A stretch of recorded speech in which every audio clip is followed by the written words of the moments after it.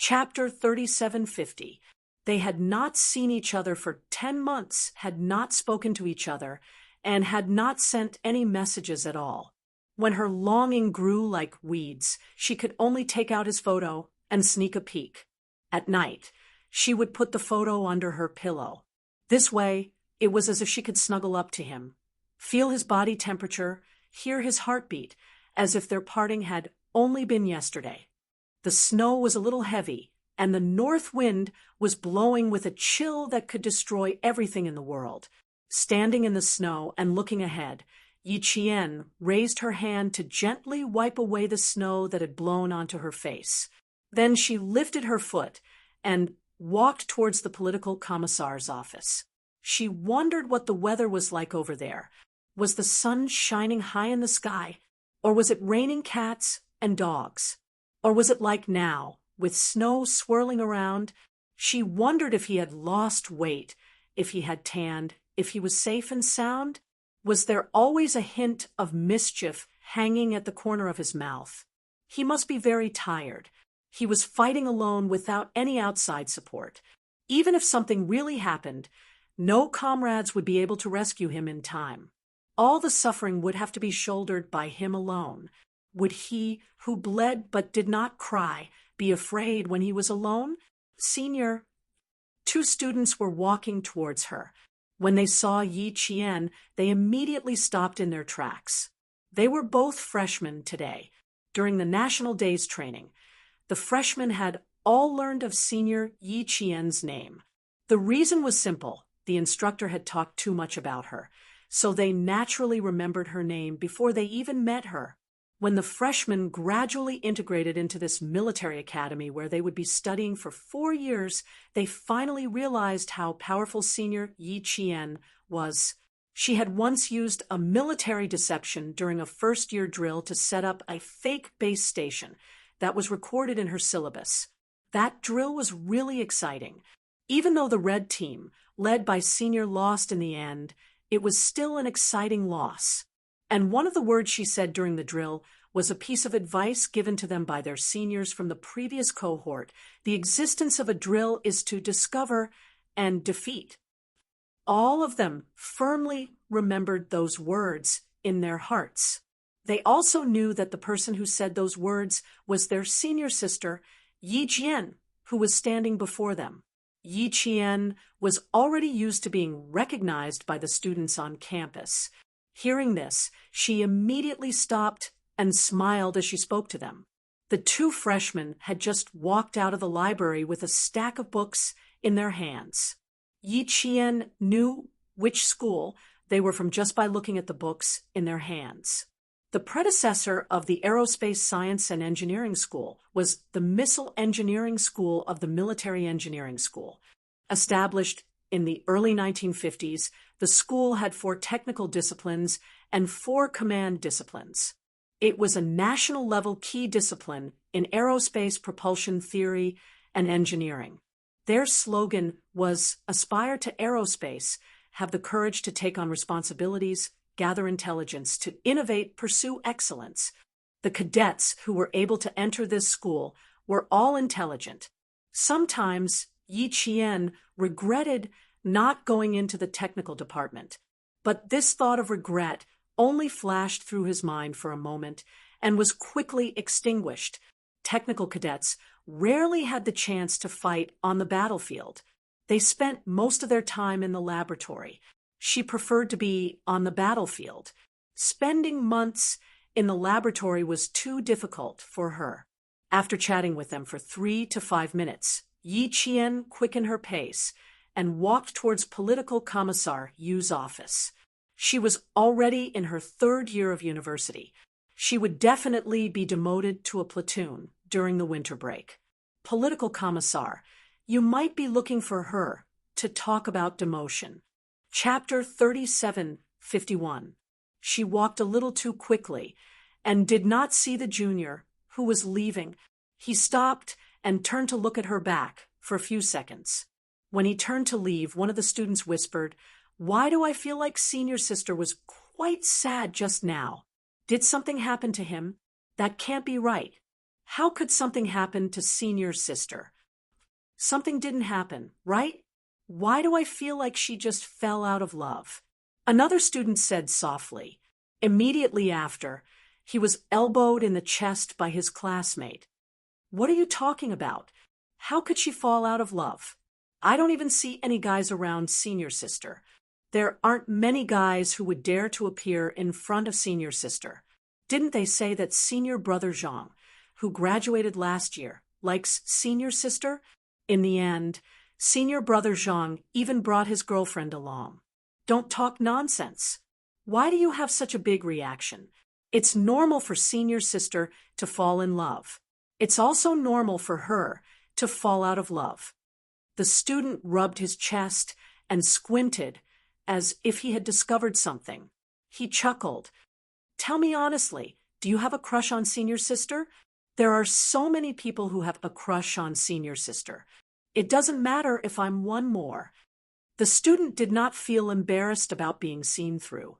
He openly admitted and said, "It's just a crush. I won't disturb her. It won't affect Senior Sister in any way." Good boy, you're quite capable. You even dare to have a crush on our Senior Sister. Aren't you afraid of being dragged to the training ground and beaten by our seniors? The two of them spoke softly, not daring to be too presumptuous. After all, the inspection was everywhere. If they were caught, they would be interrogated for a long time.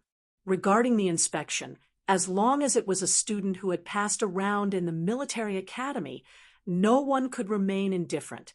Even Yi Qian was no exception. When the inspection was mentioned, his expression would change. It was an existence even scarier than an instructor.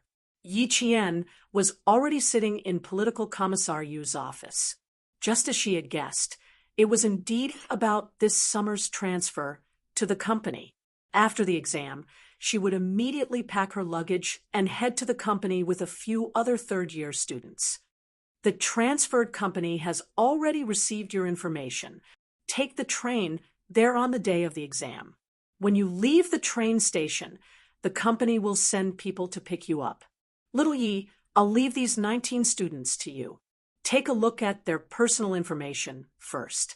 The transferred company's students would not be transferred from the same class to the same company. Instead, they would all be separated and transferred to different companies. Yi Jian took the information from Political Commissar Yu. She didn't know any of the 19 students. There were only 2 female students, and one of them was her. The other students were all male students. It's a basic company under the Nangguang military region. Perform well and try to leave some marks. This will be of great help to your graduation. Political Commissar, you had high hopes for Yi Jian. Since the end of the freshman year maneuver, he would talk to Yi Jian from time to time. He believed that since Yi Jian was capable, she could climb higher and stand further. Why should she be a Special Forces soldier? There were also top Special Forces soldiers in the Special Forces. She was capable enough to become one of them. Actually, she did not really want to be transferred to the company. She wanted to go to the Snowfield Brigade's base more, but they had no choice. They needed to be transferred to the company to train. After the exam, Yi Qian and the 19 students took the train south to the company under the Nangguang military. Chapter 3752. The train station was a little run down. The group of 20 people lined up and entered the station with the other passengers. They did not receive any special treatment. The reason they were sent to the company was to train. So why would they receive any special treatment? The tickets were all green train tickets. The radio was broadcasting the train numbers that were about to arrive at the station and the train numbers that were about to depart. Yi Qian and the others followed the staff member who was holding a sign out of the waiting room. The moment they exited the waiting room, the 20 of them walked in an orderly manner. However, the passengers behind them rushed out and instantly broke their formation. Some passengers even used shoulder poles to carry things and knocked one of the male students to the ground. The winter break was close to Chinese New Year, so there were a lot of passengers returning home. There was also a lot of luggage. At this moment, everyone understood why Political Commissar, you specifically told them not to bring too much luggage. If they brought too much luggage, there would be nowhere to put it. When they got on the train, the entire entrance was blocked. Everyone was anxious to get on the train and only cared about squeezing in. However, the more they squeezed, the harder it was for them to get on the train. The staff member shouted at the top of his lungs and pushed the people behind him with all his might. Only then did they manage to push the people in front onto the train. Yi Qian and the others waited until everyone had boarded the train before they lined up and got on the train. They received a lot of attention and a wave of discussion. When they boarded the train, the staff member wiped his sweat and whispered, "Soldiers are still more self-aware." The 20 people boarded the train, all sweating profusely. They held their military caps with one hand and carried their small camouflage luggage with the other. Finally, all of them boarded the train. Yi Qian and the others were already in their third year of university. This time, they were sent to the company and would not return to the company until they graduated. The students had some yearning for the company life, so they could not help but feel excited when they got on the train. Going to the company was a green train ticket. The north wind whistled outside, and the air inside the train was turbid and unpleasant. It was exactly 7 o'clock when they boarded the train. The turbid air was filled with the smell of all kinds of food, but that was not the worst. The most unpleasant thing was the indescribable stench. Yi Qian had a very sensitive sense of smell. To her, the smell was no less than a chemical bomb. Even though her nose had been stuffed for the past few days, the smell was so unpleasant that it made her stomach churn. Yi Qian gently rubbed the tip of her nose. She leaned against the window and quietly listened to the female students talk. Occasionally, she would chime in so that there would not be an awkward silence. The female students who accompanied them were from the Mathematics and Systems Science Department of the Faculty of Science, and had been looking forward to the company for a long time. They sat down and whispered with Yi Qian. A group of 20 people sat in the same carriage. They were all dressed in military uniforms and sat upright. Even if they communicated, they would only lean slightly to the side. They maintained strict military discipline at all times and did not embarrass the school and the army. As they spoke in a low voice, they became the subject of discussion and observation of the passengers in the carriage. Some passengers had never sat on the same train with soldiers in military uniforms. They looked at Yi Qian and the others as if they were looking at rare objects. They looked at them and said something. They were very curious. Even though Yi Qian and the others were well trained, being stared at by the passengers in the train, and some even stood up to look, the 20 people in the train were a little shy. They straightened their backs even more. They were afraid that they would lose their image as soldiers. Sitting back to back with Yi Qian, a few middle-aged men who had returned home from work spoke one after another. Every word they said drifted into Yi Qian's ears. Chapter 37:53. This is great. With them around, I can have a good night's sleep. Yeah, with them around, I don't have to worry. I can sleep until dawn. We're lucky to have met a group of soldiers. They'll definitely be scared if they see us. We can fight anyone but soldiers. One of them can take on several of them. But why do I feel like there's something wrong with these soldiers? Look at their shoulders. They're different from soldiers. Huh? They're really different. I wouldn't have noticed if you didn't mention it. Who cares? I just know that I can have a good night's sleep tonight. These passengers had been discussing since they boarded the train. They didn't stop even after the train had left the station for more than 10 minutes. Hearing Yi Qian talk so calmly made their ears burn. Just as Yi Qian was about to rub his ears, a man's voice suddenly came from above. Comrade, I want to ask, what kind of soldiers are you? Why are you different from the soldiers I've seen before? It was a middle-aged man in his early 40s who had returned to his hometown to work for the new year. He looked honest and kind, with deep wrinkles on his forehead. Yi Qian looked up. He pointed at Yi Qian's epaulette with an embarrassed expression. Why is there a single bar here? What kind of soldier is a single bar? Students. We're still students. Yi Qian answered with a smile. Because he had stood up and leaned over the seat to ask, Yi Qian also stood up and answered. So, we're a little different. The middle-aged man probably didn't know about the existence of military school students. After Yi Qian's explanation, he was even more confused. Students? Then you're not soldiers? You're all students? His expression changed. Then he immediately lowered his head and said to his companion, Why are we still sleeping?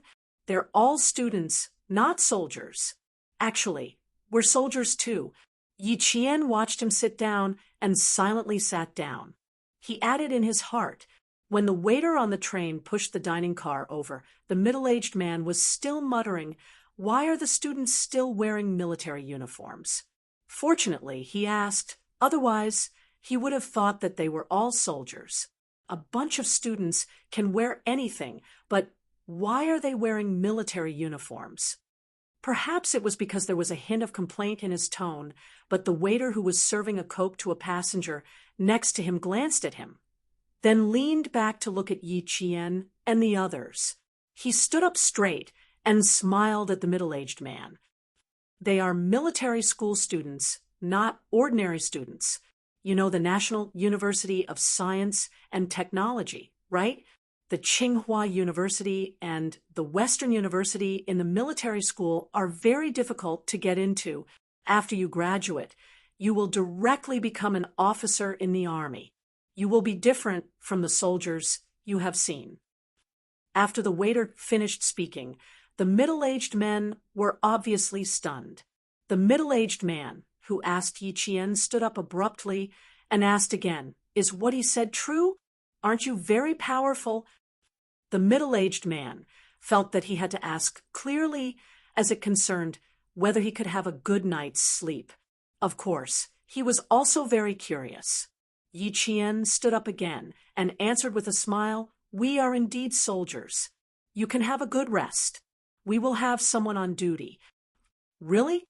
Yes, really. Yi Qian nodded and answered.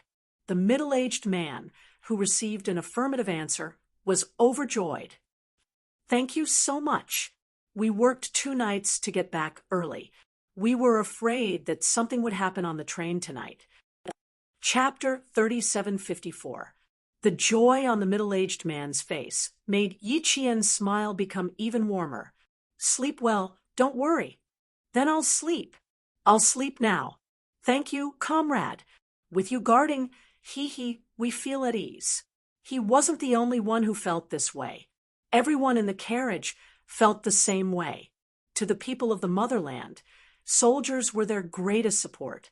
Just seeing a soldier in uniform made them feel at ease.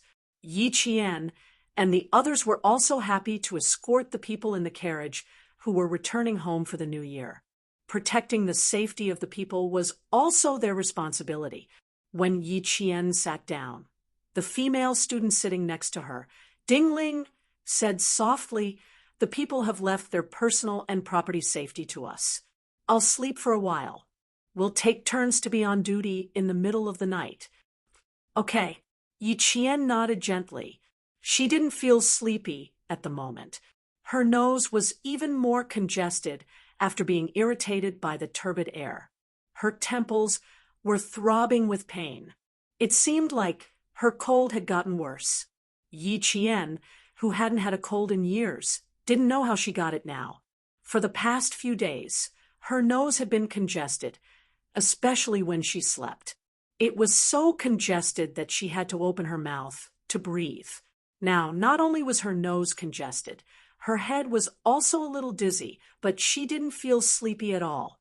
When the male student sitting across from Yi Qian saw this, he said to Yi Qian through the T partition, "We'll take turns to be on duty. You Rong and Ding Ling sleep first. You and I will be on duty in the second half of the night. How about that? You should rest too. I'm not sleepy right now. I'll be fine on duty alone." Yi Qian smiled and looked in the direction of the corridor. Her voice was much softer. "We have to be more alert in the second half of the night." The second half of the night was when pickpockets were on the move, especially between 1 and 3:30 in the morning. It was the best time for pickpockets to commit crimes. There were also pickpockets who climbed onto the carriage. They had to be on guard in the second half of the night. "That's fine too. The three of us will rest first. We'll be on duty in the second half of the night." The rest, the phone in her trouser pocket vibrated briefly, indicating a message. Yi Qian moved her body and took out her phone. When she saw the number, she smiled. It was a message from her father Fu. "Holiday? Back to the capital? I miss my son very much." It was a short message, but every word was filled with the warmth of a loving father. Yi Qian did not know that the corners of her mouth had been rising as she replied to the message, but there was a hint of sadness in the depths of her smile. She knew that Father Fu and grandfather missed her very much, but they could not leave things behind and return to the capital to fulfill their filial piety. Since ancient times, loyalty and filial piety were difficult to achieve, and she had experienced it firsthand. Her slender fingers hovered over the various buttons, and a message filled with guilt was sent to Father Fu's phone. Father Fu didn't return to Beijing. He just came out of the laboratory that had been isolated from the world for 7 months. The first thing he did was charge his phone, call old Master Fu to ask about him, and then try to send a text message to his daughter.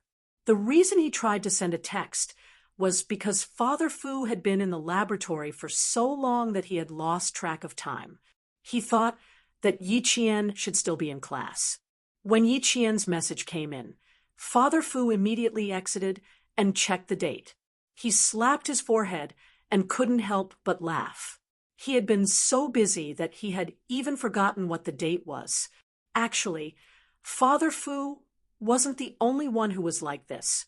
Many researchers in the laboratory were like this. In order to develop their own weapons, in order to overcome one difficulty after another, in order to improve the country's combat strength, Father Fu and the others who had neglected sleep and food only had the work in their minds. They did not care about anything else. Chapter 3755.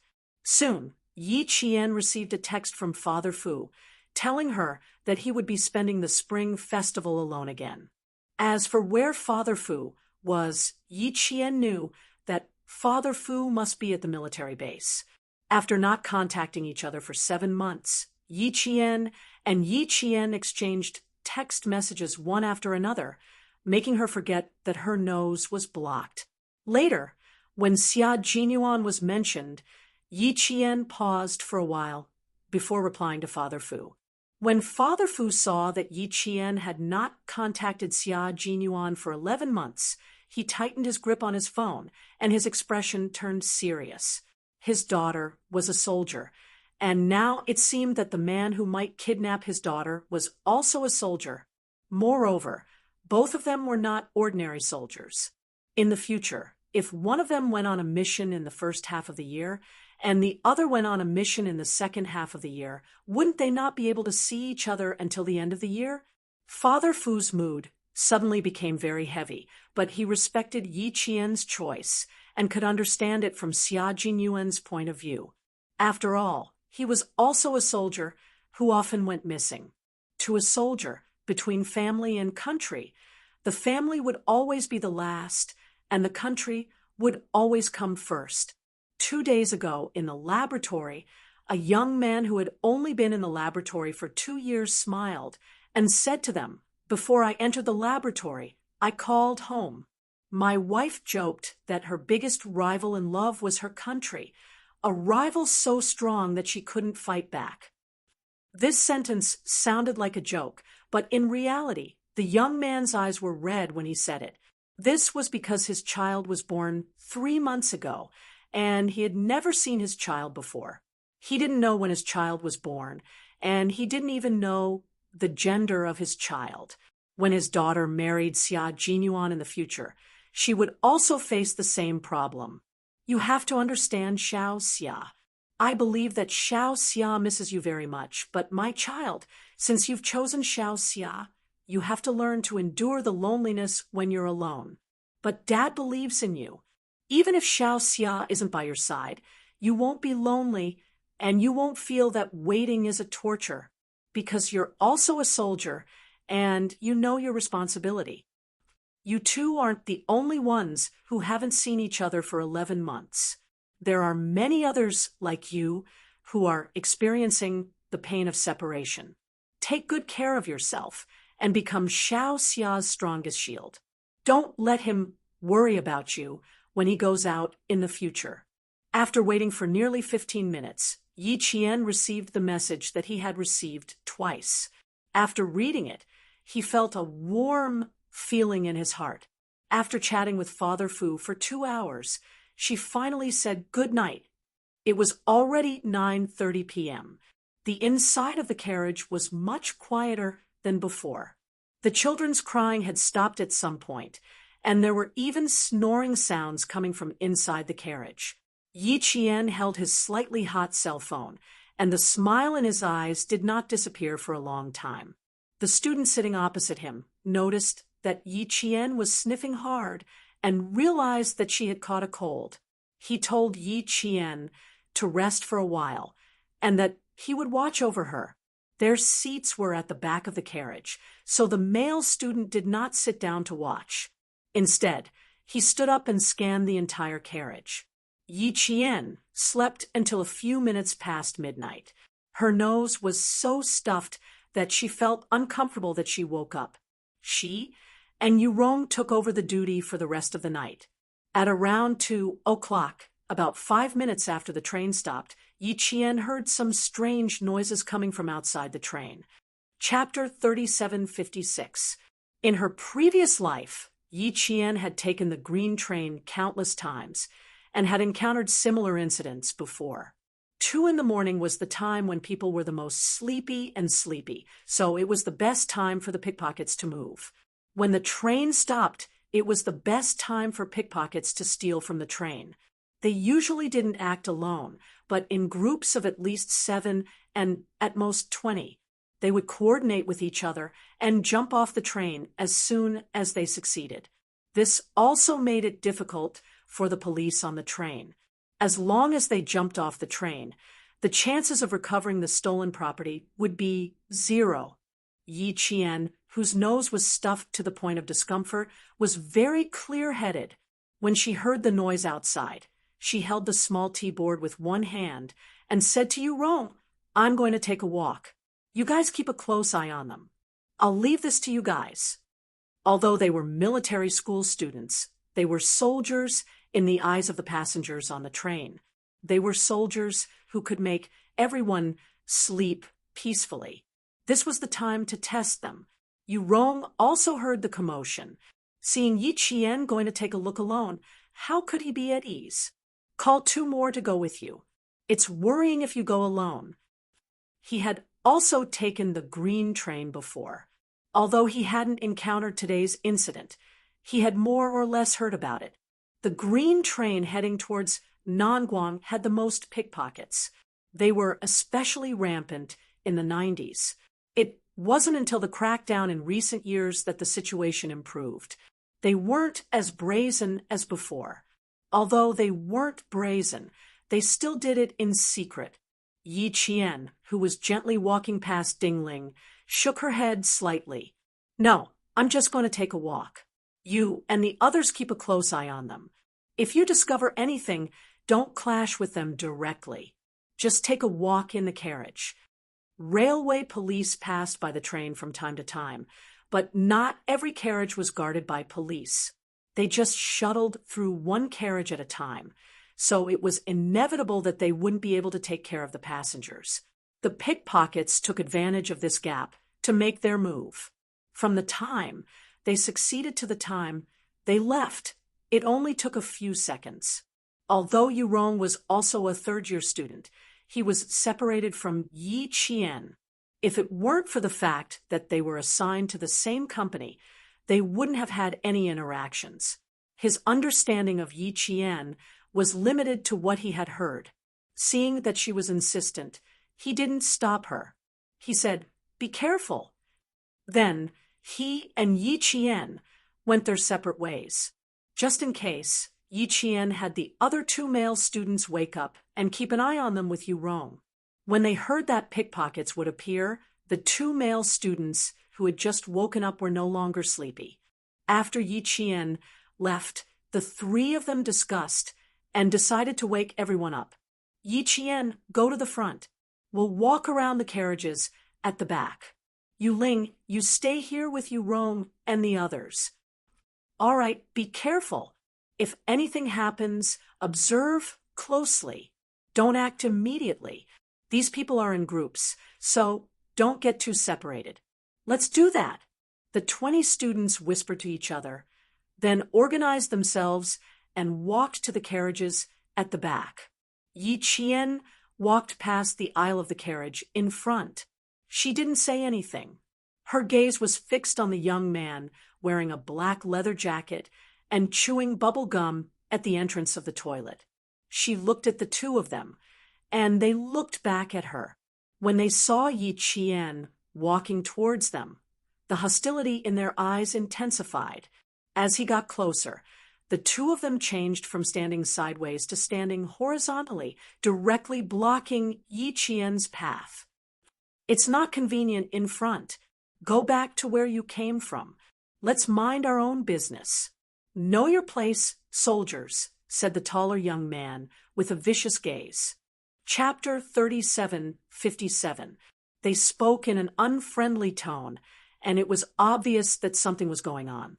Yi Qian stood in front of the two men and said calmly, "Let's mind our own business. I'm going over now. Excuse me."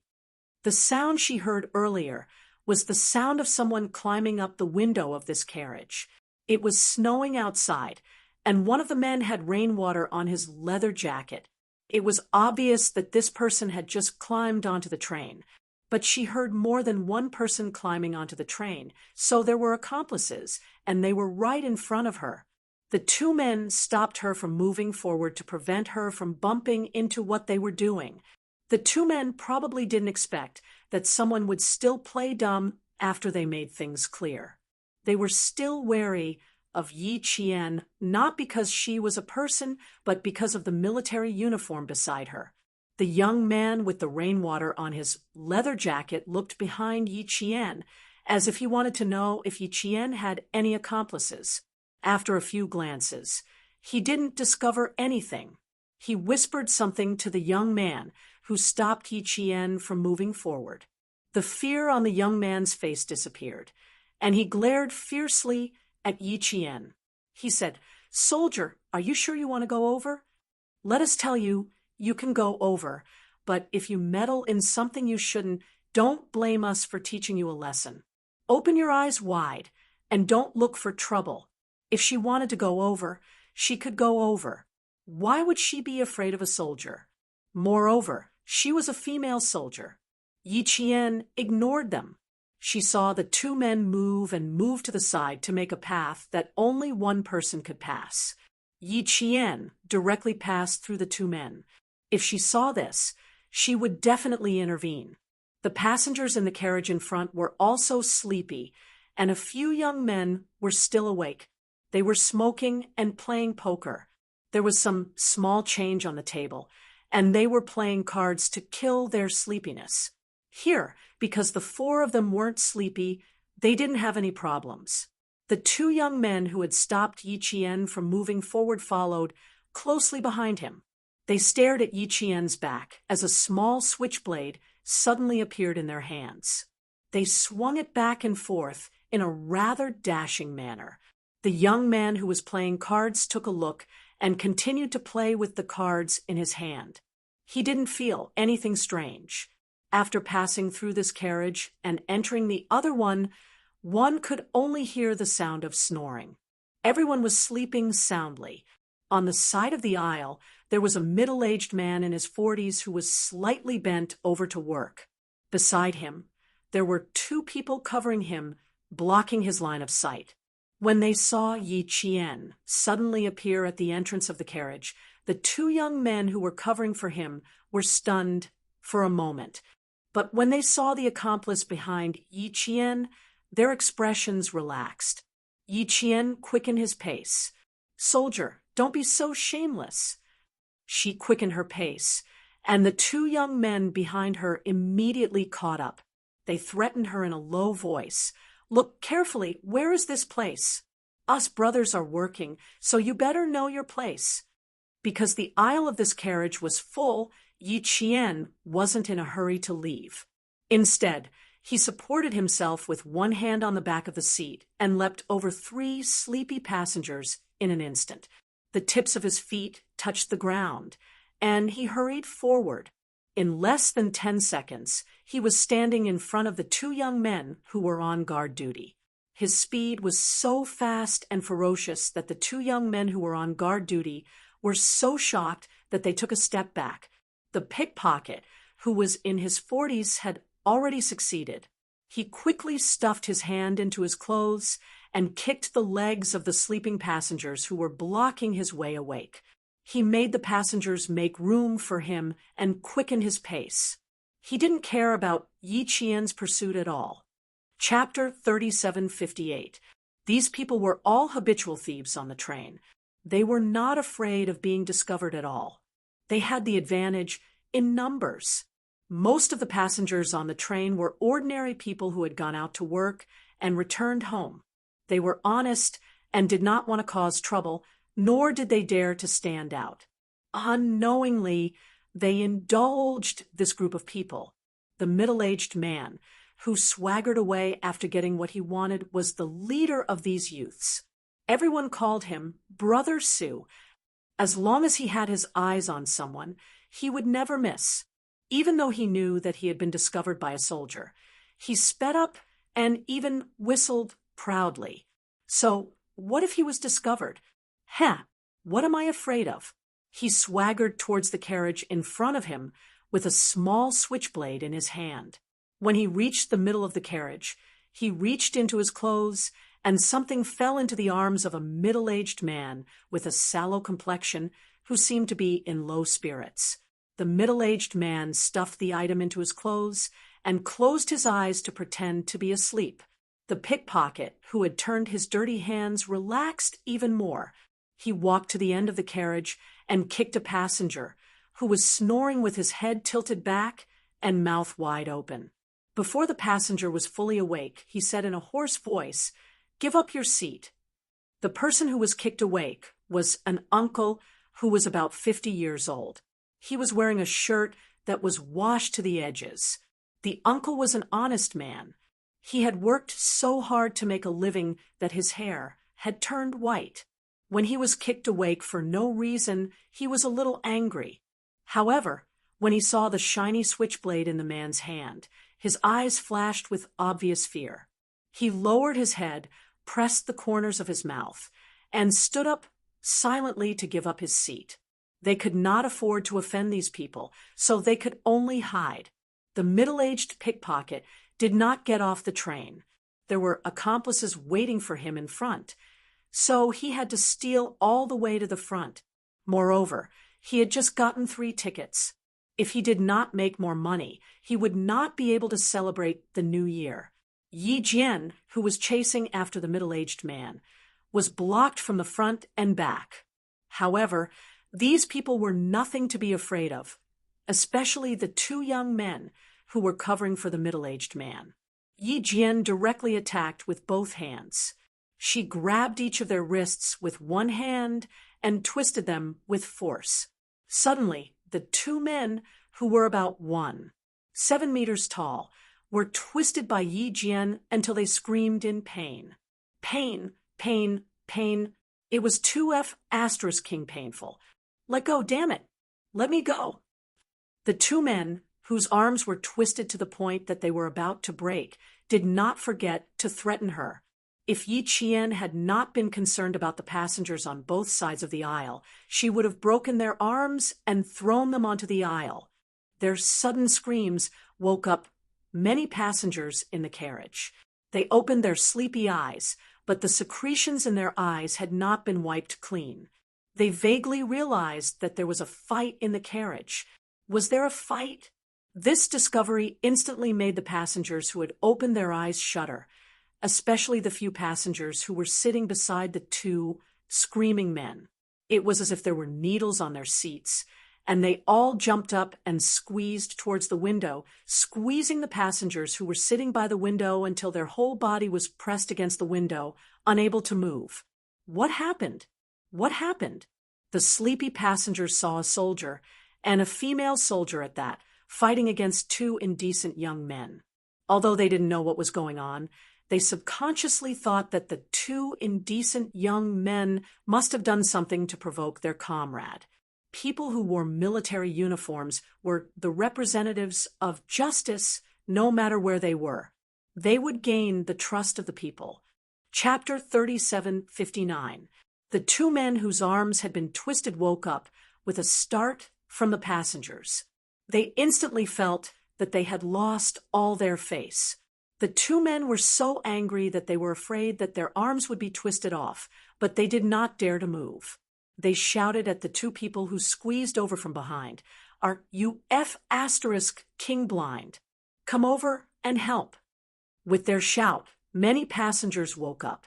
At this moment, more than half of the passengers on the bus were woken up. When they saw the scene in front of them, they did not dare to rub their eyes and stared at the aisle. Everyone was very nervous. There were also some who were more vigilant. They quickly reached into their pockets and heaved a sigh of relief when they found that their hard-earned money was still there. However, there were also people who did not find it. "Ah, where's my money? Where's my money? Where's my money? Where's my money?" He screamed and immediately panicked. He got up from his seat and searched his body with both hands. He did not find it on his clothes or in his pants pockets. He looked at the ground and still did not find it. Look again, look carefully. Did you put it in your bag? Don't be anxious. The more anxious you are, the more chaotic it will be. Look carefully. The face of the person who lost the money changed drastically. He was as anxious as an ant on a hot pan. Layer after layer of sweat came out of his body. An old man raised his trembling hand and searched his body. After searching his left pocket and right pocket, he did not find the money wrapped in the silk cloth. The old man began to panic, and his hands trembled even more. He did not dare to get up. He sat with his legs straightened forward. He leaned sideways and searched his pants pocket. There was nothing. He still could not find the cloth bag that contained the life-saving money. The old man was so panicked that his body began to tremble. This was the life-saving money for his son. He was sick and needed money. He took out all his coffin money and planned to send it to the hospital for his son's treatment. There were notes and bills, all wrapped in cloth. When the old man who couldn't find the money retracted his legs, he was already trembling so much that his skin had dried up. Even the corners of his mouth were trembling. He supported himself with one hand on the blackened gray leather seat and bent down to search under his feet. However, he couldn't find the money no matter how hard he tried. His hunched back made the passenger sitting opposite him feel extremely sad. "Old man, you lost your money, right? Well, the money is gone. The money for our son's treatment is gone." With one trembling hand, the old man tried his best to straighten his body. The moment he raised his head, tears flowed out of his murky eyes. The old man, whose wrinkles were like crisscrossing ravines, was very thin. He was so thin that he was like a leaf hanging on a tree branch, swaying in the cold wind. His voice was not loud, but it could be heard that he was very anxious. The life-saving money was gone. He didn't even know when he had lost it. How did he disappear? He had clearly kept it properly, so how could it have disappeared? When the passenger sitting opposite him saw this, his eyes turned red. He reminded the old man in a very soft voice, "Old man, you should look for that comrade from the People's Liberation Army later. She probably knows." The pickpocket must have been discovered by the comrade of the People's Liberation Army and caught on the spot. If that was the case, the old man's money would definitely be recovered. The traveler's voice was too soft, and the old man with poor hearing couldn't hear it clearly. He let out an "ah" in a daze and lowered his head to lift up the corners of his tattered clothes to search.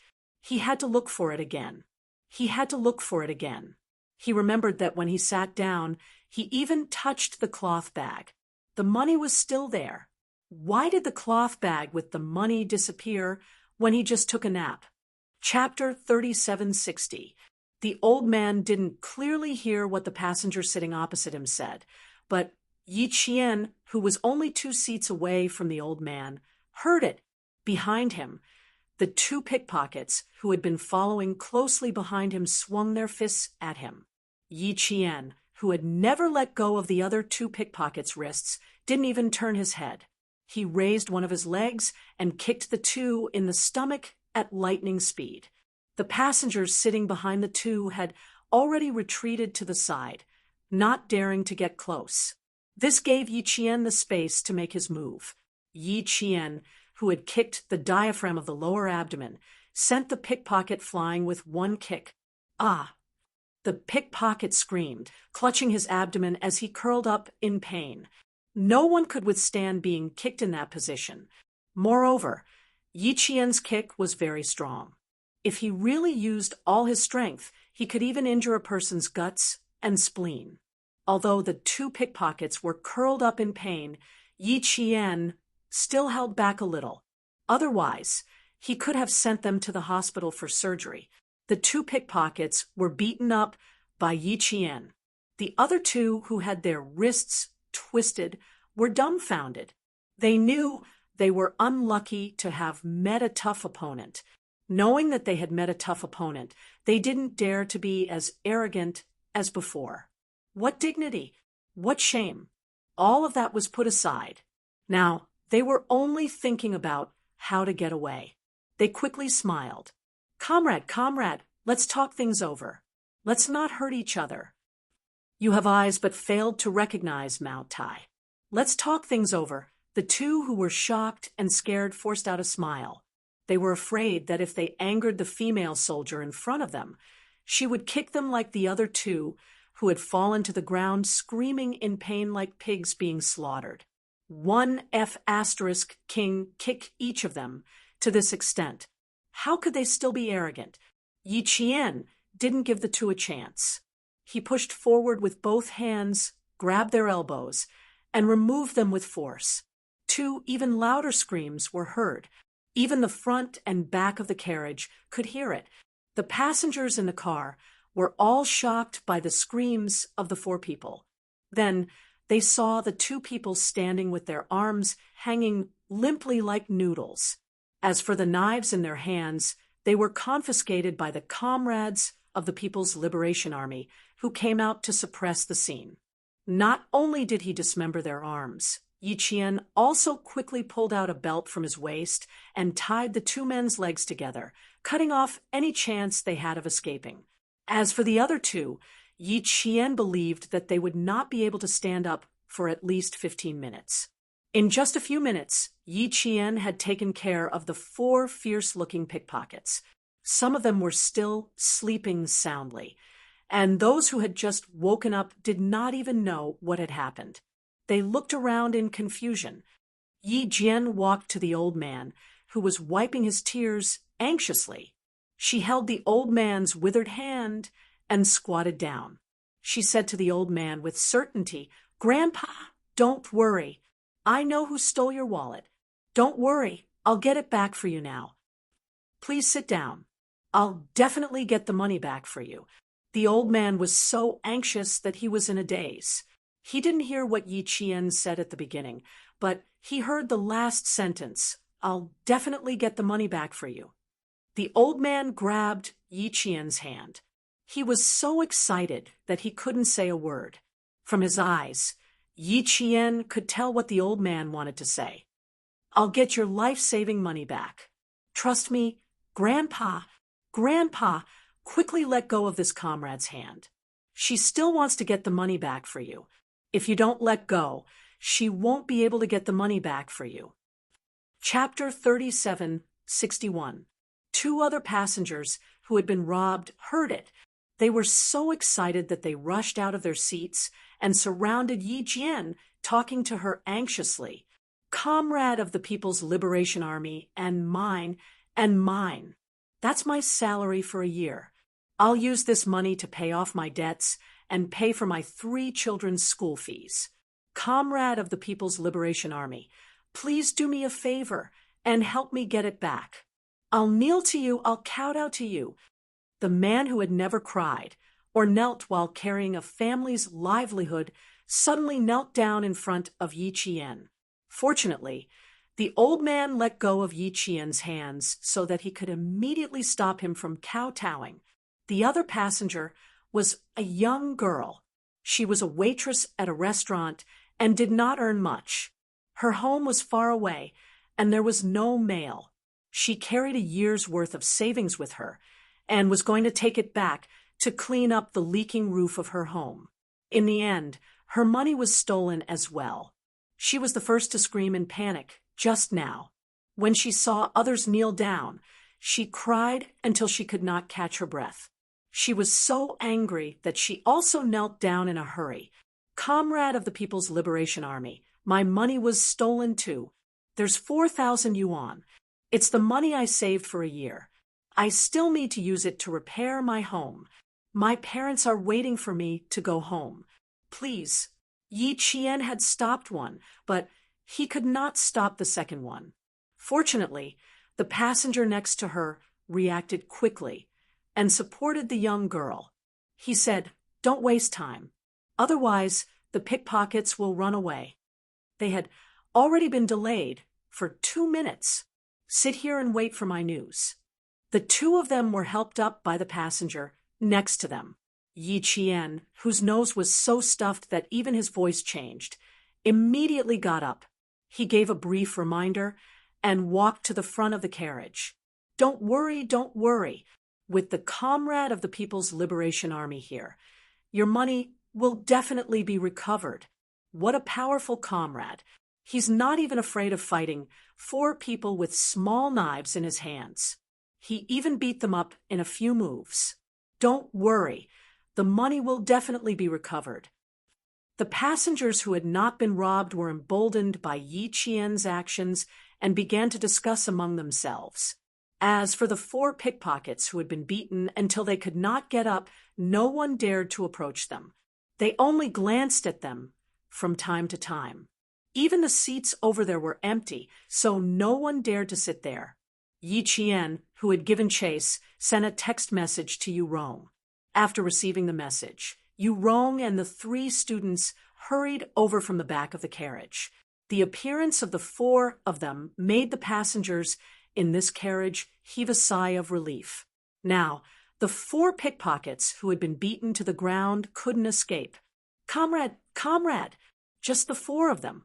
Hurry up and capture them. They were knocked down by a female comrade. Quickly arrest them and send them to the police station. 3 people here have been robbed. There was an old man who wanted to use his money to treat his son's illness, but it was also stolen by these inhuman things. You should be shot to death for harming others. Don't let it out to harm others. That's right. She stole money to save lives and even stole money from an old woman.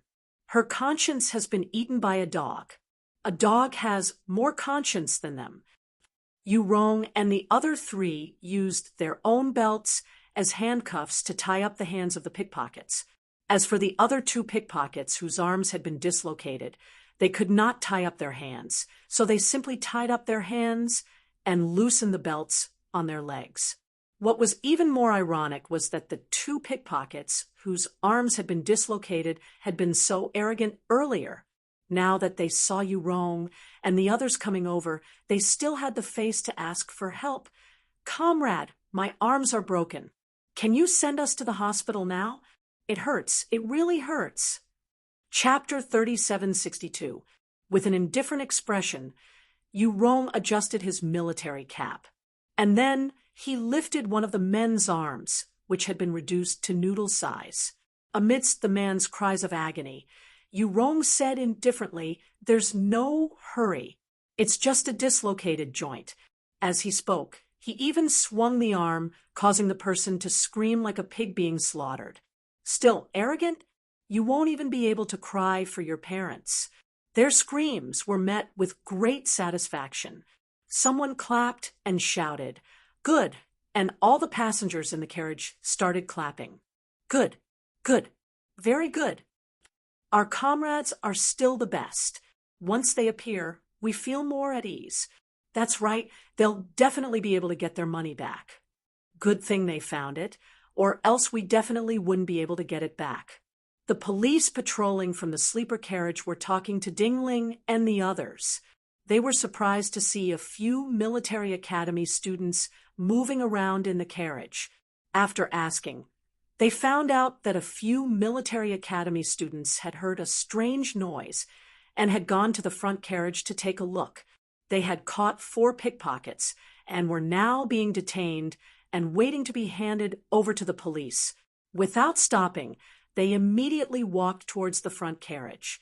At this time, Yi Jian found the middle-aged pickpocket who pretended to be a passenger and was pretending to be asleep on the seat.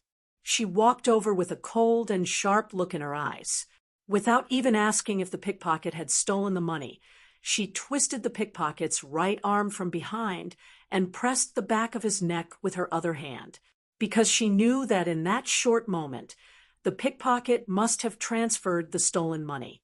The pickpocket was very calm, so he really did close his eyes and pretend to be asleep. Yi Qian walked over and stood beside him. Although he sensed something, he did not expect to be recognized and grabbed his shoulder without saying a word. Based on his previous experience, the police would first ask him before making a move. In the end, Yi Qian's unexpected move made him panic. With his entire body pressed against his chest and his legs pressed against his abdomen, the pickpocket struggled to raise his head. When he opened his eyes, they shone fiercely. "Soldier, what the F***ck are you doing? You think you can mess around just because you're wearing a military uniform? I won't mess around. I'll only be ruthless." Yi Qian smiled faintly and said, "I'll count to 3. If your partner doesn't step forward, I'll remove one of your arms. If your partner doesn't appear after I remove both of your arms, I'll remove both of your legs." Removing a leg is much more painful than removing an arm. You have to be mentally prepared. Yi Qian's voice was a little louder this time. The fact that the pickpocket dared to sit down here and transfer the stolen money was enough to show that he had an accomplice in the carriage. Wherever there was a pickpocket, all the passengers' money was not safe. It was better to wake everyone up and at the same time check to see if anyone's money had been stolen. The first to notice was the middle-aged man who had been kicked away by the pickpocket.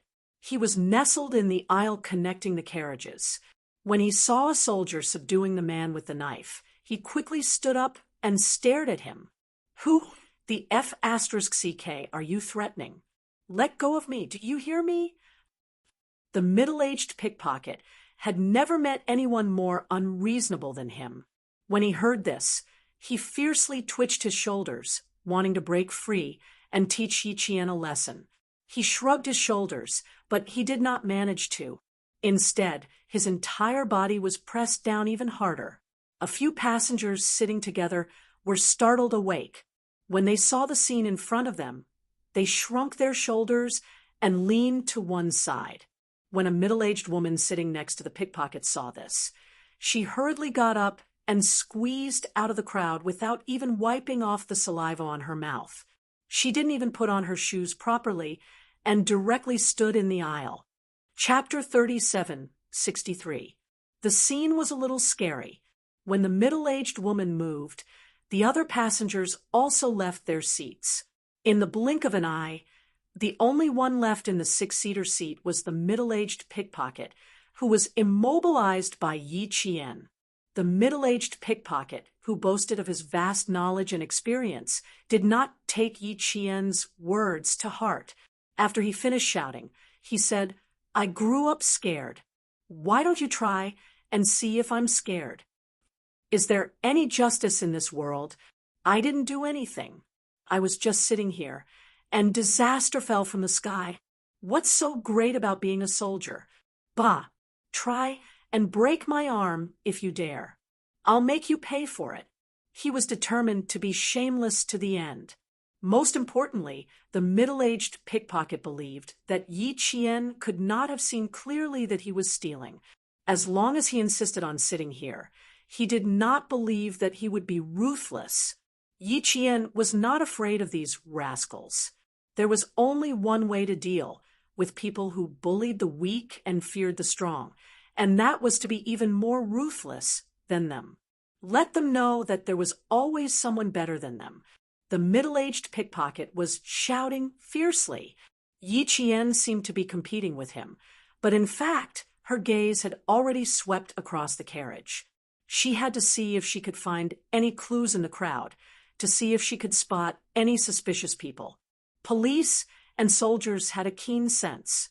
For example, when a police officer felt that something was wrong with someone, something was really wrong with that person. This kind of intuition came from many years of experience in handling cases. From the other party's facial expressions, eyes, and actions, it became a sharp intuition. Yi Qian's intuition was famous.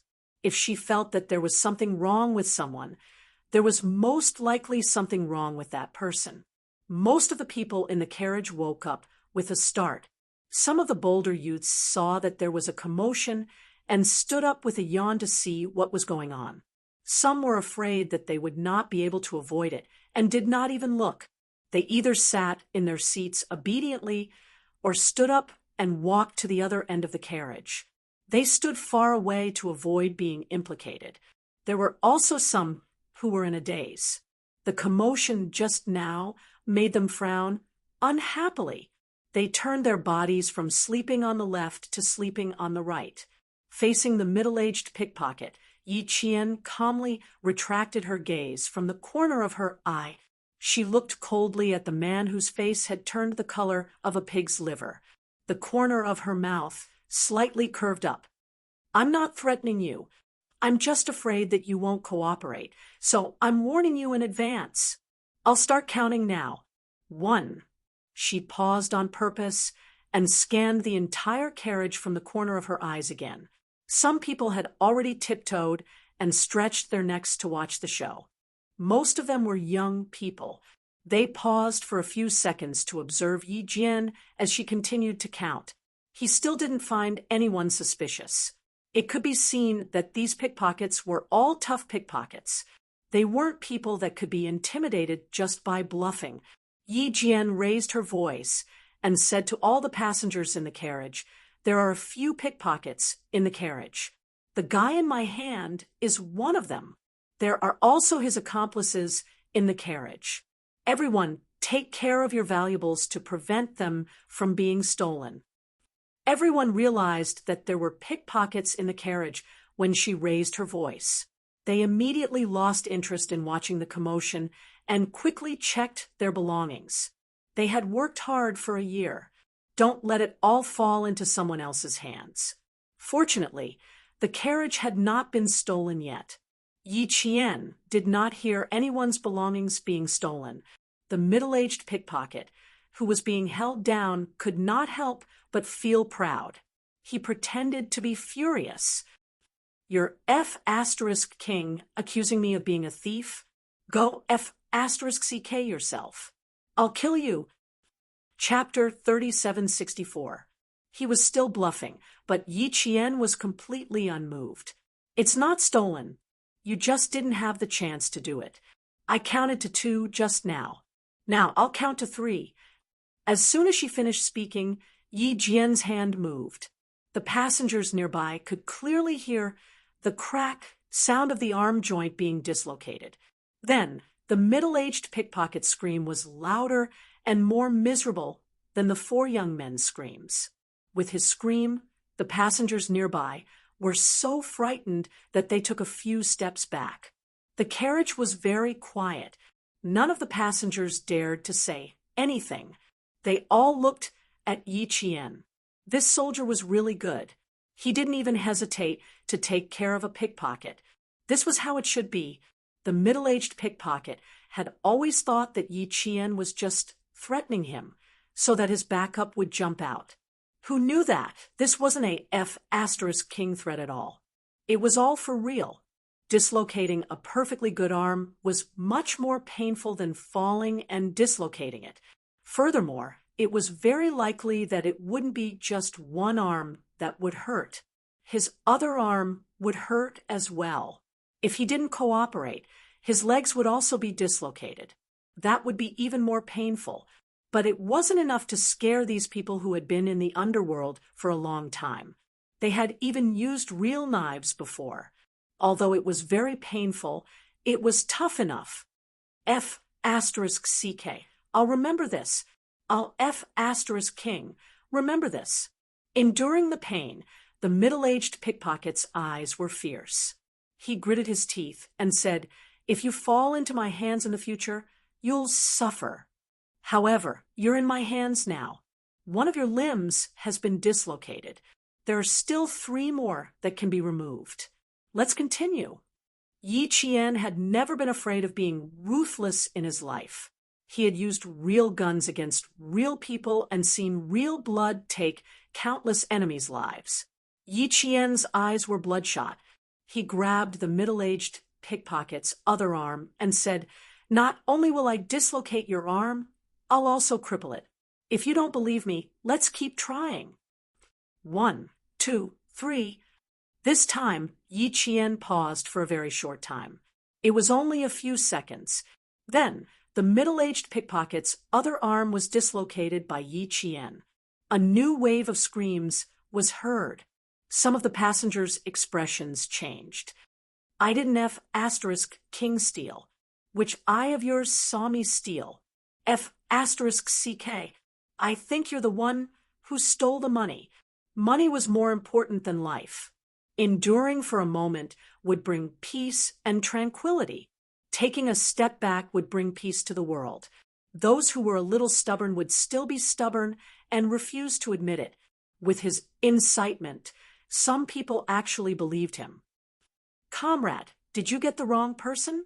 Both of his arms were dislocated, but he didn't say that he stole the money. "You must be mistaken." "Yeah, did you make a mistake? Look at how much pain he's in. If he really stole it, he would have admitted it long ago. None of us were stolen, right? Since no one was stolen, then there must be a mistake. Comrade, why don't you let him go first and investigate further?" "It can't be a mistake. We might have made a mistake, but they wouldn't have.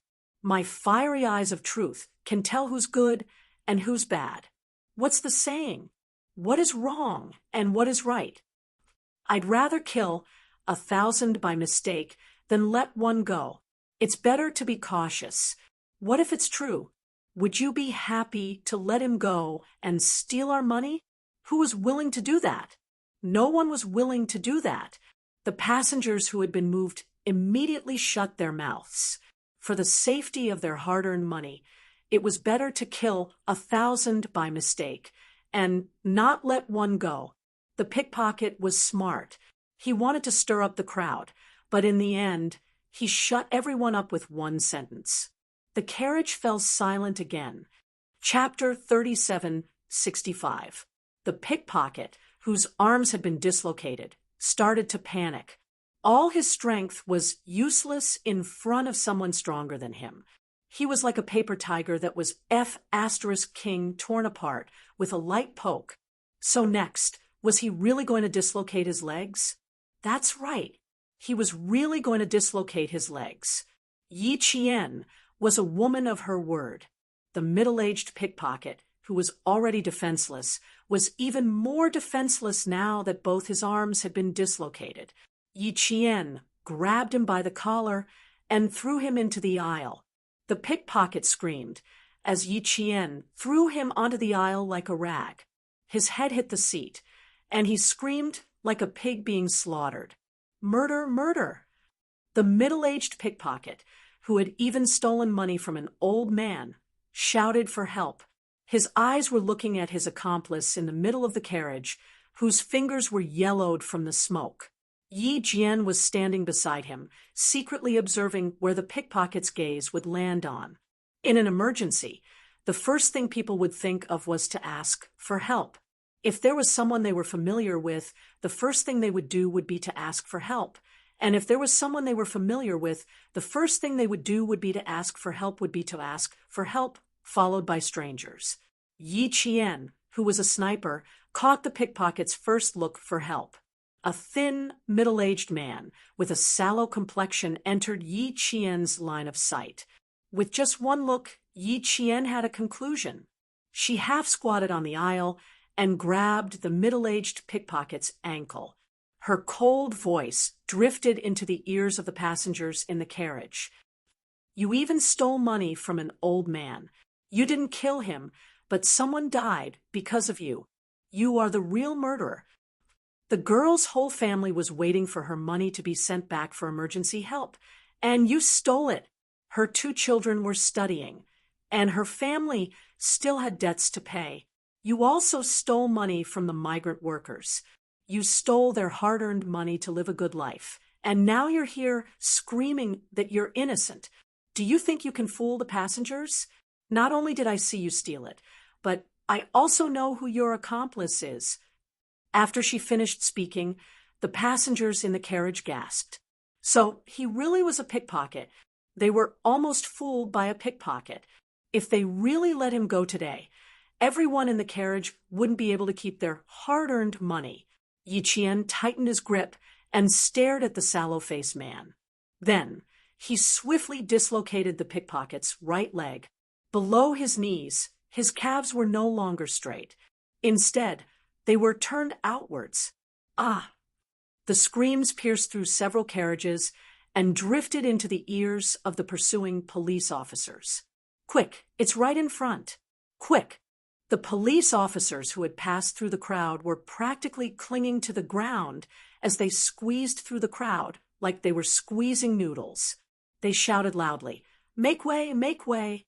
Pay attention to your wallet and don't let anyone steal it." The aisles and entrances of the carriage leading to Yi Qian were crowded with onlookers.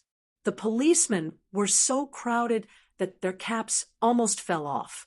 The sallow-faced man, who had been sitting calmly all this while, heard his companions scream. His eyelids twitched, and he instinctively looked over. In the end, his eyes met Yi Qian's cold and sharp eyes. Not good. As this thought flashed through his mind, the man suddenly stood up. He pulled the window up with both hands and prepared to jump out of the window. Yi Qian, who had already noticed him and was waiting for an opportunity, was like a cheetah hunting for its prey. He rushed over at the fastest and most ferocious speed. Without waiting for the man to pull up the window, Yi Qian rushed over and grabbed the man's shoulder with one hand. Then he forcefully pulled the man back into the carriage. At this point, the window was already half open. Chapter 3766. The windows weren't locked so that they could escape immediately if anything happened. However, the middle-aged man didn't expect someone to be so fast. In the time it took him to open the window, the man's shoulder was grabbed, and his hand quickly reached into his pocket. He wanted to take out the stolen goods hidden in his pocket and throw them out. That way, everyone would probably rush forward to pick up the stolen goods he threw out. It would definitely cause chaos, and he would be able to take advantage of the chaos to escape. To be able to be so cautious at such a critical moment, it was clear that the man's skills were profound. He was a veteran who had dealt with the police many times. If he could make a decision, he wouldn't let himself get into trouble for the sake of stolen goods. However, he miscalculated again. Since Yi Qian had already caught him, how could he still have a chance to create chaos? Pickpockets were trained to be fast, but compared to a special forces soldier who had undergone strict special training, no matter how fast they couldn't be faster than Yi Qian. Just as his hand reached into his pocket, Yi Qian tripped and hooked his legs.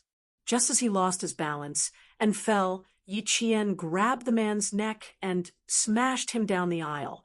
He did indeed use smashing. Special Forces soldiers didn't have many fancy moves. They only had the most effective, practical, and ruthless moves. They were as ruthless as possible. Yi Qian pressed the man down so that his chest would crush the hand he had reached into his pocket, preventing him from taking out the stolen goods and throwing them out. The man was at the bottom. The moment he was smashed, the entire car trembled. The surrounding passengers were stunned when they saw this scene. They saw a female comrade who was tall enough but had a slender physique and appeared to be on the skinny side, hugging a skinny man who was more than 7 meters tall, and throwing him onto the aisle together with her. A man was a man after all. No matter how skinny he was, he still had weight. For a woman to smash a man to the ground, how strong must she be? Not only did the middle-aged man who wanted to escape stop, but it also made the hearts of the spectating passengers jump. Pickpockets were tough characters. They couldn't afford to offend them. But now, it was obvious that this female comrade was even tougher. Look, she took care of 2 pickpockets in one move. Amazing! At this moment, all the passengers in the carriage once again felt that the military comrade was very reliable. The middle-aged man started to panic. He had never failed in his theft business for more than 10 years.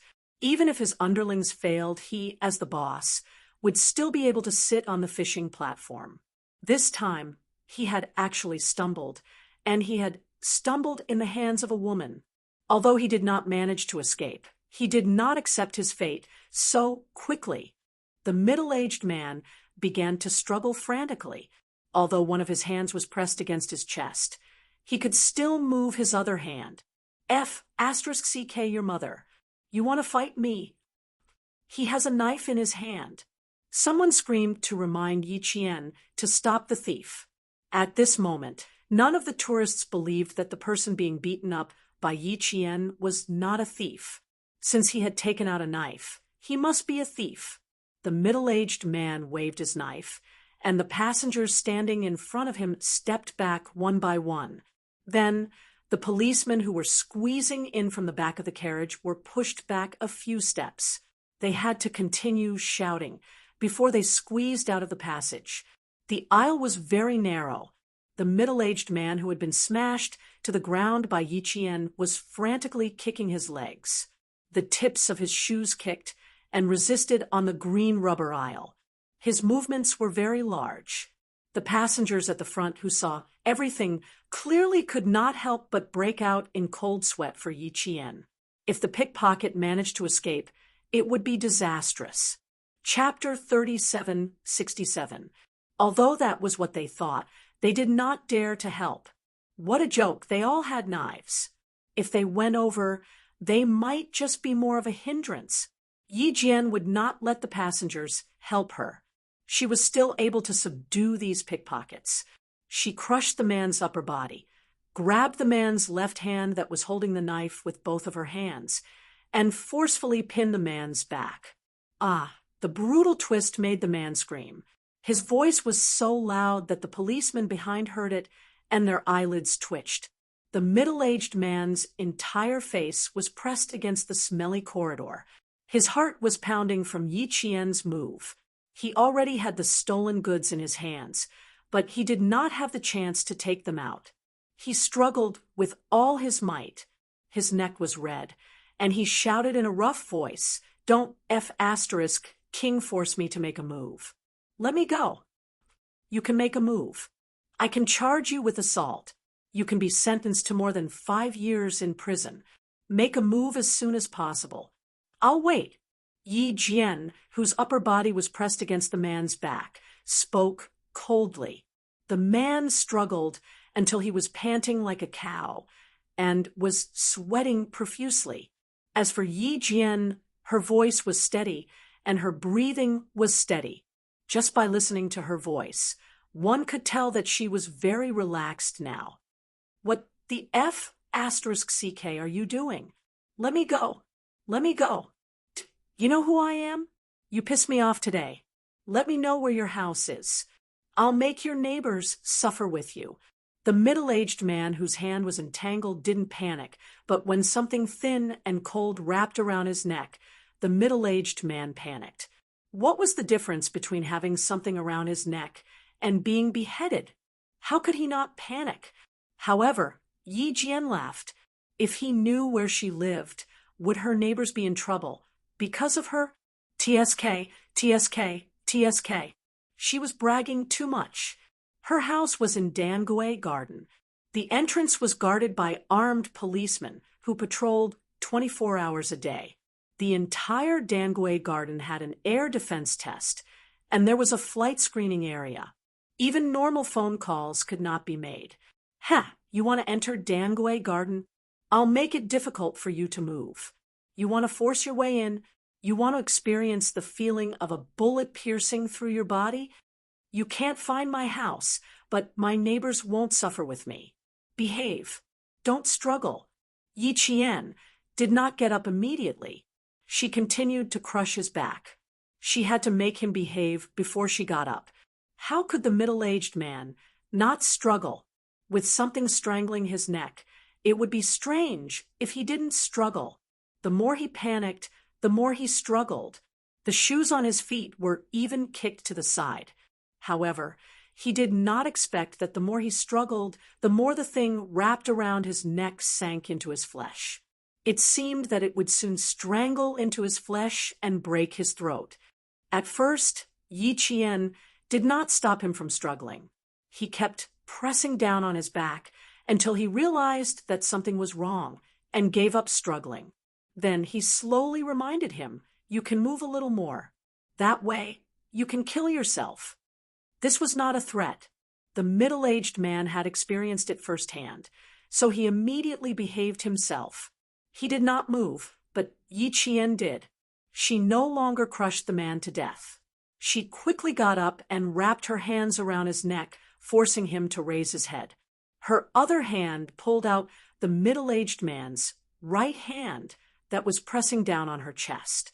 Her actions were quick and nimble, and she locked the man's right arm behind his back. The silver thread was very fast.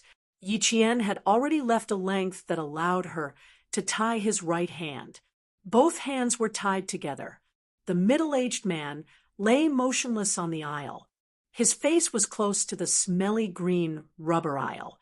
His line of sight fell below the seat in front of him. Chapter 3768.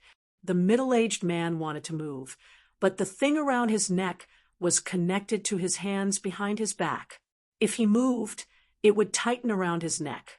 It was too dangerous. He didn't want to risk his life. Yi Qian knew how to make sure the middle-aged man's life wasn't in danger. He flipped the man over so that he was lying on his back with his hands pressed against his back. This position was extremely uncomfortable. The man who had just threatened Yi Qian's family and neighbors was groaning in pain. The police had already arrived. When they saw that the situation was under control, they shouted for the surrounding passengers to retreat to the side. "Everyone back off! Everyone back off!" They took out their handcuffs and prepared to help. Yi Qian raised his head when he heard them. He shook his head slightly and used his eyes to signal the people who came to help to pay attention to the surroundings. He said, "There's another one behind. Leave this to me." His accomplice was still so arrogant, even after being discovered. He was afraid that there were more criminals. The police on the train were all experienced. Although they didn't immediately understand Yi Qian's gaze, they knew what was going on. When they saw Yi Qian subdue a pickpocket that they had never seen before, they were shocked. They had recently received news that a gang of thieves was going to make a move on the Nanguang Railway. As a precaution, all the trains on the Nanguang Railway increased the number of police officers to protect the passengers' personal and property safety. They had an impression of the young pickpockets that they had caught before. They were all used thieves, but they had no impression of the pickpocket that was caught by the female comrade. They had never seen him before. This person, from the way he was dressed and the thick golden necklace around his neck, no matter how they looked at him, he looked like the leader of the gang. They didn't immediately understand Yi Qian's meaning, but surprisingly, they all thought in the same direction. The 3 police officers nodded and walked past Yi Qian towards the pickpocket whose arms and legs had been dislocated. The silver wire that hadn't been used in a long time finally had a chance to be used. As they spoke, the silver wire had already wrapped around the pickpocket's hands. Then it wrapped around the pickpocket's neck. The pickpocket started to shout, "Help!"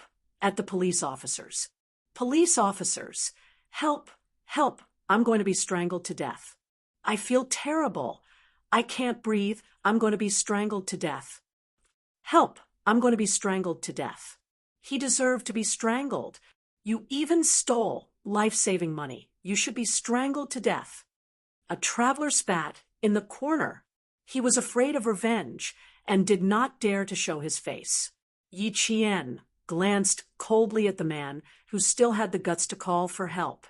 She squatted down and pressed on the man's chest twice before unzipping his jacket, flipping open the cotton-padded clothes on both sides. He found that the inner lining of the cotton-padded clothes had another entrance. The inner lining of the cotton-padded clothes was made into a zipper. The stolen goods would be stored in the zipper so that they wouldn't fall out and wouldn't be easily discovered. The inner zipper was already half unzipped. Yi Jian pulled down the entire zipper and reached inside. She took out a silk bag. She took it out and stretched it again. Then she took out a zippered wallet made of cotton and linen, an envelope used to store money in the bank, and finally a wallet. There were 4 items in total, apart from the wallet, which probably belonged to the middle-aged man himself. The other 3 items were the hard-earned money of others. When Yi Qian handed over the 3 wallets to the police, applause erupted in the bus. Amazing! She was really amazing. One person subduing 2 pickpockets with knives. She was really amazing. And she was even a female comrade. Chapter 37:69. The middle-aged pickpocket, who was lying on the ground in pain, heard the applause. A sinister look flashed across his eyes. Damn it! Just you wait. Busybodies need to be taught a lesson. No one saw the sinister look in his eyes. Yi Qian, who was talking to the police, did not see it either. I know that an old man lost some money. He said it was wrapped in a piece of acrylic cloth, and that the cloth bag was the old man's money. Yi Qian told the police everything he knew. A total of 3 passengers were stolen. You can go directly to the carriage to ask about the situation. The leader of the police officers smiled and said, "We came from the back and already understood the situation. We really have to thank you and your comrades today. I didn't expect the military school students to be so capable. Female comrades are not inferior to men." He gave Yi Qian a thumbs up to express his surprise. Another police officer handcuffed the middle-aged man who was tied up with silver wire. However, he could not untie the silver wire. He had never seen such a thing before and could not help but pinch it. It was very soft, but quite firm. He had no idea what material it was made of. Yi Qian untied the silver wire and looped it back around his wrist. In an instant, it became a silver bracelet. The other police officers looked at it several times. His neck was finally freed, but his hands were cuffed. When the suspected gang leader was taken off the train, he looked at Yi Qian with a sinister look. When Yi Qian looked back, he immediately smiled coldly. It was fierce and sinister, with a hint of smugness. Yi Qian responded with a faint smile. Threatening her family? He was not qualified to do so. The police officer who was talking to Yi Qian also saw it. Seeing this, he shouted, "Everyone saw you holding a knife. Do you think it's just a matter of a few days? Take him away." The two police officers who were taking him away pushed him off the train. The passengers on the train all applauded and sent him off happily. The train, which had stopped for almost half an hour, finally started moving again. Yi Qian followed the police officers to the stolen carriage. The old man was waiting anxiously. When he saw the police and Yi Qian walking over, he wanted to stand up several times, but his body was trembling and he could not. Yu Rong stood beside the old man and quickly helped him up. The stolen girl and her father, who was waiting to return home to pay his debts and pay for his two children's school fees, were already waiting for them. The old man got the money he brought to save his son's life, the girl got the hard-earned money to repair her house, and the middle-aged man got the tuition fees for his two children when they started school next year. They clenched their hard-earned money tightly. They lost it and got it back, so they were both sad and happy. Count them all and see if the money is enough. The policeman helped the old man back to his seat and reminded him, "They're still here. If you don't have enough money, you can make up for it from his wallet." Hey. The old woman sat down carefully with her hands still trembling. She put the cloth bag on her closed legs and loosened the rubber band. Then she opened the cloth bag carefully. A pile of change entered Yi Jian's line of sight. 1 yuan, 2 yuan, 12 yuan, 12 yuan. When she had received the cloth bag, she had guessed that the denomination of the money was not large from the size of the bag. However, when she saw that it was neatly packed with even 10 or 20 cents, her eyes began to ache. The old man knew that he had given away too much money, so he did not count it. He only counted the large amount, which was 3,200. After counting, he repeatedly said to the police officer, "And Yi Qian, that's right, it's all here, it's all here.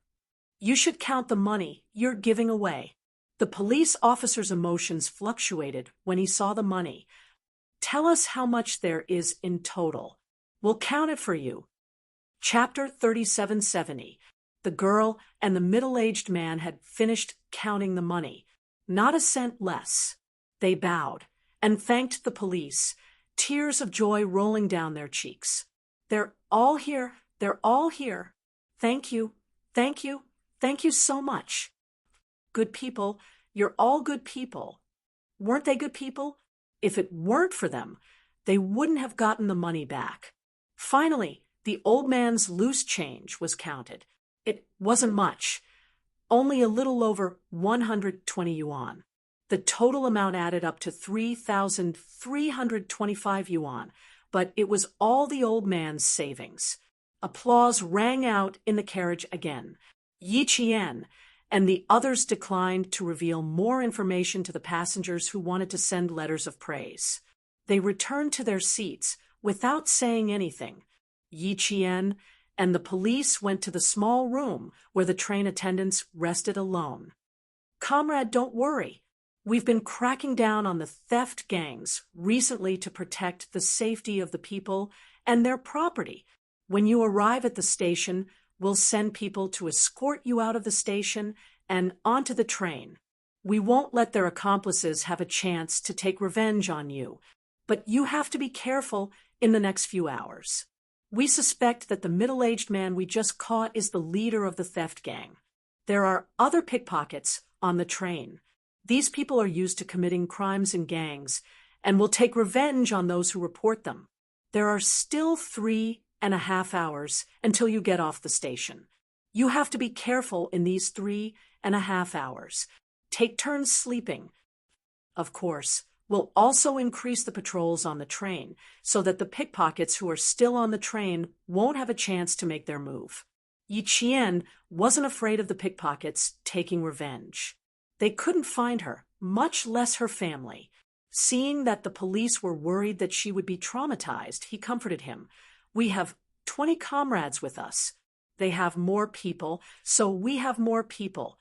As for revenge, I'm not afraid. The information of each of our comrades is confidential. They can't find us, and they can't find our families either. The police officer, who was comforted by the military school student, laughed heartily. You military school students are really brave. Normal people wouldn't dare to stand up. Even if they saw a pickpocket stealing, they wouldn't dare to make a sound. Most normal people don't dare to cause trouble, afraid that they'll get into trouble. We can't help it. These people have knives on them. If they really want to be ruthless, we're afraid of hurting the people. At the mention of the train incident, the police officer couldn't help but sigh. They didn't want something like this to happen, but there were always things that happened. Every traveler who has ever taken a train thinks that it is not safe to take a train in the middle of the night. Other than a few familiar faces, there were strangers all around. How could he feel safe? After talking for about 10 minutes, the police officers who still had to patrol escorted Yi Qian back to his seat. When they passed by 2 hard sleeper carriages, the passengers were all asleep and had no idea what had happened in the carriages in front of them. Most of the passengers in the carriages didn't know what had happened in the middle of the night. They thought they had arrived safely. Yi Qian returned to her seat and sat down. It was only now that she realized how heavy her head was. Her comrades were all waiting for her to return. Before they could say anything, Ding Ling noticed that Yi Qian's face was a little pale. Thinking about how Yi Qian's nose was stuffed up, she reached out to touch Yi Qian's forehead. Fortunately, he didn't have a fever. Yi Qian, you must be tired. Have a good rest. We'll call you when we arrive. After Ding Ling finished speaking softly, she turned to her comrades who still wanted to ask questions and said, Let's all sleep for a while. Yi Qian has a cold to begin with. Let her rest well. Chapter 3771. Ding Ling's reminder caused the other comrades to look over with concern. Yi Qian smiled and said, It's nothing serious. It's just a common cold. Let's all get some rest. You sleep. We'll keep watch. Go to sleep. We still have about 3 hours before we reach the station. We'll leave 4 people to keep watch. Everyone, rest. Don't disturb the other passengers' sleep.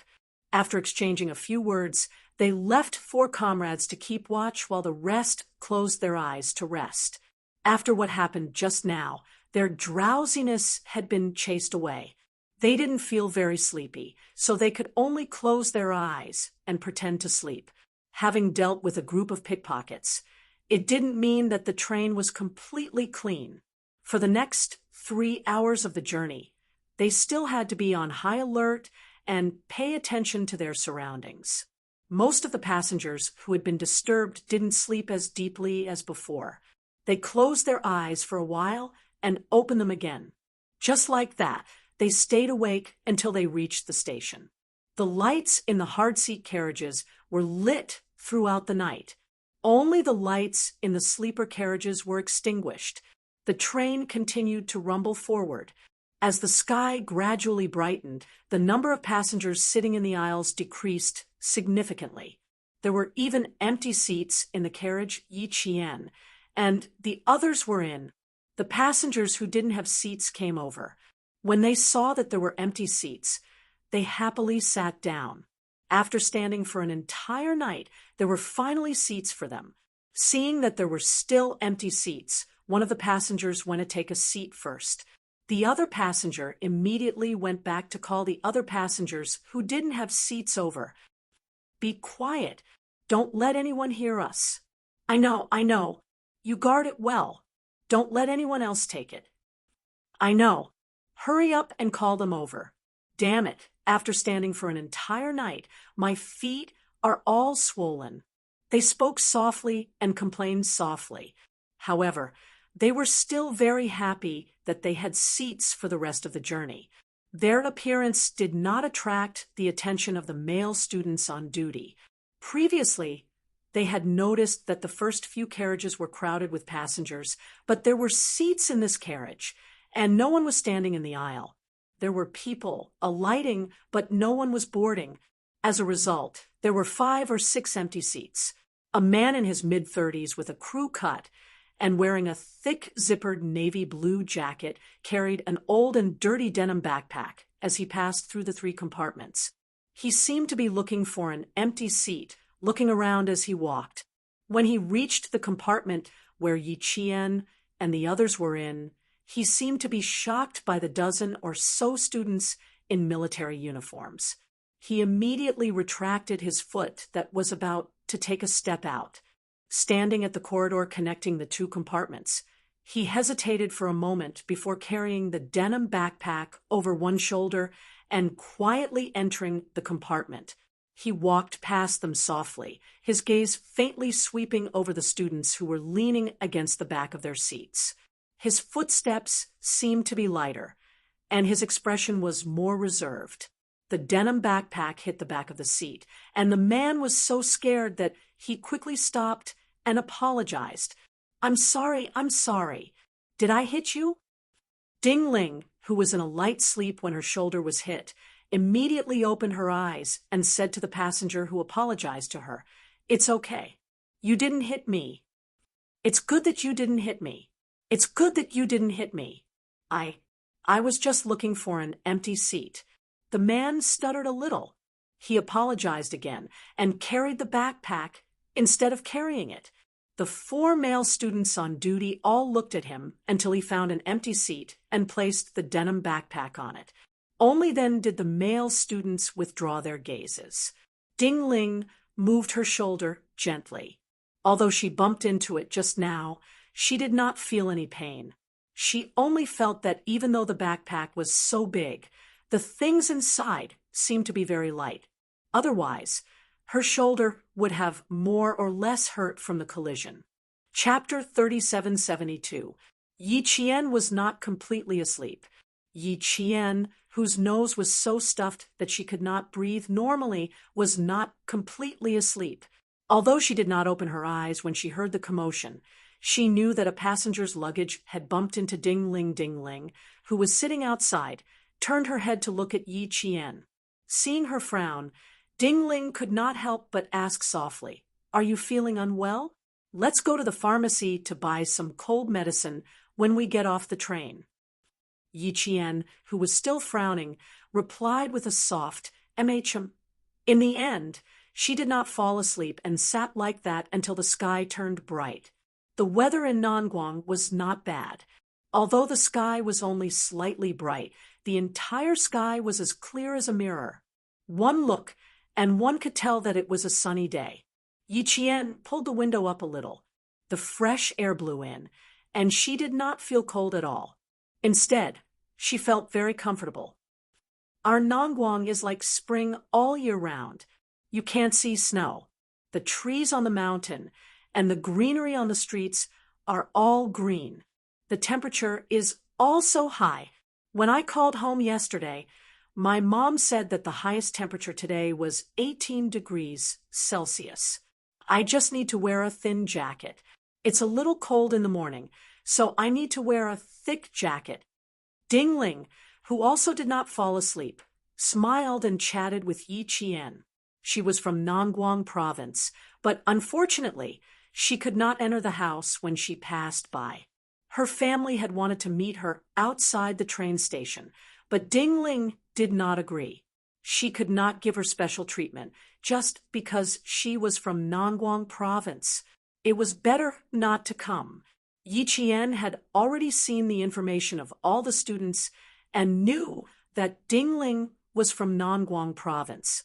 Hearing this, she smiled and said, I heard that many Nangguang locals have never seen snow. Looking at the weather now, it is indeed a little difficult to see snow in Nangguang. My grandparents have never seen snow in their lives. My parents specially picked winter to visit me last year because they wanted to see snow. As for me, I had never seen snow before going to the National University of Science and Technology. I still remember when I walked out of the laboratory in the winter of my freshman year and saw snow. In the words of my classmates, I stood under the snow and was so happy that I became a retard. I even took a walk around the field. When I came back, my head was covered in snow. It snowed heavily in the winter of her first year of university. The snow was so heavy that it broke the branches of the green trees in the school. Ding Ling, who had never seen heavy snow before, got up early the next morning and ran to the unswept lawn to roll around. When she mentioned this incident, Yi Qian suddenly recalled the day when it was their class's turn to sweep the snow. The student in charge of the path leading to the light gas cannon laboratory came back laughing until he was out of breath. He told the class that he didn't know that the guy had made a fool of himself by rolling in the snow on the lawn. It was not bad that he had rolled a few meters in the snow. The group of them stood by the side with snow shovels in their hands and were dumbfounded by what they saw. When Ding Ling mentioned this embarrassing incident, Yi Qian immediately connected the dots. He smiled so widely that his eyes turned into crescents. Is it the big lawn near the light gas cannon laboratory? So it was you who was rolling on the ground. The students in my class were secretly watching the whole time, and you didn't even notice? Ding Ling, who was still thinking about how she had rolled around in the snow, was dumbfounded when she heard this. He thought that no one would notice him rolling around in the snow, but in the end, he was surrounded. When the train stopped at the station, Ding Ling's face was red. When they arrived at the Nangguang provincial train station, everyone sat down neatly. When there were only a few passengers left in the train, everyone stood up in their military uniforms. They put on their military caps, tidied up their lapels, straightened their military jackets, and carried their luggage tied with military green belts. They were ready to walk out of the train. They were full of energy and didn't look like they had not slept at all. Chapter 3773. A few passengers who hadn't alighted from the train didn't even dare to breathe loudly when they saw this. A few passengers originally wanted to squeeze past them, but when they saw this, they quietly retreated and alighted from the other train door. With 20 people in 2 teams, the sight of them walking out was a sight to behold. The passing passengers couldn't help but look over. The last passenger in the train walked out. He was carrying a worn and slightly dirty denim backpack. As he walked, he looked at the team walking in front of him. His eyes were cold and filled with a cold light. He held a phone in his hand. His dark and slightly purple lips moved slightly as he spoke to the person on the other end of the phone. Once she leaves the train station, give her a stab and squeeze into the crowd. No one will be able to find you. If this really blows over, you brothers can forget about staying in the underworld. How can you still have the face to stay in the underworld when your face is trampled to the ground? Teach her a lesson and let her remember not to stretch her hands too far in the future. Don't meddle in everything. The neat team formed a stark contrast with the chaotic crowd around them. When they were about to reach the underground tunnel, a child wanted to chase after them, but the adult beside him hurriedly pulled him back and scolded, "Don't you dare run around again. If you get caught, they'll break your legs and make you a beggar." There were many people at the train station.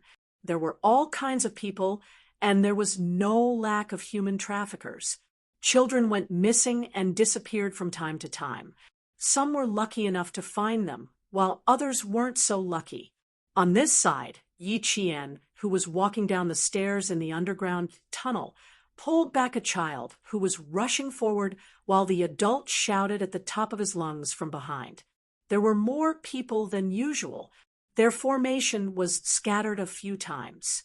When they reached the underground tunnel, it became even more crowded. Passengers from several trains had arrived and were all walking towards the same exit.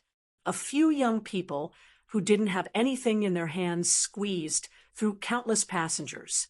They stared at the most eye-catching team in the crowd with their hands in their pockets.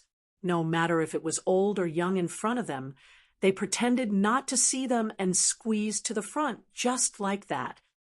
Do you see that woman holding a child at the front? She's the one who's meddling in other people's business and ruining our plans. Brother Tiger ordered us to stab her and not the others. No matter where we stab her, we'll leave as soon as we stab her. There are too many people.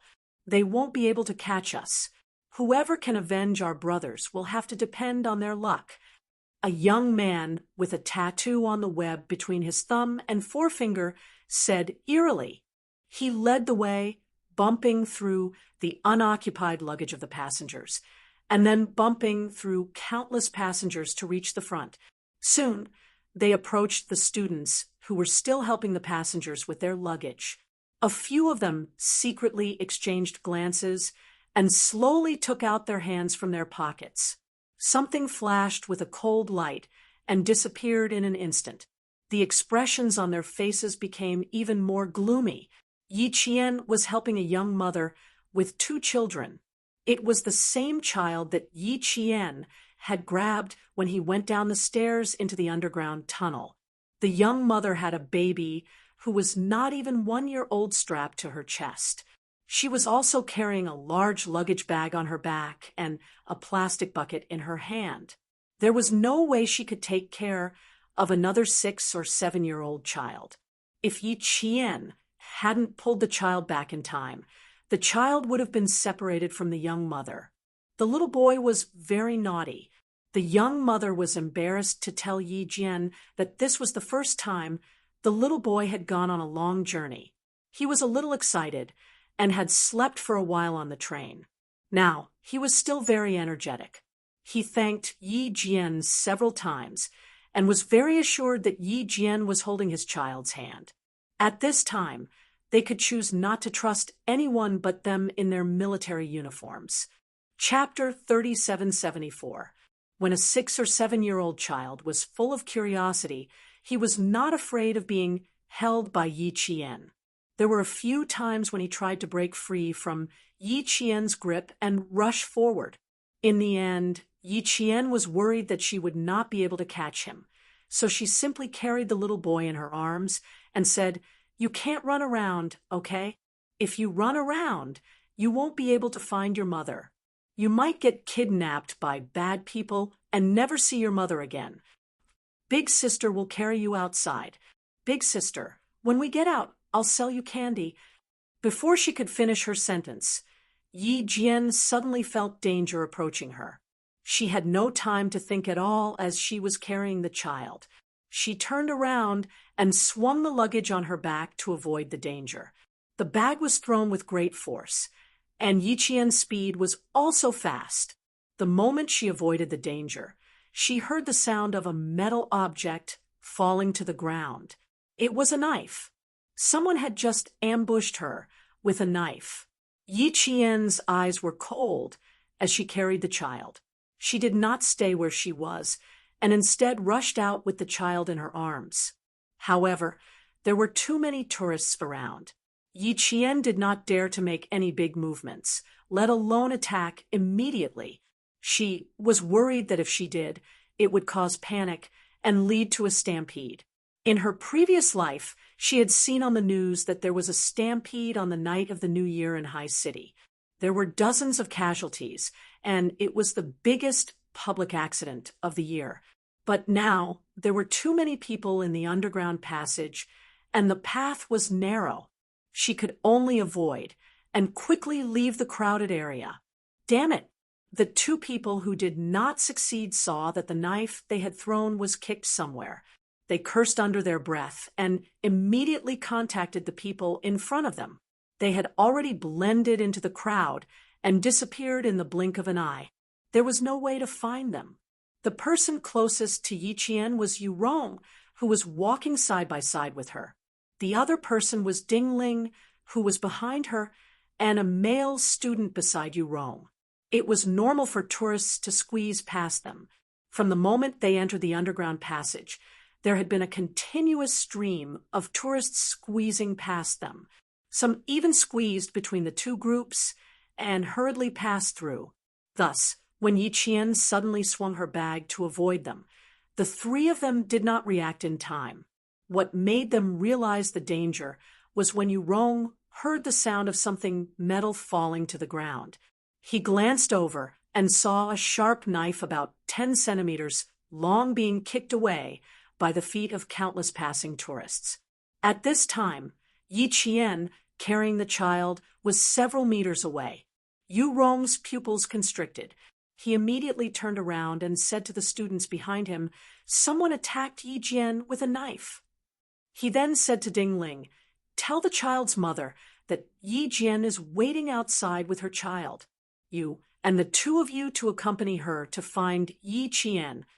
His words made Ding Ling's scalp tingle. Subconsciously, she thought that the person who attacked Yi Jian with a knife was the accomplice of the pickpocket on the train. Otherwise, why would they attack Yi Qian for no reason? The young mother, who was carrying a child on her back, happened to be carrying the child on her back. She was coaxing her baby who had woken up and was crying loudly. She did not notice anything wrong. She did not even notice that Yi Jian was carrying her child and walking out quickly. When Ding Ling told her, the young mother thanked her gratefully. "Thank you so much. If it weren't for you, I wouldn't know what to do. In the future, I won't bring two children out alone. It's too troublesome and worrisome." Chapter 3775. As the young mother apologized, she was completely unaware that someone had committed a murder with a knife in broad daylight right next to her. Ding Ling and the two students accompanying her naturally didn't say anything. Ding Ling talked to her while the two male students carried her luggage. The group of people quickened their pace as they walked out. Yu Rong and the others all knew what had just happened. None of them panicked, and very tacitly, they formed groups of 3 to guide the people. At the same time, a text message was sent to the person in charge outside who had come to pick them up. The person who picked them up was a lieutenant. When the message came in, he immediately opened his phone. When he saw the message, his face darkened. Someone attacked a student with a knife. "Got it. Be careful. Evacuate the passengers." He quickly replied to Yu Rong's message, and then he immediately walked towards a policeman patrolling the square. Using a knife to attack a military academy student, that was bad. "We'll deal with it immediately." The policeman's expression also changed drastically. He immediately picked up his walkie-talkie to contact the control center and quickly activated the passenger evacuation plan. All 4 entrances to the underground tunnel were blocked, and the passengers who had just gotten off the train to wait in line. With the police and the staff at the train station keeping the passengers in line, there wasn't any chaos. No more passengers went into the underground tunnel. As more and more people entered the tunnel, it didn't seem so crowded when they walked out of the train station. Yi Qian walked very quickly with the child in her arms. The 2 guys behind her couldn't keep up with her. If it wasn't for her military uniform, the 2 of them would have lost her. "We're at the exit.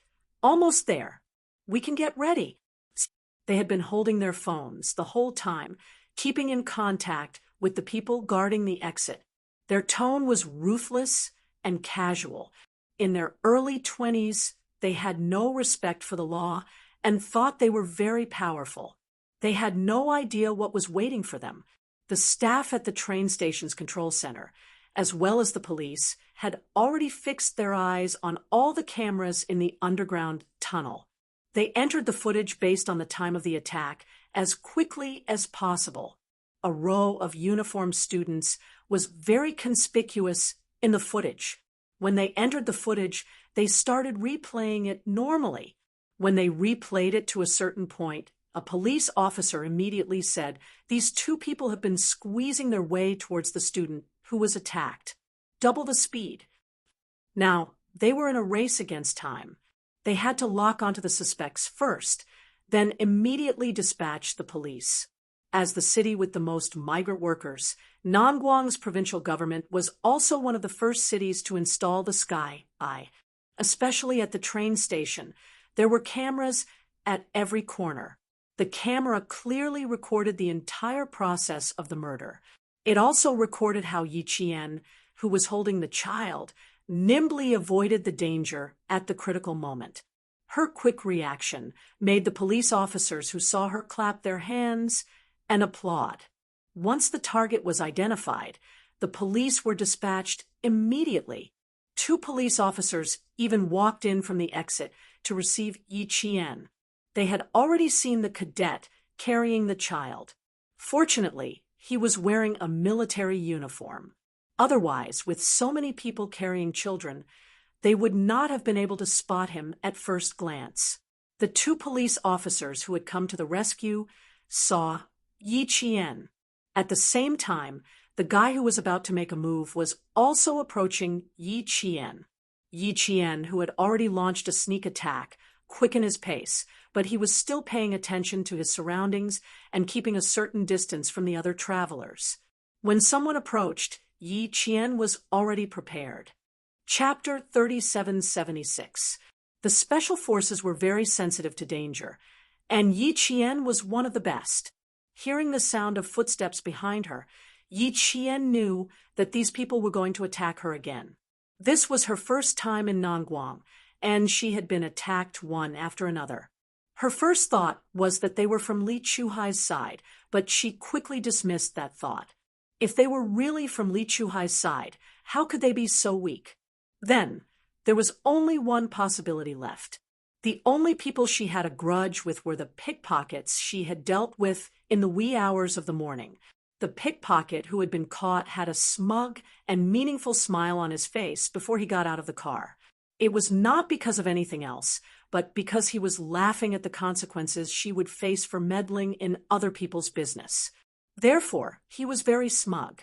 If this kind of arrangement made him smile smugly, then it could only be said that he had underestimated her. Yi Qian, with a cold smile on her face, saw the police and knew that the 2 policemen were coming to pick her up. The exit was right in front of her.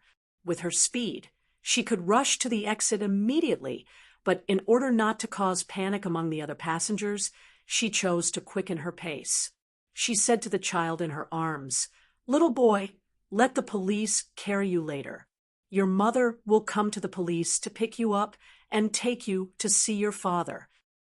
The 6 or 7-year-old boy hugged Yi Qian's neck tightly. His smile was as pure as the sky outside. "Sister, will my mother find me?" "Of course. If your mother can't find you, the police will definitely help you find your parents." "Sister, my mother said you're an uncle from the People's Liberation Army." "Are you an uncle from the People's Liberation Army?" Yi Qian smiled. "Sister is not a boy. So sister is not an uncle, but sister is from the People's Liberation Army." "Sister from the People's Liberation Army, right?" "Yes, you're so smart." The little boy who was praised raised his chin proudly. He leaned over to Yi Qian's ear and whispered, "My mother said the People's Liberation Army is very powerful. She wants me to learn from them." "Do you want to learn from them?" Yi Qian's heart melted when he heard the child's soft and sweet voice. Powerful people have suffered a lot in places that you can't see. If you want to become a powerful person, you have to suffer a lot. Can you do it? I don't know, but my mother said that I'm a little man, and a man has to suffer. The little boy patted his chest as he spoke. He looked at Yi Qian with eyes as bright as the brightest stars. "I want to become a soldier of the People's Liberation Army, just like my sister." "Okay, then I'll wait for you." The police who came to pick them up were right in front of them. Yi Jian couldn't help but kiss the little boy's soft little face. As a teacher, the young mother taught the little boy well. He had a positive and grateful heart. Later on, when Yi Qian was awarded the rank of general, the bodyguard behind her was the little boy who had said he wanted to become a soldier of the People's Liberation Army. Later on, when he grew up, the little boy finally became her. Yi Jian, who was talking to the little boy, walked very fast and nimbly avoided several passengers. In the blink of an eye, she got rid of the 2 pickpockets who were following her closely. Seeing this, the 2 pickpockets, who even pulled out their knives, cursed in a low voice, "Stinky soldier." They directly pushed the pedestrians who were blocking their way away and chased after her fiercely. Chapter 3777. They had not seen the police walk in, so they did not have any qualms. In fact, they did not think much of it, thinking that they would take advantage of the chaos to leave after they were done, and that no one would notice them. Before they were caught, before they were punished by the law, they were a bunch of people who disregarded the law or even looked down on it. They were also a bunch of self-righteous people who thought they were great. However, these 2 people were not as agile as Yi Qian, especially as the number of passengers increased as they neared the exit. Yi Qian carried the little boy, and with a few flashes, managed to shake off the 2 people who were chasing after them. Knowing that danger was behind them, Yi Qian did not panic at all. She walked up to the police, her gaze sweeping over the serial numbers on their chests. She said softly, "There are 2 groups of people behind me. I'll lure them away." Then she quickly handed the child to the police. Now it was time to deal with these social parasites. The police, who had not had time to speak to Yi Qian, reacted quickly, taking the little boy from her hands. Immediately after, they saw a figure in dark green military uniform flash past them, squeezing through the crowd towards the exit. The other police officer, who was not carrying the child, immediately contacted the police standing guard outside. "Clear a path for the military academy students coming out. Lure them out first." Yi Qian said to lure them out. The police officers immediately understood, and that was their original intention. The other party was armed with a knife. If they really alerted them here, if they fought to the death, the other passengers would definitely be hurt. The best way was to pretend that they did not know anything and lure them out first. The police standing guard outside had already seen Yi Qian. They immediately signaled for the passengers to move out of the way and let Yi Qian through. With the cooperation of the police and staff, Yi Qian walked out of the train station very smoothly. The little boy did not see this scene. He was stunned. Being carried, he looked confused, not knowing why he was suddenly being carried by a stranger. "Little boy, be good. Uncle will bring you to your mummy." The police officer carrying the child coaxed him softly as they walked out of the exit together with the passengers. The other police officer maintained contact with the people outside. If they found any suspicious people outside, they would immediately subdue them. Inside the underground passageway, Yurong, Dingling, and the rest of the 19 students were on high alert. They paid close attention to their surroundings until they found that not a single passenger had entered the underground passageway. Only then did they relax slightly. The 2 pickpockets who had been chasing after Yi Qian could no longer see him. Their expressions twisted, and one of them picked up his phone to contact someone outside. "Damn it, that stinky soldier is too damn cunning. He's as slippery as a loach while carrying a child. Neither of us managed to catch up. Keep an eye on the outside. Don't let him escape again," she said in exasperation. She was very annoyed with herself for being so shameful, but more importantly, she was angry out of humiliation. At the same time, they also saw the police guarding the exit. Although they were not afraid, they still had some scruples. If they were discovered by the police without doing anything, it would damage their reputation. We have the police here. You guys keep an eye on me first. If you're afraid that you can't handle it, then wait for us to come over. I'll hang up first and talk when I come out." Seeing that the police were relatively more obedient, the two pickpockets put away the knives in their hands and watched as the passengers squeezed out of the exit. Yi Qian rushed out of the exit and called Yu Rong first to tell them that she had already come out. The little boy was handed over to the police at the train station, and she also gave Yu Rong the police number. There were fences on both sides of the train station's exit. Yi Qian did not walk along the fences. While she was making the call, she held onto the fence with one hand and gently leaped into the air. She walked towards the train station's large plaza. This time, she did not run, but walked. Chapter 3778. The wind in the morning was a little strong. Yu Rong could hear the sound of the wind blowing through the phone. He frowned and reminded Yi Qian to be careful and watch out for her own safety. He also told Yi Qian that everything was fine and that she didn't need to worry too much. Yi Qian didn't say much. After hanging up, she walked at a leisurely pace. She wanted to see how many more people would come to stab her. It was only 6 in the morning. The plaza was very quiet. There weren't many passengers coming and going in 2s and 3s. Most of the people were gathered at the exit. Now that they had left the exit, Yi Qian was walking alone in the empty plaza. The people who had their eyes on her were secretly delighted. "It's her, right?" After half a day, a stinky soldier came out. She was the only one on the bus who blocked Brother Bin's group. "No way, it's just a girl. How strong can she be?" "Ha ha ha. I heard that Brother Bin's group spent a few days in a hair salon before they got on the bus.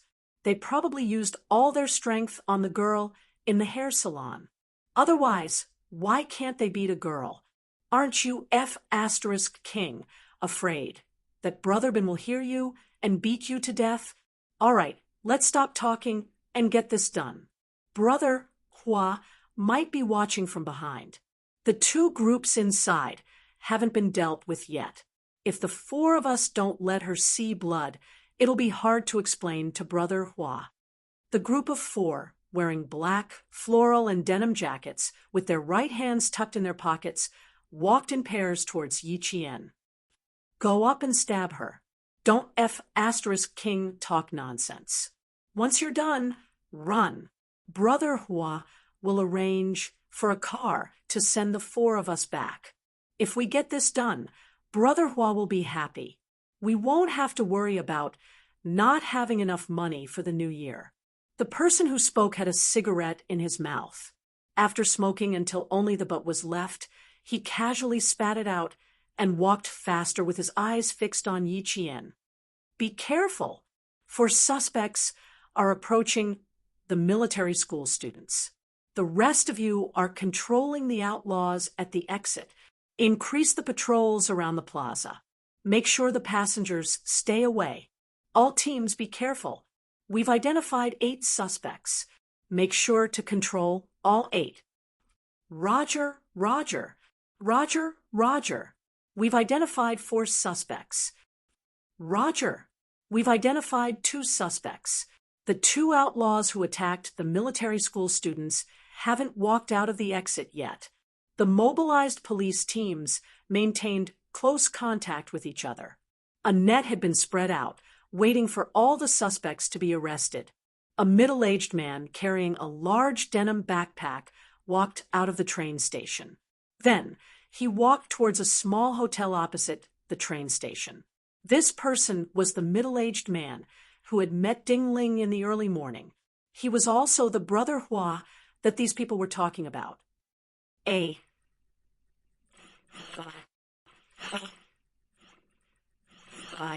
He walked out of the fence and scanned his surroundings. It was no different from before. There were only a few patrolling officers to make. So far, He hadn't been discovered by the police. As he crossed the road, Yi Qian noticed the 4 people walking towards her from the corner of her eye. At the same time, she also noticed the police hiding in the corner. They were all watching the 4 people approaching her closely. Chapter 3779. The silver wire wrapped around her wrist had been removed, and the next step was to use it to teach a lesson to those arrogant pickpockets who dared to commit murder in broad daylight. The first lieutenant who came to pick up the 20 cadets had already reported this matter to the platoon.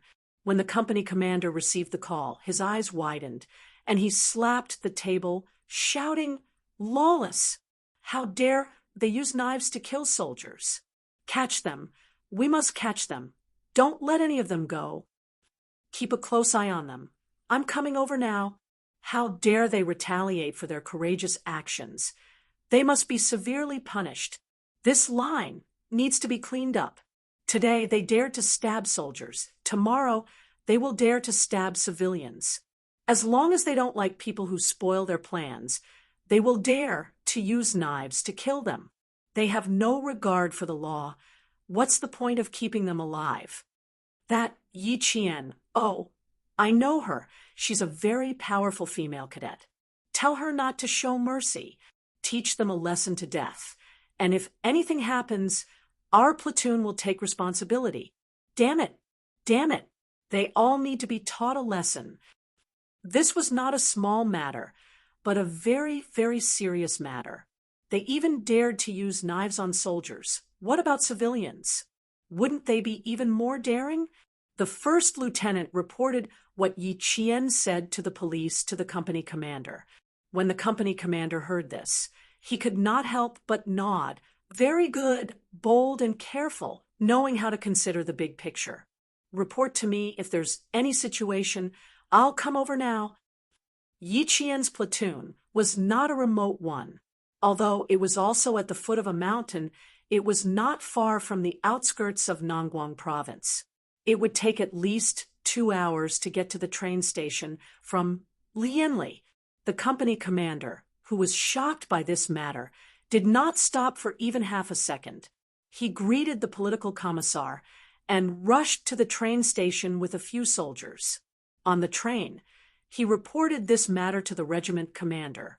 When the regiment commander, Du Kaiwei, heard about this matter, he was furious. "Investigate. We must investigate. If they don't investigate, we will put pressure on them. This matter must be investigated to the end." This matter became a major issue, and also a major issue that Nangguang had to deal with at the end of the year. It was also because of this incident that the number of pickpockets in Nangguang decreased, and the civilians became safer. Yi Qian did not know that the platoon she needed to go to had already been alerted. At this moment, her back was facing the 4 people walking over, and the silver wire in her hand was ready to hurt them at any time. The 4 of them did not approach her carefully. Was to approach. As they got closer to Yi Qian, their expressions became more and more vicious. 5 meters, 4 meters, 3 meters to 1 meter. Now, the surrounding tourists did not notice that there were 4 people wielding knives with vicious expressions on their faces. They pulled out sharp knives about 10 centimeters long from their pockets and stabbed towards one of the cadets. A few screams suddenly rang out in the empty square, and the nearby passengers who were not paying attention all looked over. They saw 2 men curled up on the ground, and the screams came from them. The other 2 did not know what was wrong with them, but they were grabbing at their necks as if something was wrapped around their necks, and they needed to break free. They looked to be in pain. Chapter 3780. Once they reached the plaza, where there weren't many tourists, Yi Qian had no qualms about dealing with them. The 2 men on the ground had been kicked in the abdomen to the point where they couldn't stand. They clutched their abdomens and curled up in pain. Beside them were 2 sharp knives that Yi Qian had no choice but to let go of. Now, the 2 men who were tied up by the silver wire were in even more pain than the 2 men who were curled up on the ground. The tourists looked like they were struggling with their hands by their necks, but in reality, their hands were bound by something. They had no choice but to clench their hands into fists and press against their chins. Their wrists were so tight that they felt like their flesh was being cut off. Pain. It was 2F*king painful. Before this, when they tried to stab her with their knives, Yi Qian kicked them twice and sent them flying. When the two men saw their brothers get kicked and fall flat on their faces, how could they accept it? The two men, who were full of gangster aura, cursed, "What the F*ck are you talking about?" After dealing with the two pickpockets, who wouldn't be a hindrance for the time being, Yi Qian turned around to deal with the two pickpockets who thought they were fighting for justice for their brothers. Dealing with them was really just a matter of moving her fingers. So what if they had knives in their hands? Even if they had knives, they were just decorations. They couldn't even touch the corner of Yi Qian's clothes. The silver wire in her hand flashed and passed between the two men. They didn't know how she did it, but in an instant, both of their hands were bound. She pulled the silver wire tightly and twisted it, binding their wrists and pulling them down to their necks. Little girls like to hold their cheeks with their hands when taking cute photos. They looked cute and playful, but to have their hands tied so tightly that they had to hold their cheeks with their fists was really uncomfortable. It was so uncomfortable that their own fists were about to dislocate their lower jaws, and their Adam's apple was about to sink into their windpipes. "You still want to curse?" Yi Qian made them unable to say a single word. Unable to speak, a look of panic appeared on their faces. They were still thinking that since their legs were not tied up, they might as well run first, and then think of a way to loosen their hands. But as soon as they took that one step, they sadly found that they couldn't run at all. The moment they tried to run, their hands tightened, and their necks tightened to the point that even breathing became difficult. If he didn't run, he could still breathe, but if he ran, he would lose his life. Since he was already in such a state, how could he still dare to run? He could only behave himself. Yi Qian, who was holding the silver wire tightly, smirked. She had 4 people on her side, but she didn't know if the police had dealt with the others. Yi Qian took a total of 5 minutes to deal with the 4 of them. It was effortless. He didn't even pant during the entire process, nor did he pause for a moment. He finished off the 4 of them one by one, not giving them a chance to even struggle. The policemen who had seen her deal with the 4 pickpockets with their own eyes were shocked by the girl's nimbleness, even though they were used to big storms and big waves. His skills were not ordinary. It was exciting just to watch. A call from the control center came through the walkie-talkie. The policemen who had been holding the walkie-talkie to their mouths heard that their colleagues had already taken down the 2 suspects who had ambushed the military academy with knives. They knew that it was almost time to wrap things up. On Yi Qian's side, only the plainclothes policemen approached, but they were a little far away. Their main purpose was to see if there were any more pickpockets coming to help so that they could catch all of them in one fell swoop. Who would dare to approach? Even if there were, they would have scattered. Chapter 3781. The pickpocket who had been hiding in the dark saw that something was wrong and immediately contacted his superior. He said in a panic, "Brother Hua, I'm sorry. We've met a tough nut. A few of our brothers have been caught. What do you think we should do? Should we continue?" Brother Hua, who had already checked into the hotel, took off the old cotton-padded jacket he wore on the train and put on a single-layer leather jacket. Then he dipped a comb in mousse and combed the hair hanging in front of his forehead to the back of his head. In the mirror, the moment the originally simple and honest middle-aged man exposed his forehead, a pair of eyes hidden under the hair revealed a fierce light. It was just exposing his forehead. The honest look had nothing to do with him. He combed his hair until it shone while holding the phone and said indifferently, I've been in this business since I was 15 years old. I've been in this business for 20 years, and I've never suffered a loss like today. Do you want me to stop?" His tone was indifferent, but his eyes were cold and sinister. "Keep an eye on where she's going. There's no chance today, but there will be next time. As long as she appears at the train station one day, I'll get my revenge." Brother Hua, who was standing in front of the mirror, hung up the phone. He stared at himself in the mirror with a sinister gaze. After a long time, he pulled the corner of his mouth and revealed a fierce sneer. He didn't expect her to be such a tough nut. Losing a few people didn't teach her a lesson or teach her a lesson. "There's no hurry. I can't get my revenge today. I'll get it another day." The 8 people who had ambushed Yi Qian were all apprehended, other than the passengers who were nearby at the time who knew that the police had caught the pickpockets. Most of the passengers had no idea what had happened. The plain-clothed police waited for their colleagues to arrive before they quietly left without showing their faces. 6 police officers stood in front of Yi Qian. They first handcuffed the 2 pickpockets, who were still curled up on the ground. The police didn't go easy on these people. They directly unlocked the handcuffs with a click and then pushed them into the police car. The 2 pickpockets, who were still in pain in their abdomens, kept shouting that they wanted to go to the hospital. In the end, the police said coldly, "There are doctors in the prison. Don't worry, you won't die." Even the police knew that Yi Qian had kicked the diaphragm in his abdomen. Seeing that he could still stand up, there was nothing wrong with his spleen. It was just that he would be in so much pain that he felt a pain in his chest. These 2 had suffered internal injuries, while the other 2 had suffered external injuries. After putting the handcuffs on, Yi Qian retracted the silver wire. Then he saw blood meandering down their wrists. Not long after, their cuffs were stained with blood. The 2 people who were so arrogant just a moment ago started howling again when they saw that they were bleeding. "What are you shouting for? Are you planning to tie me up again?" Their shouts did not arouse anyone's sympathy. The Dutch police officer who was pushing them away coldly shouted at them to shut their mouths.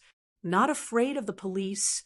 Of course, he wasn't afraid before he was caught, but what about after he was caught? It would be strange if he wasn't afraid. Just a little bit of pain, and you're scared? Why weren't you afraid when you stabbed the soldier with a knife just now? You even dared to stab a soldier. What else are you afraid of?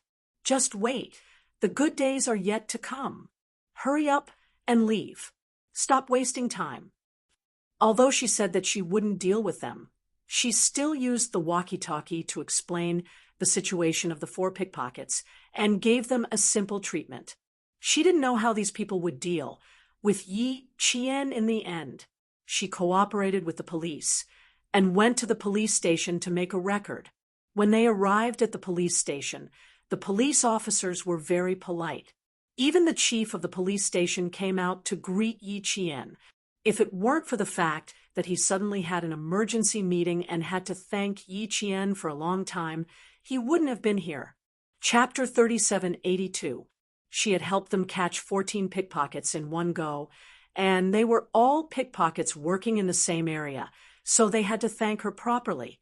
Yi Qian was not used to being thanked, and she felt that she had only done what she should have done. As a military police, how could she stand by and do nothing when faced with such a situation? When it was time to record the incident, Yi Qian voiced out her suspicions.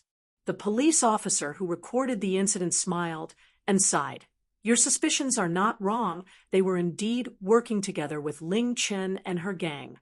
Only you guys dared to stand up for them. If it were normal citizens, even if they had a strong sense of justice, they would not dare to stop them. These people are not just 1 or 2. They are a gang, and they are not afraid of being discovered because they have more people. If anyone tries to stop them, they will suffer from crazy revenge. This is also why normal citizens do not dare to stand up for them. There are strict crackdowns every year, and there are more every year. This year, even knives are being pointed at you soldiers. It looks like these people will not have a good time and are all waiting to go to jail. There was already a crackdown, and now there were several more levels of crackdown. Yi Qian thought back to the 2 times she had been to Nangguang province in her previous life. Although there were pickpockets, she had never heard of a case like today. She guessed that the crackdown would continue for the next few years, so the pickpockets active in Nangguang province would not dare to take the risk to steal again. She did not stay at the police station for long, but she was still delayed for about 2 hours. When she walked out, she was greeted by a lieutenant. The lieutenant extended his hand and introduced himself with a smile. "Hello, Yi Qian. I am Lu Gang, the officer sent by the company to pick you up." "Hello, Officer Lu." Yi Qian extended her hand and politely shook his hand. "Sorry to trouble you to come and pick me up." She came to the police station in a police car, while Yurong and the rest met up with Officer Lu. Now that Officer Lu had come to the police station, he must have come to pick her up and bring her back to the company. "What trouble? You have done a big thing today. I will write it down in your file, and it will be helpful for your graduation evaluation in the future." A young and capable cadet had come to their company, and before she had even started her life in the company, she had already added a layer of color to her name. Any company would want to keep such a cadet in their company. On the way to the police station, Officer Lu talked with the company commander for more than 10 minutes. The topic was all about Yi Qian. They had Yi Qian's school records in their hands. When they saw it before, they thought it was a little exaggerated. But now, they didn't think it was exaggerated. It was all the truth. "It will take more than 3 hours to get to the company. You guys haven't had breakfast yet, so go and have breakfast first. The rest of the students are already in the car. We'll head to the company after breakfast." The pickpocketing incident has attracted the attention of the Army. Our company commander Luo has reported this matter to the provincial military. They should be in an emergency meeting now. If there is anything else, the Army will pay attention to it. You don't have to be distracted. After walking a short distance out of the police station, Officer Lu told Yi Qian everything that had happened so that Yi Qian would not feel burdened and would not be afraid of retaliation in the future. Yi Qian, who was not afraid of retaliation, listened quietly the whole time and did not say much. Her job was done, and how to deal with it was up to the police station. At 9 in the morning, Yi Qian and the other 20 cadets could finally head to the company they had been demoted to. Their regiment commander, Du Kaiwei, was holding Yi Qian's file, deep in thought. Chapter 3783. Du Kaiwei had been looking at Yi Qian's file for quite some time now. His gaze moved from the photo of the student in the military uniform to the name column on the left, and then to the photo column. Yi Qian. Why did this cadet's name sound so familiar? He seemed to have heard someone mention it somewhere before. But he had no impression of this person, not at all. The female student in the photo had extremely beautiful features. Her nose was high, and although her lips were slightly pressed together, her facial features did not appear stiff. He felt that this female student was very lively even when she was serious. He had already searched his mind several times for such a beautiful girl, and she was also a military student, but he could not remember anything. He had never seen her before, but her name sounded very familiar. Where have I heard this name before? After thinking for a while, Du Kaiwei still could not remember where he had heard this name before. He gave up thinking and put Yi Qian's file aside. He picked up the landline and dialed an internal number. "Ask Officer Lu where he is now. Tell him to gather at the field after he brings the students here. I have a few words to say." "Yes, Regiment Commander." The operator, who answered the call, immediately responded. He then said to Du Kaiwei, Regiment Commander, your sister just called. She asked you to call her back if you have time. It sounds like she has something urgent to talk to you about. Du Kaiwei replied with an indifferent "MHM." Then he hung up. The operator immediately contacted Officer Liu. Officer Liu had just left with the students who had just finished breakfast. It was a 3-hour drive. When they arrived at the base, it was almost midnight. When the operator contacted Du Kaiwei through the internal line, he was picking up the phone he had just turned on to call his sister, Du Jiai. In the base, the regiment commander could still bring his phone with him, but it was limited to a portable area. Du. A long beeping sound came from the phone. The operator was calling, and Du Kaiwei picked it up. After listening to it, he replied with a single word, "Okay." Du Jiai's voice came through the phone. Du Jiai's voice sounded a little depressed, as if she had been wronged. She dragged out the word brother and then sobbed softly. Du Kaiwei had always doted on his biological sister. Hearing that she was crying, Du Kaiwei was a little nervous. He asked in a low voice, "What happened? If you have something to say it. Don't cry so easily." "Brother, I want to come to your place to relax. Is that okay? I'm about to develop depression here. I want to go to your place to get some fresh air." Before Du Jiai could finish her words, Mrs. Li's voice came into Du Kaiwei's ears. "Go to your brother's place. You don't even know the whereabouts of your marriage, so why are you going to your brother's place? If you want to go over, you still have to ask your father if he agrees to let you go. Mom, can't you speak properly? You just finished arguing with Dad, and now you're going to vent your anger on me? Can't you give me some peace and quiet for a few days? Do you really want to drive me crazy before you're satisfied?" Du Jiai was also enraged. Yes, her marriage wasn't settled yet, but who could she blame? Who painted such a big picture for her and made her think that she could get it? But in the end, she had been chasing him for almost 2 years, but she still had not succeeded. If she took a little more initiative, he would say that girls were not reserved enough and that it was beneath their status. If she was reserved, he would say that she wanted to become a nun and learn from Jiang Taigong to fish, and those who were willing to take the bait. She did not know what to do. What did he want her to do? Chapter 3784. On the other side of the phone, Du Jiai was also furious this time. Usually, she didn't dare to express her dissatisfaction, but today, she really had enough. She felt that if she didn't say anything, she would really go crazy. "Pa!" Du Jiai threw the phone on the sofa. Wearing an A-line skirt and a small suit, she lost her elegance and loudly retorted, "Mom, do you have to stir up trouble at home every day? Did Dad and I kill Uncle? No, it was Uncle who brought about his own death. He can't blame anyone. Yes, Uncle is your biological brother, but what about me? I'm your biological daughter, the daughter you gave birth to after 10 months of pregnancy. Can't I, your biological daughter, be better than Uncle? What about Dad? Dad is your husband and the father of your 2 children. Every day, you make a fuss with Dad and blame Dad for not saving Uncle. Why? Do you really want to sacrifice our entire family in exchange for Uncle's life? Dad is right about one thing. Since you don't like our Du family in every way, why don't you just go back to the Li family? The Li family is your home, but the Du family is not your home." All the resentment exploded at this moment. Du Jiai, who had suffered such a life, shouted loudly.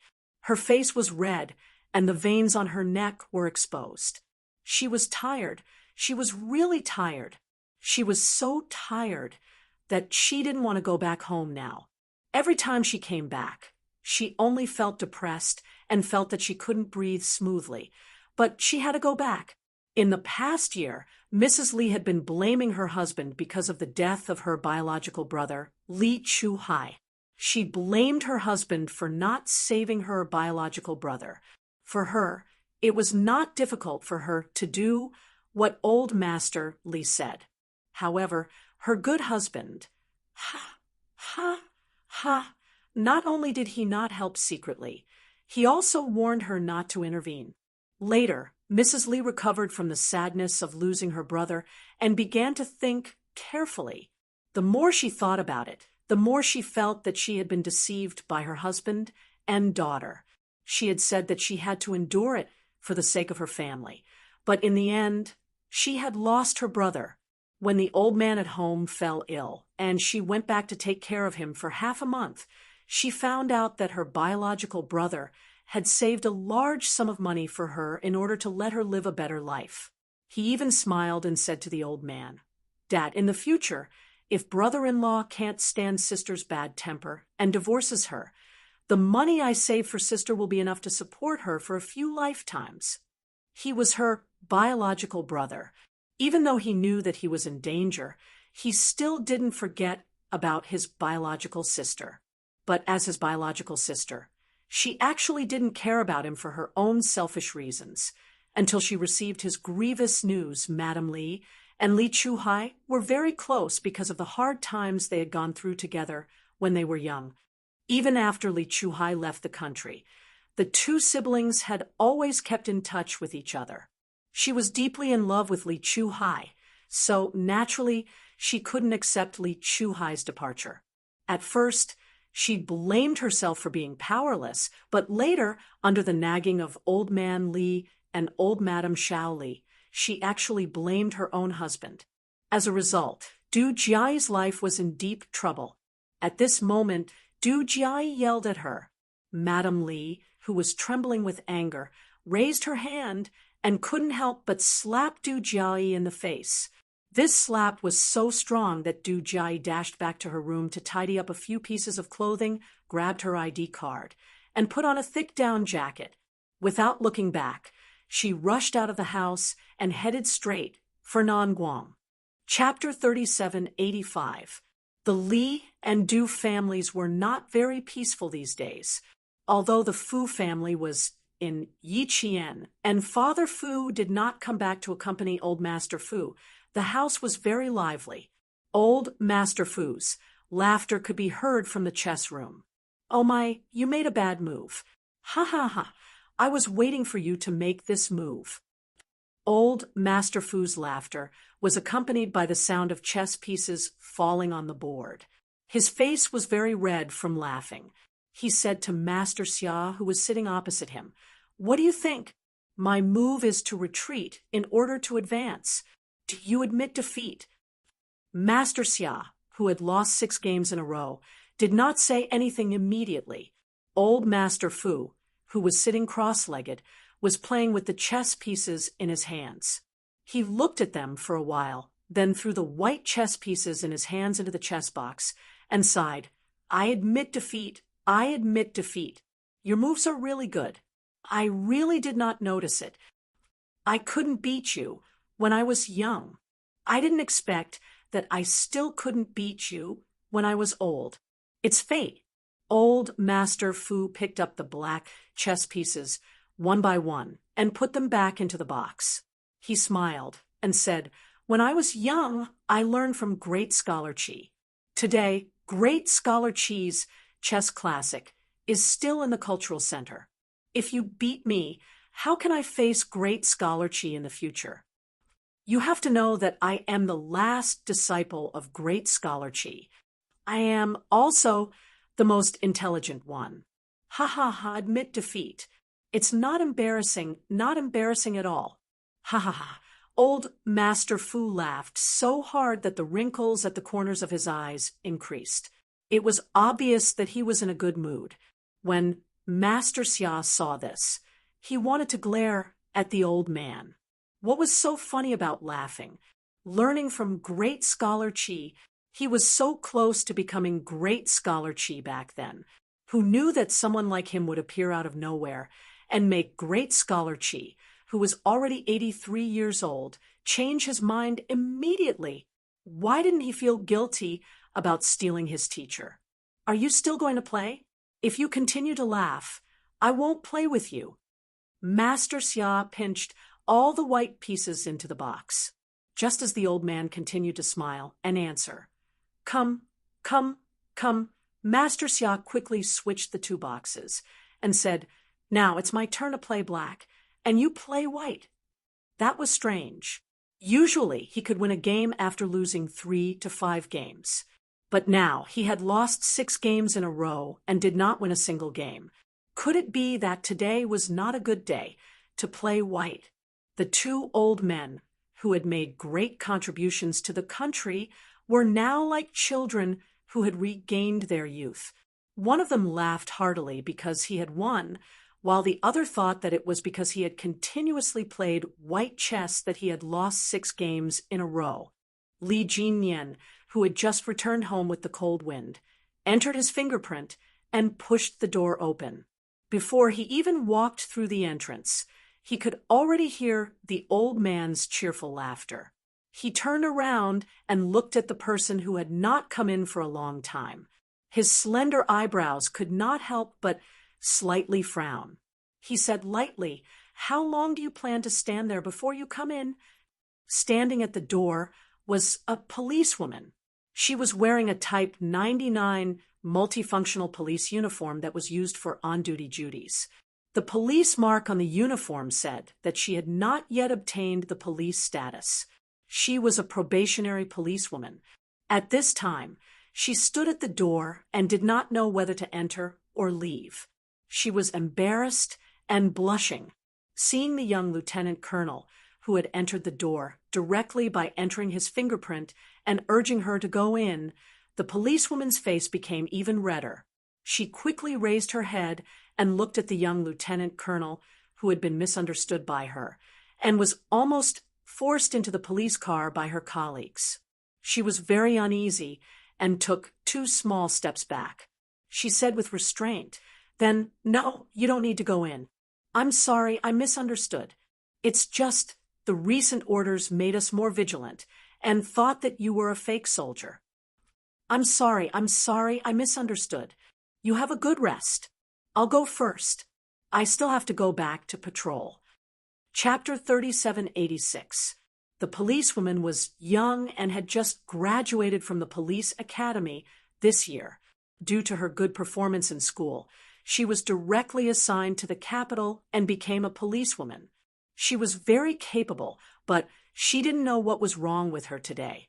She actually made a mistake. Zhou Niannian felt that she could atone for her mistake with her death. Perhaps she could be struck by lightning in the middle of winter, so that she could forget today's embarrassing incident. She, Nian, had lived for 24 years, and today was the most embarrassing day of her life. She almost took off the other party's pants. Thinking of what happened just now, Nian couldn't help but groan in pain. The other party's identity was not fake, his military rank was not fake, and his address was not fake. Dan Gui Garden.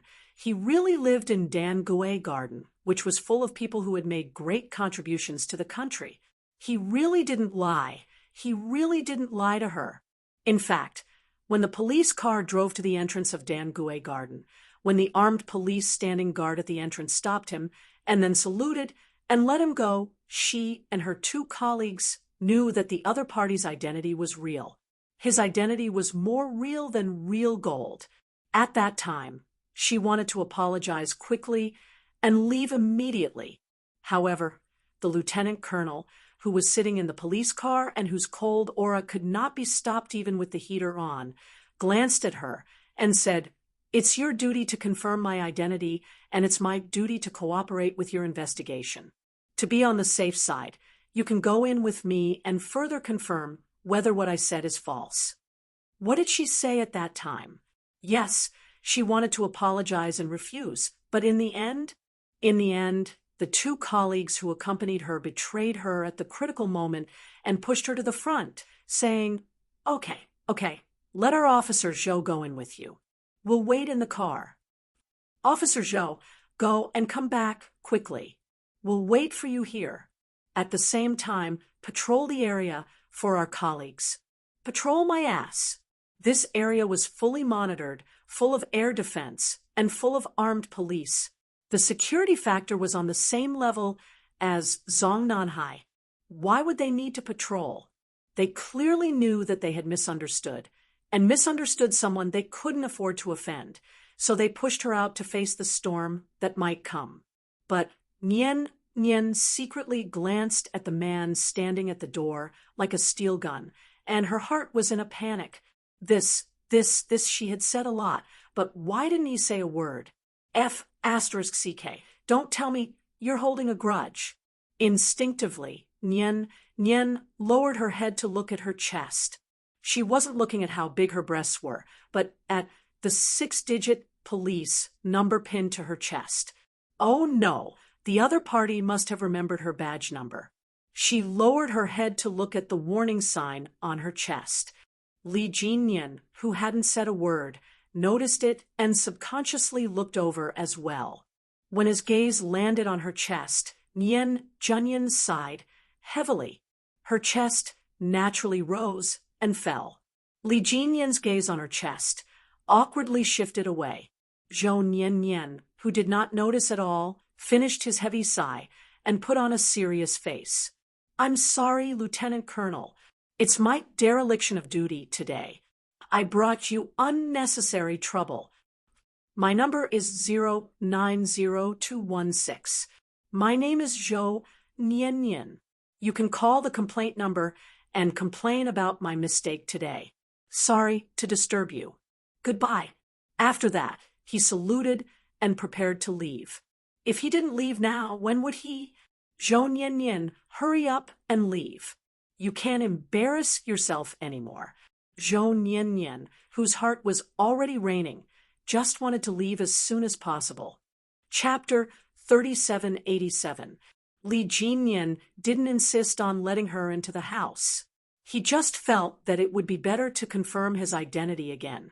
Seeing that the other party no longer had any doubts about his identity, he nodded slightly, his voice as cold as ever. Goodbye. Hey, Jinyan's back. Who are you saying goodbye to? Your friend? Why didn't you invite her into the house? Uncle Fu, who was about to come out of the kitchen with a bag of trash, happened to hear the words goodbye. He was pleasantly surprised that Li Jinyan was here, but seeing that there were still people outside, he felt that since his friend was here, he definitely had to invite her into the house. As a result, Zhou Nian, who was about to leave, stopped for a few seconds when she heard the elders' joyous voices and the 2 words Jinyan. In just a few seconds, she, who was originally standing outside the door, became a guest. Uncle, she really wasn't a guest. An hour ago, she thought this lieutenant colonel was a fake soldier who was lying. Come in and sit down. Come in and sit down. Jinyan, invite your friend to sit down and talk to my grandfather. Uncle Fu wasn't just enthusiastic. He was overly enthusiastic. After calling Li Jinyan in, he jogged to the chess room. He was afraid that Li Jinyan, who had never brought a girl home before, would send away the girl who had come but not invited her in, and even stood at the door to say goodbye. Happy occasion. It was definitely a happy occasion. After Jane Eyre's return, the Fu family had another happy occasion. Jinyan finally knew that he had to bring a girl home. It was just that. Sigh. He just didn't know how to please a girl. He was already at the door, but he didn't invite her in and even stood at the door saying goodbye. He couldn't tell that Jinyan was a blockhead. When the old man, who was seriously playing chess, heard this, he and Master Xia looked at each other. The 2 old men put down the chess pieces in their hands and both got up to take off their shoes. Come with me. This is the first time this kid brought a girl home. You don't know how worried I was that this kid would be single for the rest of his life. I really didn't expect him to bring a girl home without saying a word, and a girl who's a police officer. Police officers are good. Police officers are good. The military and police are family. The old man was overjoyed. Master Xia was very familiar with this kind of joy. He had once been worried that old Six would be single for the rest of his life. The two elders then came out together. It was the anniversary of being invited into the house for no reason. When Li Jinyan said, "Please take a seat," her calf was cramping, so she bent over and prepared to sit down. She did not dare to sit on the entire sofa, so she planned to sit in a small corner. Danguei Garden. She was actually able to come in and sit in the home of a national hero. This sofa must have been used by all the heroes who were loved and respected by the entire nation. She was sitting there too. Damn, what was she going to say when she got back to the station? Did he say it out loud, or should he hold it in and not say it? Zhou Nianyan was so excited that she couldn't help but press her hands on the sofa's cushion. Just as she was feeling excited about sitting on the sofa, where the country's hero once sat, she heard footsteps. From the sound of the footsteps, she could tell that it was an elderly man. In an instant, Zhou Nianyan stood up with her back straight. Danguei Garden, an elderly man, a national hero. At this moment, she was both excited and flustered. 1, 2, 3. She saw them. Zhou Nianyan saw the two white-haired old men walking out together. With just one glance, Zhou Nianyan's body swayed. Chapter 3788. Although Li Jinyan vaguely sensed that Uncle Fu's reaction was a little unusual, he didn't think too much about it. For a soldier who spent all his time training in the army and never thought of finding a girlfriend, it was normal for him to be a little slow in this regard. Li Jinyan knew how to treat guests. Since Uncle Fu said that he was going to look for old Master Fu, Li Jinyan walked around the living room and the dining room to pour a glass of water for Nian Junyan. Perhaps he had not paid much attention to the girl's chest just now, so Li Jinyan focused all his attention on Nian Junyan's neck. His gaze was very sharp and penetrating. If she had not heard the footsteps of the two old men, Nian Junyan would have been even more cautious because of his penetrating gaze. She stood up quickly and forgot about the young lieutenant colonel who had been misunderstood by her and her colleagues. She was so excited that her hands, which were resting on her thighs, were sweating due to nervousness. Li Jinyan, who came out with a glass of warm water, saw this and glanced at Nian Junyan. He then looked at the indoor corridor where the footsteps were coming from. He walked over and gently placed the glass of water on the coffee table.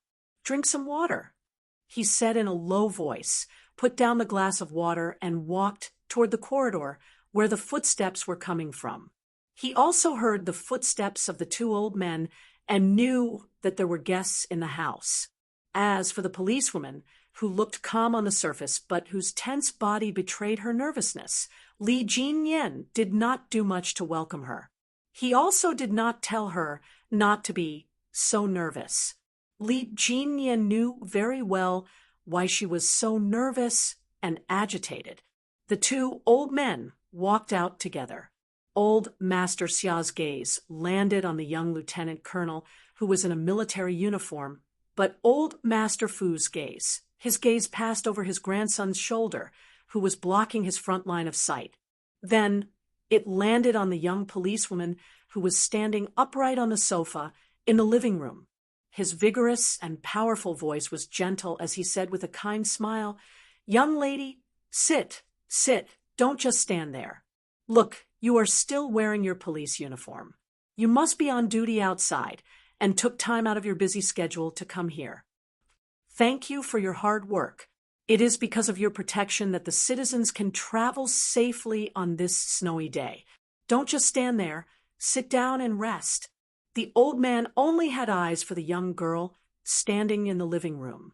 As for his grandson, he walked past him without even looking at him. Li Jinyan. He felt that the old man seemed to have misunderstood something. Although Li Jinyan didn't think about it in terms of feelings, he had already faintly sensed that the old man had misunderstood. The old man, who only had eyes for anniversary, turned to Master Xia and said softly, "Not bad. This child is good-looking and has a good temperament. Not bad. You're full of righteousness." Master Xia nodded slightly in agreement.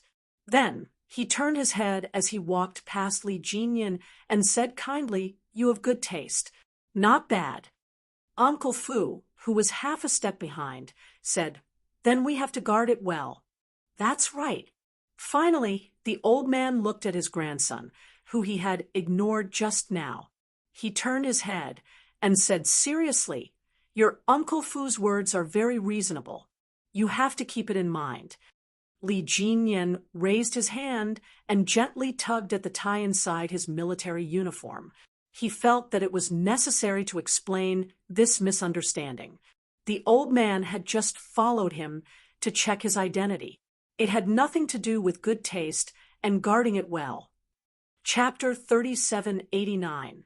He wanted to explain immediately, but Master Xia didn't give him the chance. He said to the old man, "Old man, you're quite lucky. Each one of you is better than the other."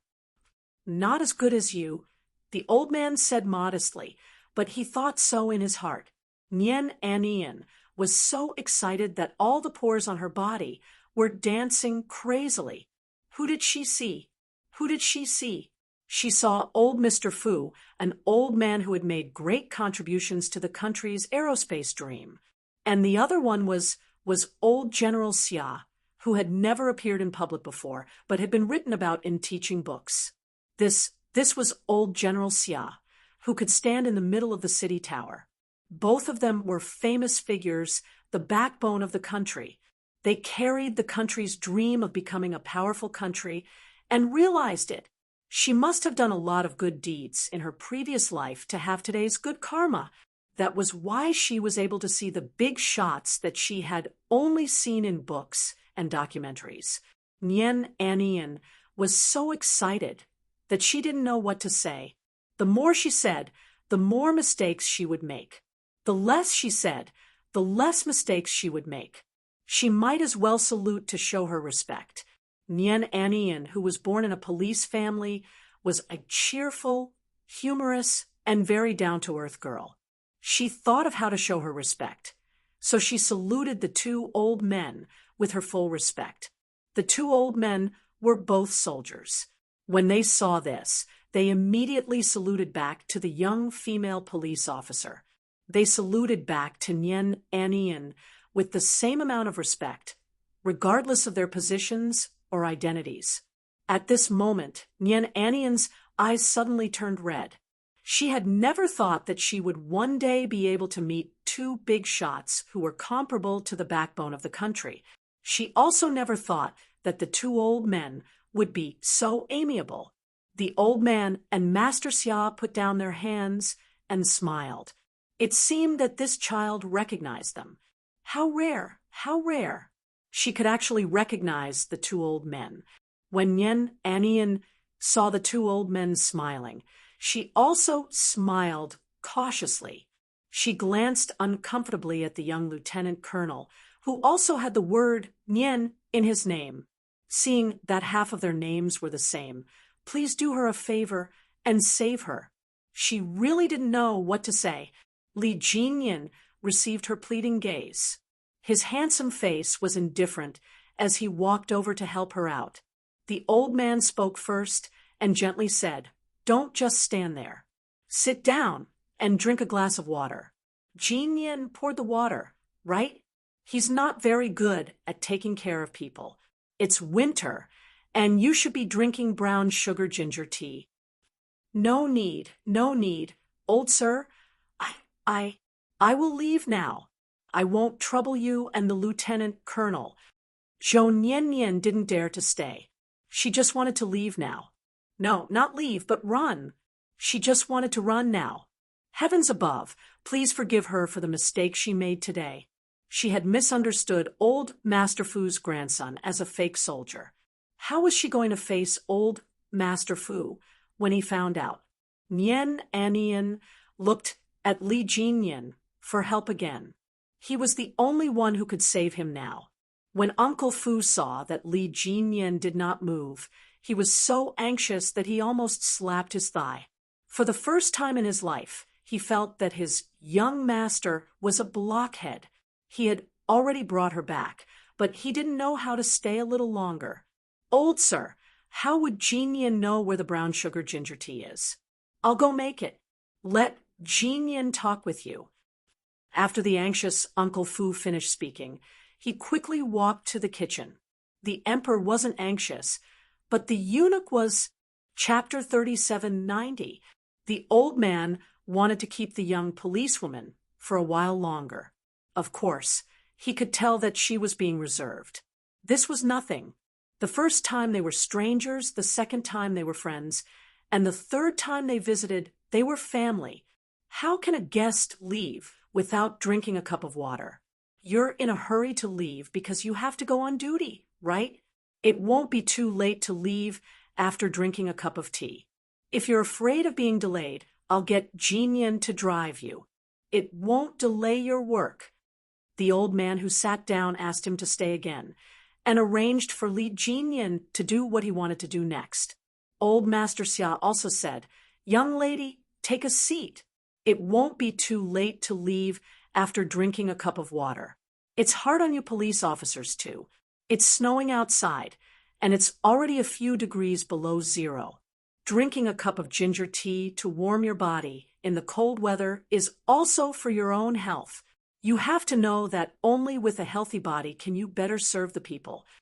The two old men echoed each other, making Nian Nian, who had only stepped into society for less than half a year, unable to resist. In the end, she sat down obediently. Li Jinyan was completely certain that Master Xia and the old man at home had misunderstood. He didn't want to explain too much. He sat down and said to the young policewoman, whose name he didn't even know, "I'll send you down after you finish your tea." "That's right." The old man nodded in relief. At the same time, old Master Xia also noticed that something was wrong. He was afraid.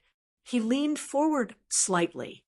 Just as Uncle Fu was passing the brown sugar ginger tea to Nian Junyan, he whispered to old Master Xia, "It seems that I was happy for nothing. It's okay. If there's no chance we can create one, there's no way out in the world." Old Master Xia, who had led soldiers all his life, didn't think that this was a problem. Wouldn't it be fine if they turned the misunderstanding into reality? The old man felt that his old friend was right. His grandson would be 29 years old next year. It was ridiculous that he didn't even have a girlfriend. His old friend was right. If there was no chance, then create one. Simple. Nian Junyan, who had stood up to take the warm ginger tea from Uncle Fu, did not expect that she would be targeted by the two old men. Holding the ginger tea in her hands, Nian Junyan carefully sat down on the sofa. Under their gazes, she lowered her head and took a small sip of the ginger tea. "It's a little hot, right? Blow on it before drinking. Drink up, don't stand on ceremony," Uncle Fu said with a smile. Nian Nian, who was holding the cup, was a little dumbfounded. All of it, but she didn't think she could finish it. Why? This was because the cup in his hand was dark green in color. It was a large washing cup used by soldiers in the army. It had a large caliber and a capacity of 500 milliliters. He had to drink such a large cup of water, and he had been very nervous. He definitely needed to go to the bathroom.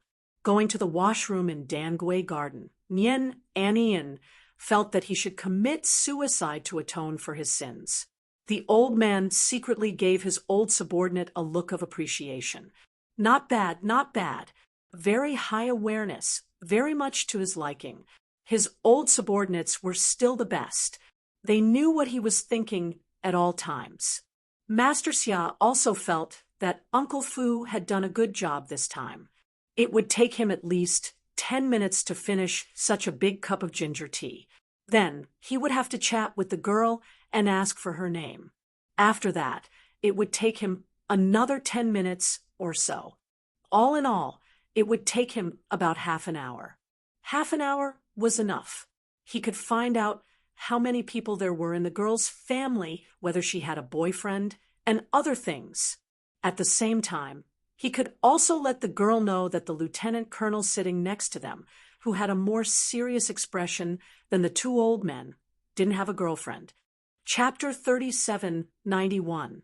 Li Jinyan, who had a high IQ, was up against two highly intelligent and experienced elders. He could only lose. Seeing this, he decided not to explain immediately. In any case, the two elders who were chatting happily wouldn't listen to his explanation. Soon, Li Jinyan found out the name of the policewoman who misunderstood him, which police academy she graduated from, and how many people she had in her family. Her father was a police officer, her grandfather was a police officer, and her great-grandfather was a police officer from the Republic of China. He knew that her mother was a nurse, and she had a younger brother who was also studying at a police academy. He also knew that her uncles, cousins, and cousins were all police officers. He also knew that she didn't have a boyfriend because she wanted to find a boyfriend who could beat her in a fight. At this point, the old man's meaning was quite obvious. Then you found the right person. Jinyan's skills are not bad. He can probably beat you. Li Jinyan couldn't help but rub his forehead. Wearing a white navy uniform, there was a hint of helplessness between his handsome and cold brows. Was Nian too inattentive, or were the two elders' questioning skills too brilliant? Why did she answer whatever he asked without holding anything back? Police academy students should also have confidential classes. Nian was actually quite vigilant, but the two elders who asked her questions were too knowledgeable, and their identities made her instantly obedient and answer whatever they asked. Glancing at Li Jinyan, she was a little embarrassed to answer the old man. The lieutenant colonel's skills are indeed not bad. When I tried to catch him, I couldn't catch him twice in a row. In a moment of carelessness, she took the initiative to confess her previous mistake. The old man and Master Xia looked at each other discreetly. It turned out that something else had happened that they didn't know about. Thus, a new wave of questions came. Nian wanted to bite off the root of her tongue as soon as she finished speaking. How could she say something that she desperately wanted to hide? In the face of the old man's honest questions, Nian honestly told him about the misunderstanding between her and Li Jinyan. In the process, her head lowered more and more, and she wished she could find a hole to hide in. In exchange, the old man laughed. This misunderstanding came at the right time. The old man knew everything about Nian's family. Her family was very upright, and the whole family was police officers. They were comparable to his old friend's family.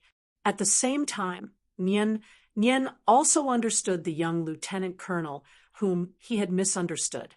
For example, he didn't have a girlfriend. He was 29 years old, he was in the special forces, and he was good at fighting. Before she left, Nian rubbed her stiff face and stole a glance at Li Jinyan, who was walking her out. She felt uneasy. Did she know too much about him? Out of the corner of her eye, Li Jinyan pretended not to see it and said, "Wait for me outside. I'll get the car." He had just graduated from the police academy, so it was really easy to get information out of him. He was willing to spill everything he knew. Regarding this, Li Jinyan felt that if Master Xia and the old man worked together with their intelligence and tactics, even if he and Xia Jinyuan worked together, they would still be defeated. There was no need to mention the anniversary. The only thing missing was a clear account of their ancestors.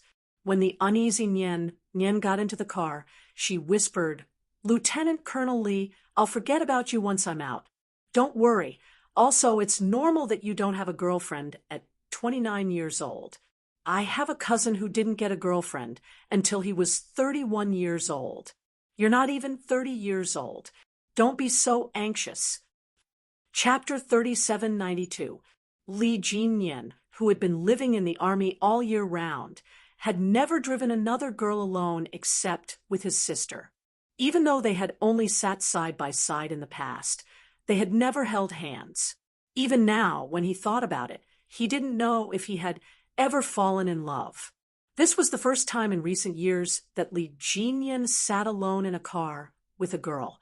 She was a little reserved, and he was also a little uncomfortable, especially when he knew what the old man at home was up to. Li Jinyan, who had no experience with girls, felt a little apologetic about Nian Nian. But he didn't intend to apologize because this policewoman who had just graduated less than half a year ago didn't seem to notice. Since she didn't notice, he didn't want to make it clear to avoid unnecessary misunderstandings. Faced with Nian Nian's consolation, Li Jinyan wanted to laugh. He looked sideways at the policewoman sitting in the front passenger seat, a hint of a smile in his indifferent expression. He had to admit that this girl's heart was really big. The car swooped, and Nian's slender body couldn't help but jolt a little. So her front, which was restrained by the seatbelt, also jolted a few times. Li Jinyan, who was looking from the side, saw her trembling breasts, which made him hold his breath. This time, he looked away a little awkwardly. He looked away in time. When Zhou Niannian secretly pulled the seatbelt to give her breasts some free space and secretly glanced over, Li Jinyan had already retracted his gaze. Nian sighed. The jolt just now, the seatbelt was almost in her cleavage. Nian didn't like sitting in the front passenger seat at all, let alone wearing a seatbelt. When she was on duty, she would choose to sit in the back. She would only sit in the front passenger seat as a last resort. It couldn't be helped. Her breasts were a little big. Other girls had more A's and B's, but she had a C's. Her face was small, her waist was thin, and she had a C-cup chest. The biggest worry during the first anniversary of puberty wasn't the arrival of menstruation, unrequited love, or bad grades, but why were her breasts bigger than the other female classmates? Her favorite season wasn't spring, summer, or autumn. Her favorite season was winter. As long as she wore more and bigger clothes in winter, she could hide all her troubles. Just now, Nian, who had clearly felt the seatbelt tighten, was afraid that the young lieutenant colonel driving would see something. But fortunately, the other party didn't notice it at all. Nian heaved a sigh of relief. She stopped talking, and the car was very quiet because Li Jinyan would not take the initiative to talk to a strange girl. However, he still remembered the name, anniversary year, in his heart. It couldn't be helped. This girl's heart was too big and too sincere. He had clearly revealed everything about his family, yet he still felt uneasy that she knew too much about his private matters. The car soon arrived at the entrance at the foot of the mountain. Nian didn't want to trouble Li Jinyan to send her out directly, so when they were about to reach the entrance, she asked Li Jinyan to pull over. "I'll just walk out here. If you want to send me out, you'll have to drive to the front and turn the car around. It's too troublesome." Li Jinyan didn't find it troublesome, but since she didn't want to sit in the same car as him for a moment, he naturally respected her wishes. Chapter 3793. The car pulled over and Nian unbuckled her seatbelt. Before she got out of the car, she apologized to the young lieutenant colonel again. "I'm really sorry for disturbing you today. Goodbye." Nian really didn't want to be in the same car as Li Jinyan. It was too awkward for her. Before today, they were strangers. In the end, she was a guest at his house and was warmly received and cared for by old Master Fu. She really felt guilty facing old Master Fu's care. In order to end this awkwardness as soon as possible, it was better for her to get out of the car. She definitely wouldn't come to this area in the future. Li Jinyan didn't feel that she needed to apologize. Seeing that she was still feeling guilty, He tapped the steering wheel lightly with his slender fingers and looked coldly at the young policeman who had the same Nian as him. You didn't disturb me, and I never thought that I was disturbed. On the contrary, I need to thank you for accompanying old Master Fu for so long today. Thank you, Officer Zhou. Nian Anian got out of the car with a red face. Although he was a little cold, he was very polite. He didn't care about her mistake and even apologized to her. Nian Anian felt that Li Jinyan was a very magnanimous soldier. Her impression of Li Jinyan was limited to magnanimity. As for whether he was handsome or not, she really didn't know. Her two colleagues almost called the police station. They had been there for a whole hour and could have killed her. When Nian Anian came out, the two colleagues who had been waiting in the police car pushed the door open and rushed over. Why were you there for so long? He didn't do anything to you, right? Zhao Gao and I were so anxious that we wanted to call the police. The two of them spoke one after another. When they talked about Nian Anian, they glared daggers at her. Call the police? Aren't you the police? Call the police? Are you afraid that he will kill you? Hee, don't say that. We were really worried. It's good that you're fine. You were there for an hour, and we were so anxious. We were afraid that you would really be killed. If you were killed here, to be honest, the case probably wouldn't be solved. Go, go, go. What kind of place is Dangue Garden? How can it let the two of you talk nonsense? Quickly get in the car and rush back. Boss is still waiting for us to go back and report. Nian Anian and her colleagues got into the car with a smile. In the eyes of her colleagues, she was not a woman, but a police officer who could fight 3 or 4 strong men. There was no gender, only identity. Sitting in the car, Li Jinyan didn't immediately turn the car around and head home. Instead, he sat in the car and watched Nian Anian walk out, chatting and laughing with his colleagues. It wasn't until a police car passed by him that Li Jinyan started the car again. The car went straight and left Dangue Garden. He then called Uncle Fu, who was waiting for him to go home, and asked Uncle Fu to tell Old Master that he would be home later and needed to go to the Li family now. The Fu family was his home, and the Li family was a place he would only visit occasionally. Old Master wanted him to go back and strike while the iron was hot. When he heard that he was going to the Li family, he sighed softly and said to Uncle Fu, "Send him a message. Let bygones be bygones. Don't think too much about it. Those who deserved it had already been executed, and those things were over. If his granddaughter, Jane Eyre, knew about it, she would probably advise him to do the same." Old Master Xia knew why his old friend was sighing, so he smiled and changed the topic. "Why don't we play a few more rounds? I didn't win a single round against you today. I will definitely lose sleep tonight." Old Master laughed and stood up. "Let's go. Let's play a few more rounds." Chapter 3794. Old Master Fu did not comment much on the Li family. His daughter had married into the Li family, but in the end, he had become the son of the in-laws and harmed his daughter-in-law. In the end, he had even caused the only little princess of the Fu family to lead a wandering life and be beaten and scolded by others. That was how she had endured from childhood to adolescence. Every time old Master Fu thought about what kind of life his granddaughter had led, he would lose sleep at night. He felt terrible because all the suffering had been caused by the son of his in-law. Until now, he hadn't waited for the in-law to come over to say a few words. Even an apology would have been good, but they didn't. His good in-law was said to have used countless connections to find out who had shot his son because his son had been executed. What a joke! Instead of thinking about what Li Chuhai had done, he thought that his son wasn't fated to die. He even wanted to avenge Li Chuhai, who had done all kinds of evil.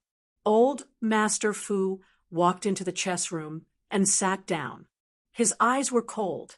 Now, he wanted to see how far the Li family could go. He wanted to live well and see the reincarnation of all things. Good had good karma, and evil had evil retribution. It was a pity that his grandson, Jin Yen, had such a family. His daughter had passed away, leaving his grandson to suffer alone. His daughter hadn't done her duty as a mother, so as her grandfather, he had to do it. The chess pieces were placed on the chessboard again. Old Master Fu said to Master Xia, "Li Chuhai has been executed for almost a year. When I was young, I used all my connections to find out how Li Chuhai died at sea. Old Xia, we're family. Li Zhengrong was a ruthless person when he was young. He killed his way out of a group of brothers. He was worthy of the title Ruthless. This time, he wants to avenge his son, and I'm afraid he'll take his anger out on the Fu family. The Li family has connections. I'll leave my granddaughter to you." Old Master Fu only knew that Li Chuhai had died at sea, but he didn't know that the person who had ended Li Chuhai's life was none other than his precious granddaughter, the only princess of the Fu family, Yi Qian. This was top secret. Other than Father Fu, Major General Yang, and Commander-in-Chief Xia, only the comrades of the Snowfield Brigade, who were on the same mission, knew about it. Therefore, Master Xia didn't know about it. Hearing this, Master Xia placed his black piece down and smiled. That's natural. Li Zhengrong didn't drag me down when he was young. Now that I'm old, he can forget about it. Little Jian is the daughter-in-law of our Xia family. She's the most important person in Sixth Brother's heart. She's also our most beloved granddaughter-in-law. If Li Zhengrong dares to touch her, I'll make sure his Li family suffers a great loss. However, Master Xia paused for a moment, as if he had some misgivings. His hand hovered above the chessboard, and he didn't immediately place a piece. Instead, he asked the old man, "No matter how close Jinyan is to the Fu family, he's still surnamed Li. Even if his bones are broken, his tendons are still connected. If we really hurt the Li family in the future, will he have any thoughts? This is also what I'm worried about. The Li family and the Fu family were in-laws, and his old friend especially valued his grandson, Li Jinyan. If the Li family made any moves, Family Xia wouldn't do anything.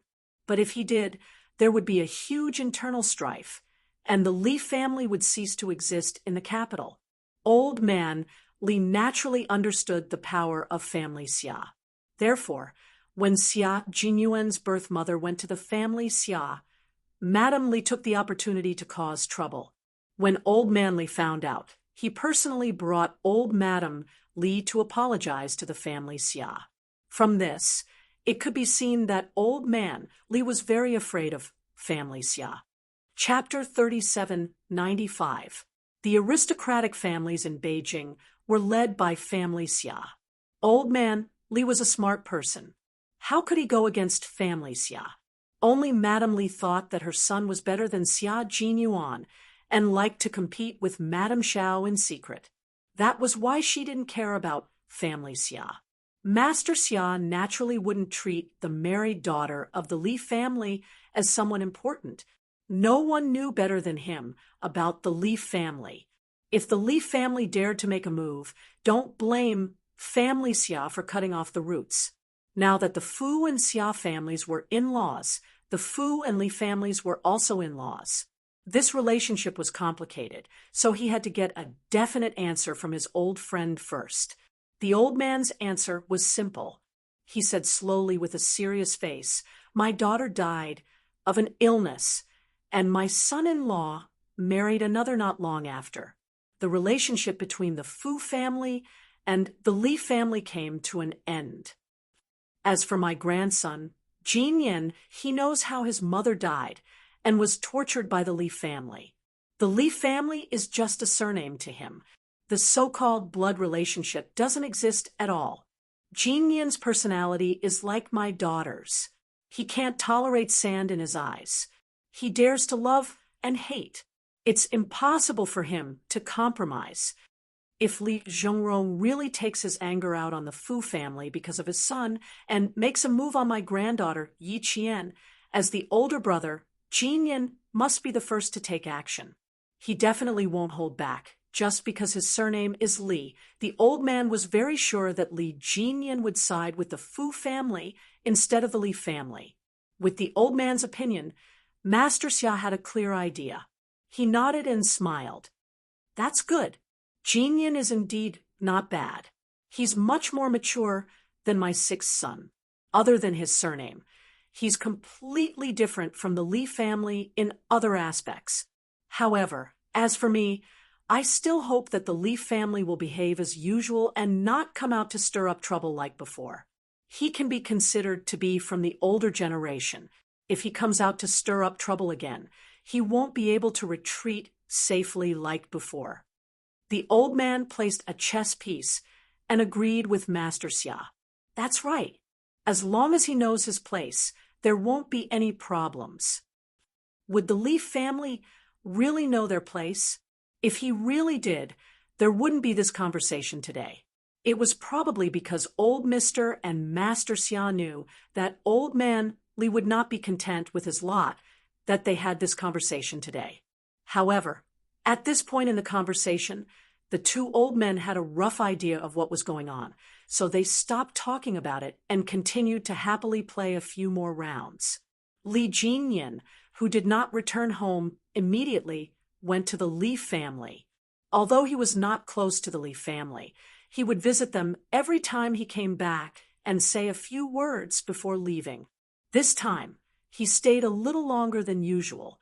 When Li Jinyan said that he was going back to his room to take a rest, old man Li didn't react.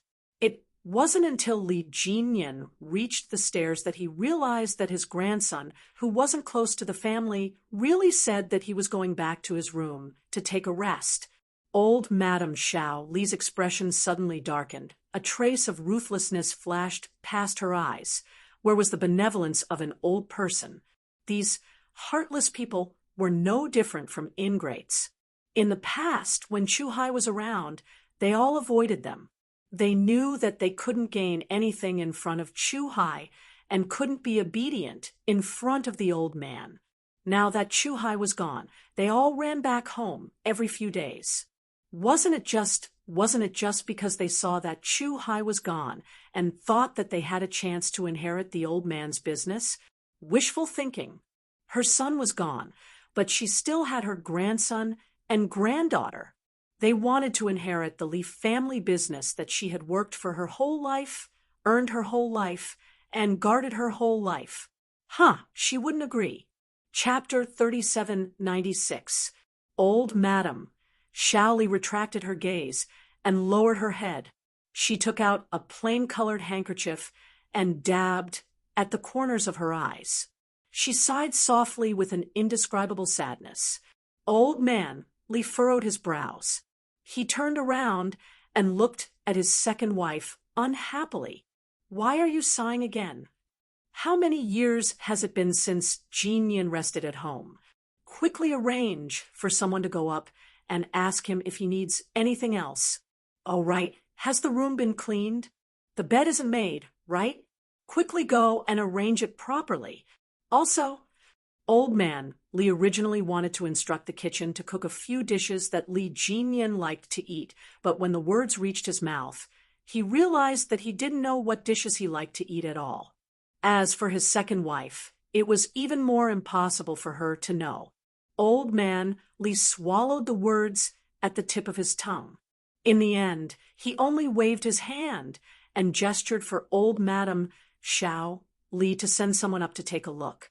He slowly returned to the study. This family was a lot quieter after all. Today, when he saw his grandson, who had not been close to the Li family since he was young, he was actually very happy. Li Jinyan had already raised the grandson of the Fu family. He only had the same surname as the Li family. This was good. This was good. There was nothing to feel guilty about letting him do something. The Li family never needed a grandson who didn't care about the family. Since he didn't care about the Lee family, it didn't matter whether he stayed or not. Old Man Lee walked towards the study without much expression on his face. Occasionally, a trace of coldness flashed across his face, but it disappeared quickly and returned to calmness. Old Madam Xiao Li, who had received the order, looked at Old Man Lee's back as he left. Her eyes gradually filled with resentment. Li Jinyan hadn't returned home to rest for a few years. Then, what about her grandson and granddaughter, who were far away from home? She didn't even know what they looked like. It wasn't until Chu Hai passed away that she found out that the photos she received in the past were fake. Her real grandson and granddaughter were very well protected by Chu Hai. Other than himself, even her daughter-in-law, who had never met before, didn't know. Old Master Li only knew that his eldest grandson, Li Jinyan, hadn't returned home to rest for a few years. But did he know that her biological grandson and granddaughter hadn't even entered the house? How could his heart be so biased? Old Man Li's face was full of resentment. She almost tore the handkerchief in her hand, but she didn't dare to disobey Old Man Li's order. Even if she didn't want to, she ordered the servant to arrange it. She would only let the servants arrange it. She would never do it herself. Old Madam Xiao Li, who thought that everything was done, entered the study. When she pushed the door open and entered, she adjusted her expression and lowered her eyes slightly, revealing an appropriate amount of sadness. She came in and said in a low voice, "It's already arranged. Is there anything else you need the servants to do? If you want him to do a few things for you, you have to coax him first. Don't feel wronged. Think about how Chu Hai died. Do you still feel wronged?" Old Man Li, who was standing in front of a row of bookcases, heard the grievances of his second wife. He slowly turned around. His eyes were no longer young, and the corners of his eyes were drooping. He is a Marine. Chu Hai was killed at sea. With him, maybe we can know more. Old Madam Xiao Li, who was still feeling wronged, heard this. Her face suddenly became happy, and then she cried with joy. It wasn't because Chu Hai left that Old Master Li got close to Li Jinyan. It was because he needed Li Jinyan's help that Old Master Li got close to him. Great, great. Old Master Li's heart was still on her second branch, and not those eyesores in the first branch. Chapter 3797. When Old Madam Li heard the truth, she cried tears of joy. Li Jinyan, who was upstairs, was listening to a servant's report in a low voice. Old Master gave the orders in the study. The butler was guarding the study, so I could not get close to him. That day, for some reason, Old Master Li suddenly asked Li Bu if he would be coming home soon, and if he had any friends. Li Bu only replied that if Old Master wanted to know, he might as well ask you personally. There are fewer people coming in and out of the house compared to the first half of the year. It has been quieter recently, and there have not been any guests. Old Master went out a few times, and every time he came back, he did not look well. Once, Old Master's study was not closed tightly, and I happened to pass by. I heard Old Master mention the Fu family. Other than that, Old Master did not do anything else. The servant finished telling him everything he knew and stood quietly by the side. He was an old servant of the Li family. When Li Jinyan's mother was still alive, he was still in the Li family. He helped Li Jinyan to keep an eye on Old Man Li just to repay the kindness that Li Jinyan's mother had done for him. It also gave Li Jinyan a pair of eyes in the Li family. Ever since he found out that Li Chuhai was his aunt's murderer, he deliberately threw Yi Qian into the mountain village and ordered Yi Jifan to take care of Yi Qian. Li Jinyan started to pay attention to Old Man Li's movements. Based on his understanding of Old Man Li, he would not accept the death of his favorite son so calmly. He would definitely do something. Since this matter concerned the Fu family and Yi Qian, Li Jinyan went back to the Li family the last time he came back and contacted this servant. After listening to the servant's report, Li Jinyan, whose eyes were cold, did not let him stay in his room for too long.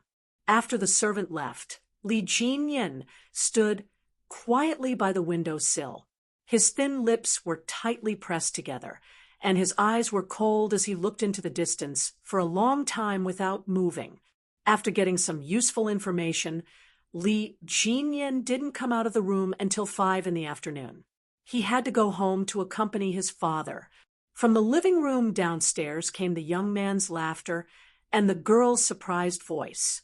It seemed that the young man had snatched something from the girl and angered her. "All right, stop messing around, you two siblings. The old man is old and can't stand the two of you messing around. How? Return the phone to your sister. She's about to graduate from university. But why is she still behaving like a child?" Li Jinyan, who was about to go downstairs, stopped in his tracks when he heard the gentle voice of persuasion. The noisy young man and woman were his half-siblings, and the woman who spoke was his stepmother. A stepmother who was afraid that when he returned to the Li family, he would snatch her son and daughter's family property. Old Madam Li smiled kindly. "The two siblings haven't seen each other for a long time. Just let them mess around. The old man won't think that the two siblings are messing around and will only be happy. Mom, don't spoil them. One will graduate from university next year, and the other will be in her second year. Other people's children are all mature and steady, but these two siblings are still like children. I'm worried in my heart. I don't know when the two of them will be sensible. All right, if they want to mess around at home, then so be it." Old Man Li spoke, and the two siblings hugged his right hand and left hand, respectively. They coaxed Old Man Li until he laughed again and again. Li Jinyan calmly went downstairs. The first person to notice him was Li Hao. When he saw his half-brother come out, Li Hao, whose facial features were similar to Li Jinyan's but far from being as exquisite, had a slight change in expression. Then he raised his voice and laughed. "Big brother is back. Did Yaya and I disturb you?" When he raised his voice, the noisy living room suddenly quieted down. Chapter 3798. Yaya was Li Jinyan's half-sister. Her nickname was Yaya, and her real name was Li Xian. She was young but scheming. She had been like this since she was young, and the older she got, the more capable she became. She was far better than her mother. Li Hao raised his voice, and the air in the quiet living room seemed to freeze. There was a sense of unhappiness, as if a stranger had barged in. The stranger was naturally Li Jinyan. Li Xian had always disliked her half-brother. She had disliked him for as long as she could remember. Seeing that her brother Li Hao was still happily greeting her, Li Xian pursed her lips and said coldly, "He has always thought that we are noisy. Even if I don't say a word, he still thinks that I am noisy. Yaya, go back to your room. Yaya can stay here and accompany me. Why go back to your room? Jinyan, you are good at everything, but there is one thing you are not good at. Sometimes you are too strict with your children." Old Madam Li sighed softly. She was the one who introduced her stepson as a daughter-in-law. Although there was a layer of separation between them, she had always been good to her. This was why she was willing to support this unrelated daughter-in-law and give her some face. Li Hao and Li Xian had been close to her since they were young. They both knew that their stepbrother was not a good person. They would rather be close to their second son or daughter than their half-brother. This was what she was happy to see. And this time, old Madam Li had some thoughts about protecting her. She knew that she had a favor to ask of Li Jinyan, but her attitude was a little high. It was really impossible for her to express goodwill to Li Jinyan, but she had to lower her attitude and express goodwill.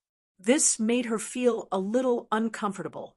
This made her want to continue to be high and mighty. She also wanted Li Jinyan to do good things for her. She also wanted to let Li Jinyan know that even if they were not blood-related, she was still his grandmother. Now that she had a favor to ask of him, it was also his filial piety as a junior. This mentality was very subtle, and it showed that old man Li still cared about the identity of her mistress. Even if she had become the legal wife of old man Li, it could not erase her scandal in the past. When old Madame Xiao Li saw that Li Exan was being criticized, she glanced at Li Jinyan unhappily and said defensively, "Yaya isn't wrong. Jinyan likes to be quiet since he was young and doesn't like to be noisy. Yaya is speaking the truth. You cannot reprimand her."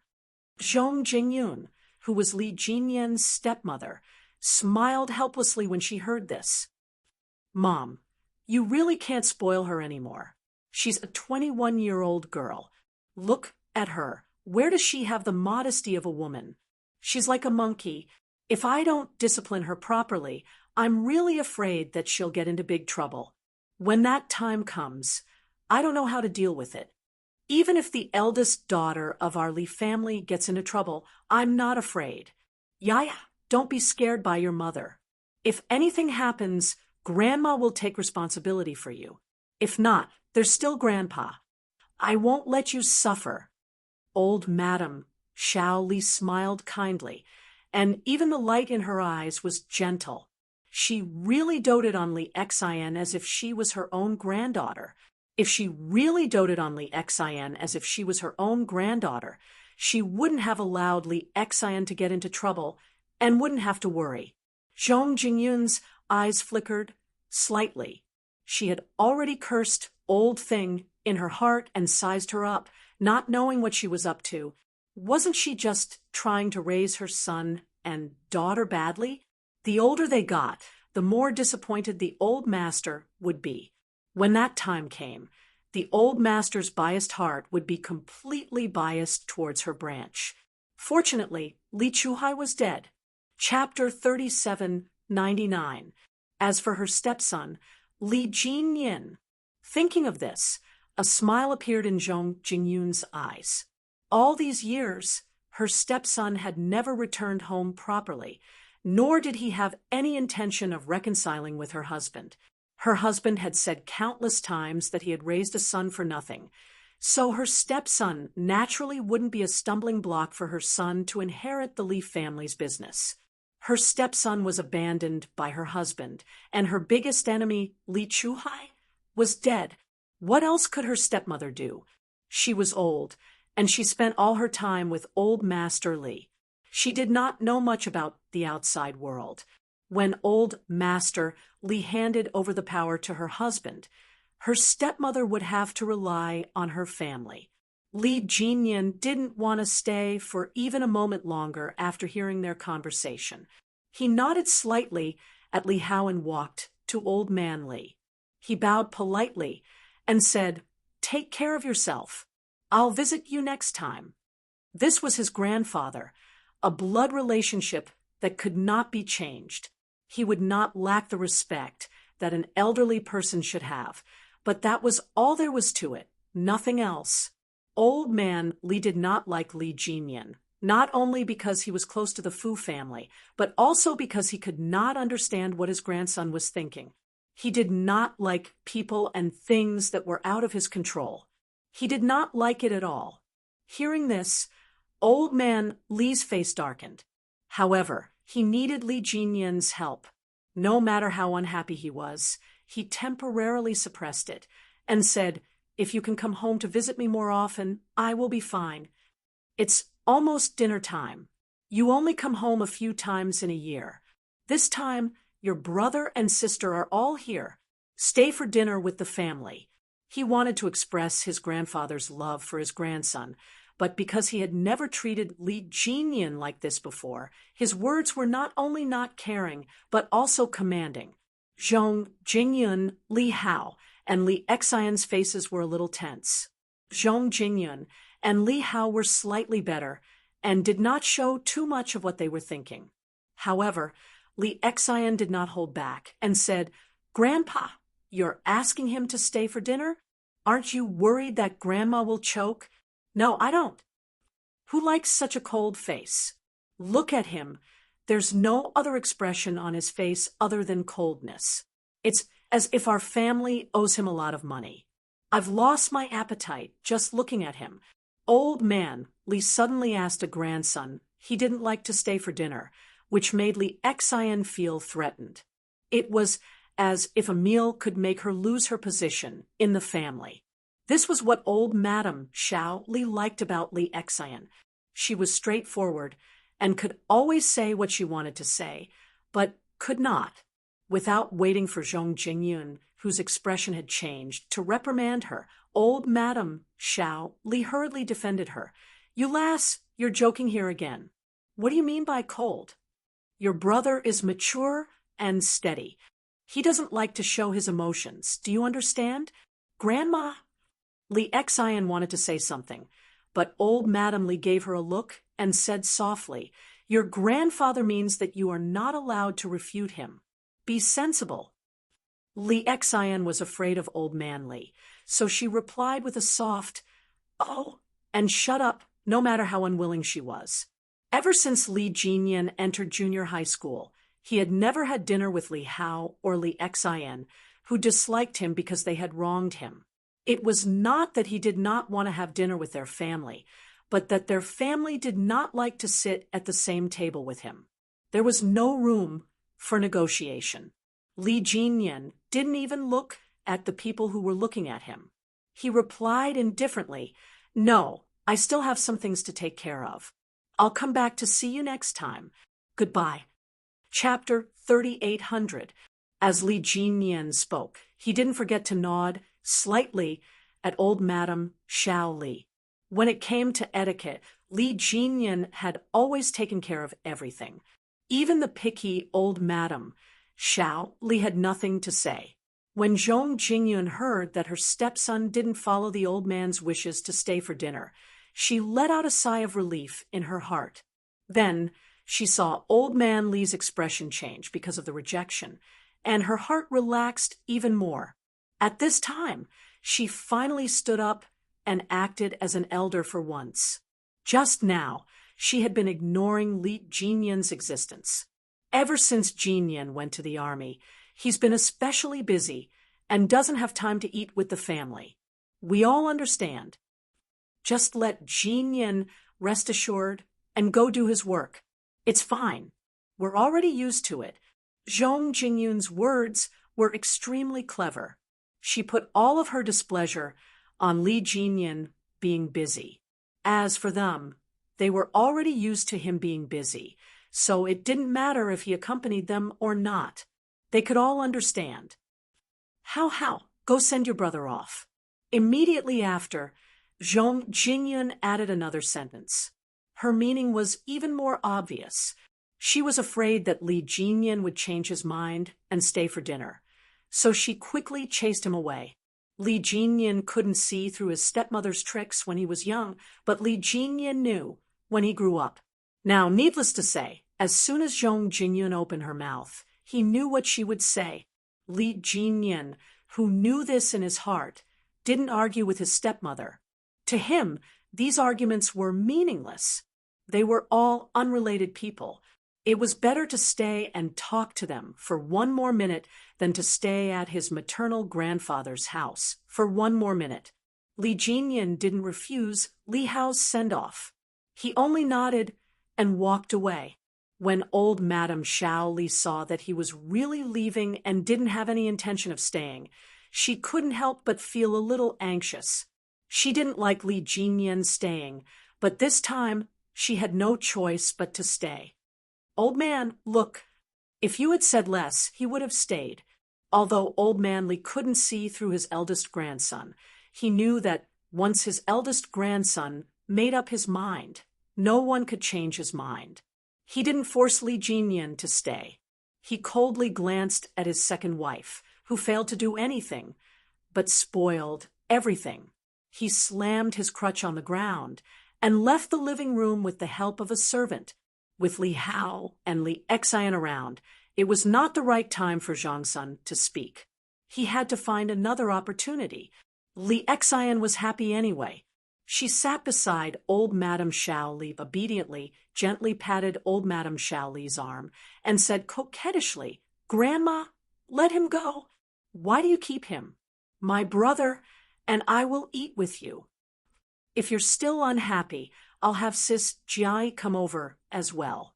"Your Sis Jai isn't coming over. She went to Nanguang to look for your brother Kaiwei." Old Madame Shao. Li didn't want her stepdaughter-in-law to notice anything amiss, so she immediately patted the back of Li Xian's hand and sighed. "If you're free, you should chat with your Sis Jai more often and make her happy. Don't worry, I'll give Sis Jai a call tonight," Li Xian said intimately. Then she said something else that made old Madame Shaoli smile even more. In the living room, the grandmother and granddaughter pair were enjoying themselves.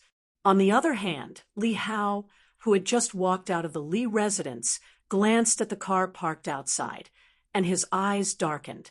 He asked Li Jinyan with a smile, "Brother, you went to Dangui Garden first before returning home, right? Brother, you're staying at the Fu residence for a long time, right?" Chapter 38:01. Li Jinyan, who had already opened the car door, paused when he heard this. He turned around and looked indifferently at Li Hao, who was half-blood related to him. "Li Hao, don't waste too much time on me. The Li family has nothing to do with me. Instead of wasting time on me, why don't you find out if the old master plans to bring Li Jun and Li Qin back?" "What do you mean?" Li Hao, who had been smiling a moment ago, suddenly turned cold. He stared at him, trying to figure out what was going on. "Does Big Brother know something?" "I don't know anything, but I can guess. This old madam has been working hard for her son and daughter.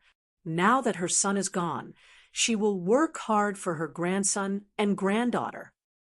So, Li Hao, you are not afraid of me." With that, Li Jinyan opened the car door, closed the door, started the car, and drove off. It was not that he did not want to play tricks, but he did not want to.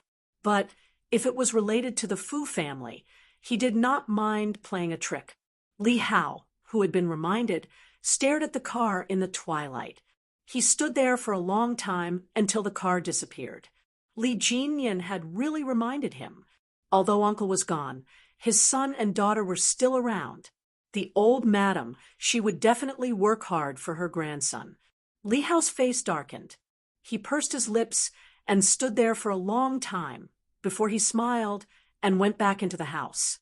Li Jinyan, who had rushed back to Dangui Garden, heard the old man's laughter the moment he opened the door.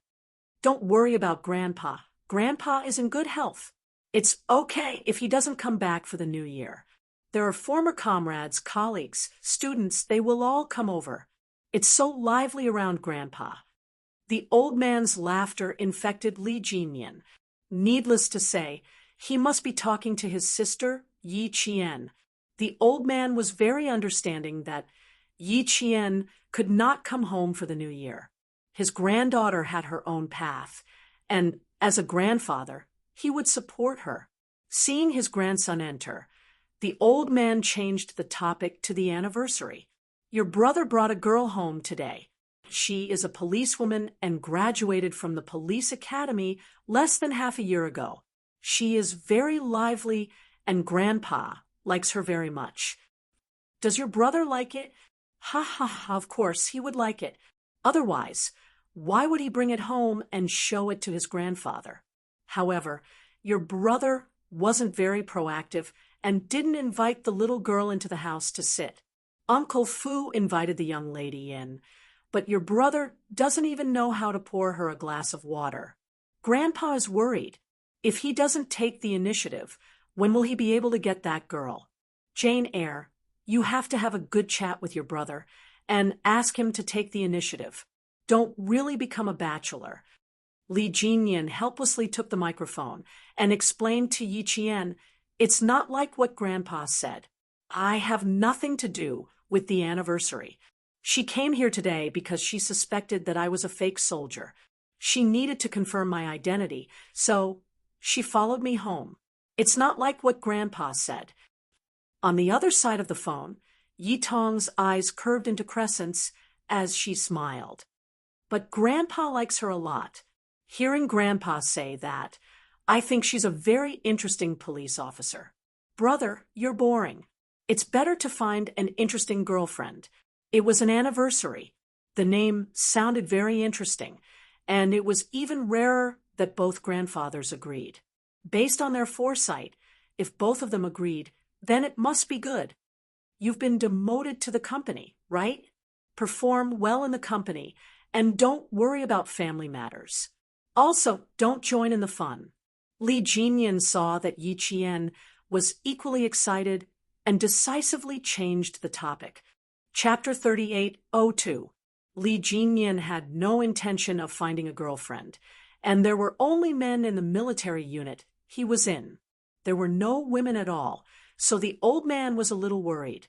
If they were in society, the old man would definitely not be worried that such an outstanding grandson would not be able to find a girlfriend. However, in a military unit that was all male soldiers, the old man was a little worried. His grandson had also suffered since he was young. He lost his parents when he was young, and later his stepmother gave birth to a son and a daughter. There was no place for his grandson to stay at home. After he entered junior high school, he did not even return home. It was only when his grandmother was still alive that she often brought his grandson home for a short stay. At that time, his grandson was really like a hedgehog. Who would have thought that the cold-faced and taciturn grandson used to be a fierce wolf cub?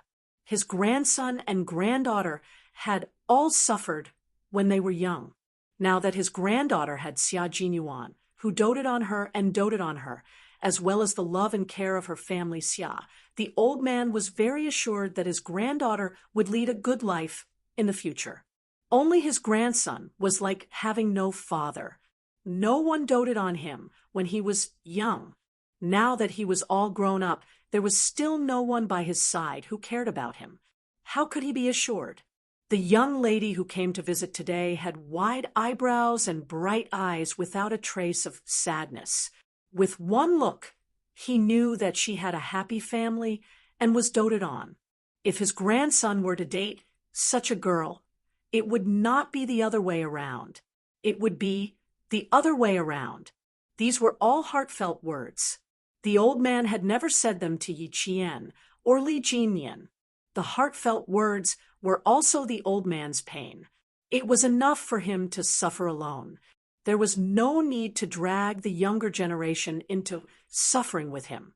Although the old man did not say it out loud, how could his two smart grandchildren not know? Yi Qian said softly, "Brother, if there is someone you really like, go and pursue her. Grandfather hopes that you will have a girl who loves you and understands you by your side." Grandfather can rest assured on my side, but there is no news about you. The old man is worried. You see, even grandfather keeps saying yin yin. I think she must be a good girl. Didn't Grandpa Xia say that the young lady is very good? It depends on whether you have the ability to woo her. You want to give it a try? It doesn't matter if you haven't pursued a girl before. There's a first time for everything. Besides, there's no such thing as love at first sight. Most people feel that the other party is not bad at all, and then they feel that the other party is their type. Only then will they feel a slight rush of excitement, and their feelings will gradually warm up until they finally become lovers. If you don't move at all and don't go anywhere every time you come back from the army, how can you meet a girl that moves your heart? To be able to gain the favor of the two grandpas on their anniversary, there must be something special about them. Grandpa definitely won't misjudge people. Brother, just give it a try. I'm not saying that you have to find an anniversary. What I mean is that you can try to get along with her outside. Yi Qian knew that the old man was worried, so he took the opportunity to persuade him. Li Jinyan's fingers kept rubbing his temples. He really hadn't considered matters of the heart, but after hearing the old man's words and being persuaded by his sister, he couldn't help but face his marriage head-on.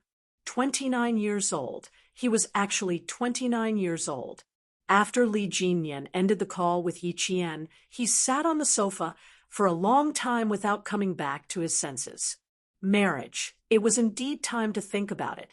Chapter 38:03. But how could an ordinary girl tolerate a career like his? Only his sister, Yi Qian, could tolerate it. Xia Jinyuan had not shown up for almost a year, but his sister was still able to continue on her own path. She had never complained or given up.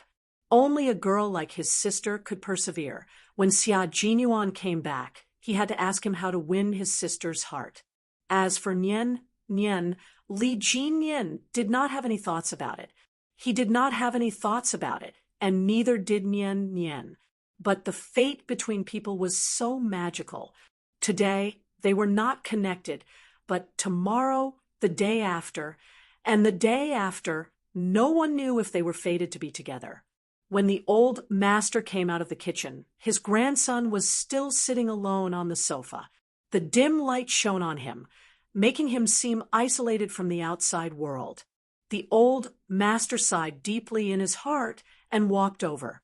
The sound of his footsteps startled Li Jinyan, who quickly got up to help the old master. Uncle Fu had already prepared dinner. Amidst the aroma of the dishes, Li Jinyan placed his chopsticks on the table and started chatting with the old master. When the meal was about to end, the old master said to him, "Your sister can't come back to the capital for the new year. Why don't you go to Nanguang to visit her? She hasn't been home for a long time. I don't know how she is now." Li Jinyan thought about his vacation and agreed without hesitation. When the old master fell asleep late at night, Li Jinyan asked casually, "My sister has returned to the Fu family, but no one knows about it yet. Do you have any plans here?" What he meant was when he would let everyone know that the old master's granddaughter had returned home. Your uncle and sister didn't seem to want to let anyone know about this. Let nature take its course. The old master, who was lying in bed and getting ready for bed, looked at his grandson kindly. He patted the back of Li Jinyan's hand and said gently, "Jinyan, there are some things that you shouldn't get involved in. Your uncle and I know what to do. Don't just think about us. You have to think about yourself. I have your uncle, your sister, and grandson-in-law to take care of me in the future. You can rest assured. As for the family matters, Grandpa will still say the same thing. You don't have to worry about it. Serve the motherland well and take every step steadily in the future. Find a girl by your side who can make you feel happy and warm. And that's it." According to the original plan, they would announce Yi Qian's identity on Old Master Li's birthday this year. However, Old Man Li wasn't very obedient. So Father Fu discussed with Old Master Li and decided not to announce Yi Qian's identity to avoid affecting Yi Qian. Now that Yi Qian had made every step of the way, he didn't need any identity. He could stand firm in the army with his own strength, so it didn't matter if he revealed his identity or not. Li Jinyan nodded gently to show that he understood. He also didn't want to reveal Yi Qian's identity. The Li family wasn't very obedient, and Li Chuhai had a lot of influence abroad. Once Yi Qian's identity was revealed, with Old Master Li's methods and strategies, there was no guarantee that he wouldn't make a move on his sister. If he really wanted to announce it, he would have to wait until all of Li Chuhai's influence abroad had been eliminated. Xia Jinyuan, who hadn't shown up for a long time, what mission was he on? If he remembered correctly, he disappeared a few days after Li Chuhai was brought to justice. Could it be that he actually went abroad to eliminate Li Chuhai's influence abroad? Chapter 38:04. Li Jinyan, who was very logical and meticulous, was able to deduce the reason why Xia Jinyuan left the country. He only knew about it in his heart and would not tell anyone else. Yi Qian did not know that Li Jinyan would arrive in Nanguang in a few days and directly went to the army to visit her. During the afternoon break, Yi Qian was caught by the company commander to greet the female soldiers from the Arts and Crafts Regiment who came to visit the soldiers and to perform. "We are a group of rough men.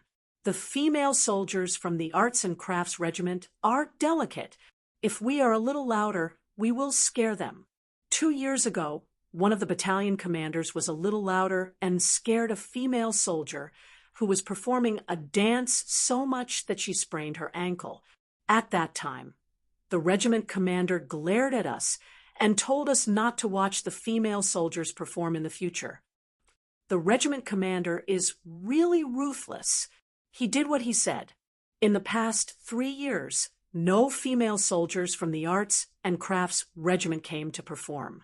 It was all the male soldiers and their wives who performed the Spring Festival Gala. This time, you and Dingling can take good care of them. With you guys around, I can rest assured. At least there won't be any louder voices that will scare the female soldiers and cause them to sprain their ankles. The company commander told Yi Qian about the journey of blood and tears from 3 years ago. He only had one goal, to ensure that the female soldiers performed normally. There was no choice. In the army, where the ratio of men to women was severely imbalanced, when it came to festivals, all the men would reveal their hidden emotions, especially the single soldiers. It could be said that every time the female soldiers from the Arts and Crafts Regiment came over, their gazes were almost sincere. If the female soldiers met their gazes, it would be terrible. They would all become young ladies, happy and shy at the same time. But when they were asked to speak to the female soldiers, they would be terrified again. They were the type that would be satisfied just by looking at them. They did not dare to look at them for too long. The new year was approaching. They missed their parents, wives and children, girlfriends. Although they were usually tough, the closer it was to the end of the year, the more their hearts felt like they were being scratched by a cat. No matter how difficult the training was, it could not stop them from missing their families, lovers, and children. Soldiers were also humans. The mission given by the military uniform allowed them to hide all their emotions. But humans would have moments of weakness. At this time, they needed consolation, and the Spring Festival Gala was the greatest consolation for the soldiers. There were programs to watch, touching and heartwarming dialogues to listen to, and being able to receive care at his weakest moment. A man made of iron could feel the concern from the troops. He wiped away the tears at that time, patted his chest, picked up the steel gun, and held his head high. He was a soldier who bled, but did not shed tears. Although this was the first time Yi Qian had been assigned to a company, he was not unfamiliar with the life of a basic company. When she was in Fujian town, she often trained and lived with the soldiers in the company. She could understand why the soldiers valued this Spring Festival Gala so much. A few days ago, she and Dingling had been warmly welcomed as national treasures. Only then did she realize that even the telephone operators in their company were all male soldiers. No wonder the male soldiers and the company commander were looking forward to it so much. The female soldiers from the Arts and Crafts Regiment were still rehearsing in the Great Hall when Yi Qian and Dingling, who were given the important task, entered the Great Hall. They saw a few male soldiers who were also recruited to be able-bodied men setting up the tables and arranging chairs. Just as the company commander said, all of them were so obedient that they did not even dare to raise their heads and peek at the female soldiers on stage.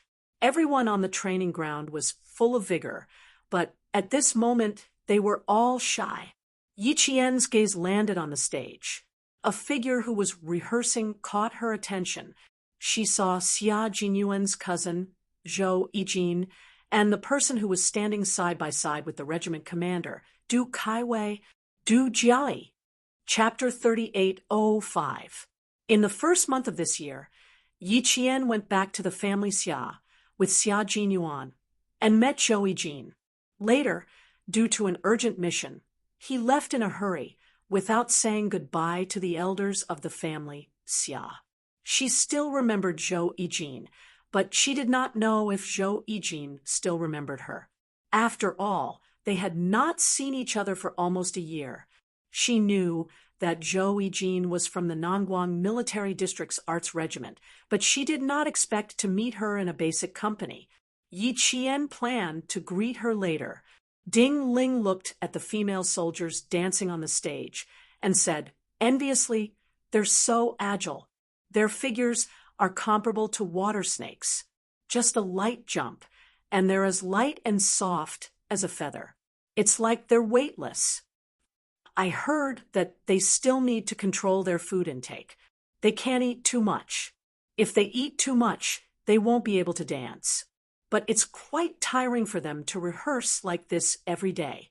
TSK, if it were me, I wouldn't have the patience to dance around every day. I'd rather run a few laps on the training ground. Everyone had their own specialties. The other party was a female soldier from the Arts Regiment, so they naturally had their own specialties. Otherwise, how could they be called Arts Regiment? Yi Qian smiled and said, "The banquet will be held tomorrow. You can try it out with them today and experience what it's like to be an Arts Regiment soldier." Forget it, with them standing on their tiptoes, twirling and dancing. I'm afraid I'll perform a military boxing routine. As Ding Ling spoke, she started laughing. When she was done laughing, she said, "What do you want us to help with?" The male soldiers have already finished arranging the tables and chairs. We can't help them with anything. So why did the company commander ask us to come over? They came over purely to greet the female soldiers from the Arts Regiment. After all, it was easy for female comrades to interact with female classmates, so they could quickly get to know each other. Unlike the male soldiers who were all laughing and saying that they wanted to take photos with the female soldiers as souvenirs, in the end, after arranging the tables and chairs for so long, they could not even let out a fart. Cowards, they were all cowards. The company commander, who had brought in another 2 male soldiers to hang up the colored lanterns, and Silk, saw that a single battalion commander in his battalion was working even more sincerely than the male soldiers. He was so angry in his heart. Oh, so angry. What a King coward. He was already a 32-year-old man who didn't even have a girlfriend, yet he didn't know how to seize the opportunity that was created for him. The angry company commander raised his voice and said, "Yi Qian, bring our 3rd Battalion's battalion commander to the stage to hang the colored lanterns together. Let's not talk about whether the arts and crafts troop soldiers on stage were shocked." As the person involved, Yi Qian was shocked. His voice was really abnormally loud. When he roared, he had the illusion that the entire auditorium was about to be lifted up. "Also, Captain, are you sure you didn't call the wrong person?" She was supposed to bring the battalion commander of the 3rd Battalion to the stage to hang the colored lanterns. Shouldn't it be the battalion commander of the 3rd Battalion bringing her to the stage to hang the colored lanterns? Suddenly being called out, Yi Qian, who was shocked, turned his head and saw the company commander striding towards him. Our 3rd Battalion's battalion commander is still single. Previously, his 70-year-old mother even specially asked the political commissar in our regiment if he could help with his marriage. Our political commissar patted his chest and agreed on the spot. "Look, it's almost been a year, but the 3rd Battalion's battalion commander is still single. Before the arts and crafts troop came, the political commissar pulled me into his office and had a long talk with me. He said that, as a company commander, I'm not competent enough as a subordinate. I can't even help with my men's marriage. Now that there's a chance, I have to fight for it, for the 3rd Battalion commander. I can't disappoint his mother. Chapter 3806. The company commander was from Nanguang. He spoke very stiff and awkward Mandarin, and his pronunciation was unclear. But the strange thing was, all the soldiers in the company knew what he was saying, including herself. Yi Jian realized that she understood everything after listening to such a long string of words. Ding Ling turned her head to the side. When she heard that, she clenched her fists and tried to hold back her laughter. Don't laugh. Don't laugh. Ding Ling, you have to hold it in. The company commander probably knew that his Mandarin was a little bad. After he finished speaking, he asked Yi Qian worriedly, "Did you understand?" "Yes, I understand. I'll do it now." Yi Qian nodded and accepted this honorable task. To put it bluntly, it was for her, a female soldier, to bring the shy 3rd Battalion commander to interact more with the soldiers of the Arts and Crafts Regiment. Who knows, maybe he would like someone. It was better to have nothing than to have something substandard. But here, it was the other way around. He had to get to know more girls first. The 3rd Battalion commander was also shocked by the company commander. It wasn't that the company commander's voice was loud, but asking him to go on stage and hang up the colored lanterns scared him. What kind of joke was this? Ask him to go on stage? Definitely not. He had to run. Even his own company commander dared to order him. The 3rd Battalion commander didn't even think about whether he was overstepping his authority. He maintained his serious expression and said to his soldiers, "You guys continue. I'm going out to do something." He had to maintain a serious expression. Otherwise, the soldiers would see that his face was burning. Luckily, his face was dark. Otherwise, they would really be able to tell. The soldiers had 2 folds on their shoulders. They were all veterans. How could they not know that the battalion commander was embarrassed? They lowered their heads and chuckled. "Battalion commander, why are you running? It's not like they'll eat you up. The company commander asked you to go on stage. Go on, go on. You need to be taught a lesson." The red-faced 3rd Battalion commander glared at the soldiers. Before the company commander came over, he turned around and strode towards the door. "Stop right there, 3rd Battalion commander." The company commander, who came with Yi Qian, had been keeping a close eye on the situation. Seeing this, he shouted again, directly stopping the 3rd Battalion's commander, who was about to run away, in his tracks. Yi Qian's heart was a little shaken. He didn't know if the company commander would be punished by the battalion commander for his audacity. On the stage, Du Jiai thought she had misheard. Yi Qian? Was there a name in the Nanguang military region that he didn't like? Upon hearing this, Du Jiai immediately looked over.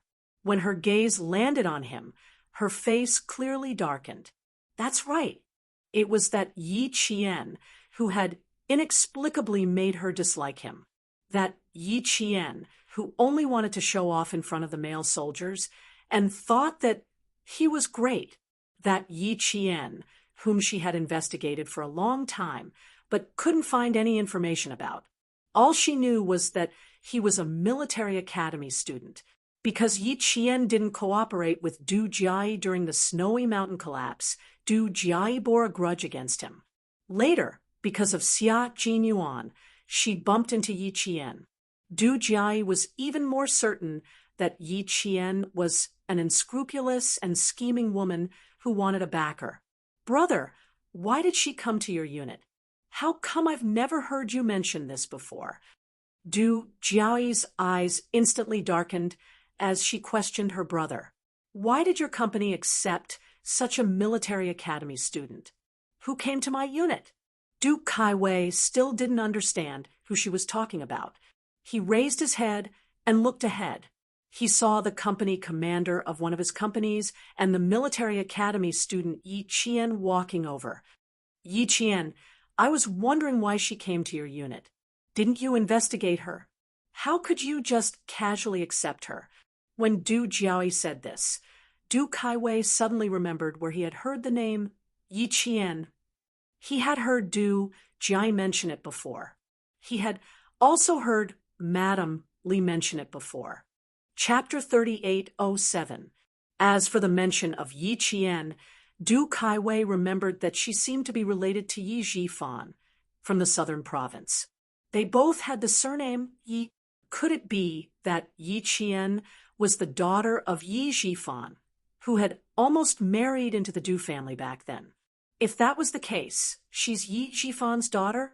Du Kaiwei frowned and confirmed with Du Jiaoyi. If that was the case, then no matter how outstanding Yi Qian was in other aspects, she couldn't stay in the army because of her questionable character. He would add a note to her file. She's not a daughter, she's a niece. Yi Ying is Yi Jifan's daughter, but there's no difference. They're all the same in the family, swindling people everywhere. The disgust on Du Jiaoyi's face deepened. Yi Qian and Yi Ying were the same. They both wanted to climb up the social ladder and marry into rich families. There was no news of Yi Ying now, so she must have been dealt with badly. But what about Yi Qian? She would always bump into her by accident, and her good mood would be ruined once again. So it's a niece. They're not the same person. Only then did Du Kaiwei's furrowed brows loosen. It's good that they're not the same person. Seeing the disgust on his sister's face, Du Kaiwei frowned again and said in a low voice, Jiayi, Yi Qian is Yi Qian, and Yi Ying is Yi Ying. You're biased. Also, Mom's temper isn't very good right now. She'll say some unfair and unpleasant things. You should know how to judge. How can you be prejudiced against Yi Qian just because she's Yi Jifan's niece? If Yi Qian really had a problem, her school wouldn't have given her such a high evaluation. She's been in the company for a few days, and her performance has been very good. There's nothing bad about her. Jiayi, do you have some misunderstanding about Yi Qian? Du Kaiwei was a good person overall. Shielding his own people was his strength, and he was very protective of his own soldiers. Although he was a little narrow-minded and liked to hold grudges, he was generally passable. Yi Qian was now his soldier. When Du Jiaoyi said that Yi Qian was not good, he did not believe her one-sided story. He did not think that Yi Qian was not good. He had his own judgment and would not be easily swayed. Du Jiaoyi pursed her lips and did not say another word. She did not just have a prejudice against Yi Qian, but she knew her brother's personality. He was very protective of his own people. He did not allow outsiders to speak ill of his own people, nor did he allow others to speak ill of his soldiers, even if it was his own sister. Forget it. I won't talk to him anymore. As long as Yi Qian is in his regiment, he will not help me. Besides, Yi Qian didn't have any conflicts of interest with her, so she had to put up with it for the time being. If she dared to offend me like before, don't blame me for being merciless. Du Jiaoyi's eyes flashed with a fierce light. She did not complain to Du Kaiwei anymore. She raised her chin slightly in the direction of the female soldiers who were still rehearsing. She said in a low voice, I'll go take a look at their rehearsal. There are still a few movements that they haven't gotten right. Du Jiaoyi did not want to say anything more, so she found an excuse and left. On the stage, Yi Qian had already noticed when Du Jiaoyi's gaze swept over. Yi Qian believed that with Du Jiaoyi's prideful personality, she would not do anything impolite. Therefore, Yi Qian did not take her gaze to heart. In addition, now was not the time to argue with Du Jiaoyi. The expression of the 3rd Battalion's battalion commander, who was walking over, was not very good. The company commander, who had ordered the 3rd Battalion's battalion commander to stop, saw that the battalion commander's expression was a little gloomy. Sweat began to form on his forehead.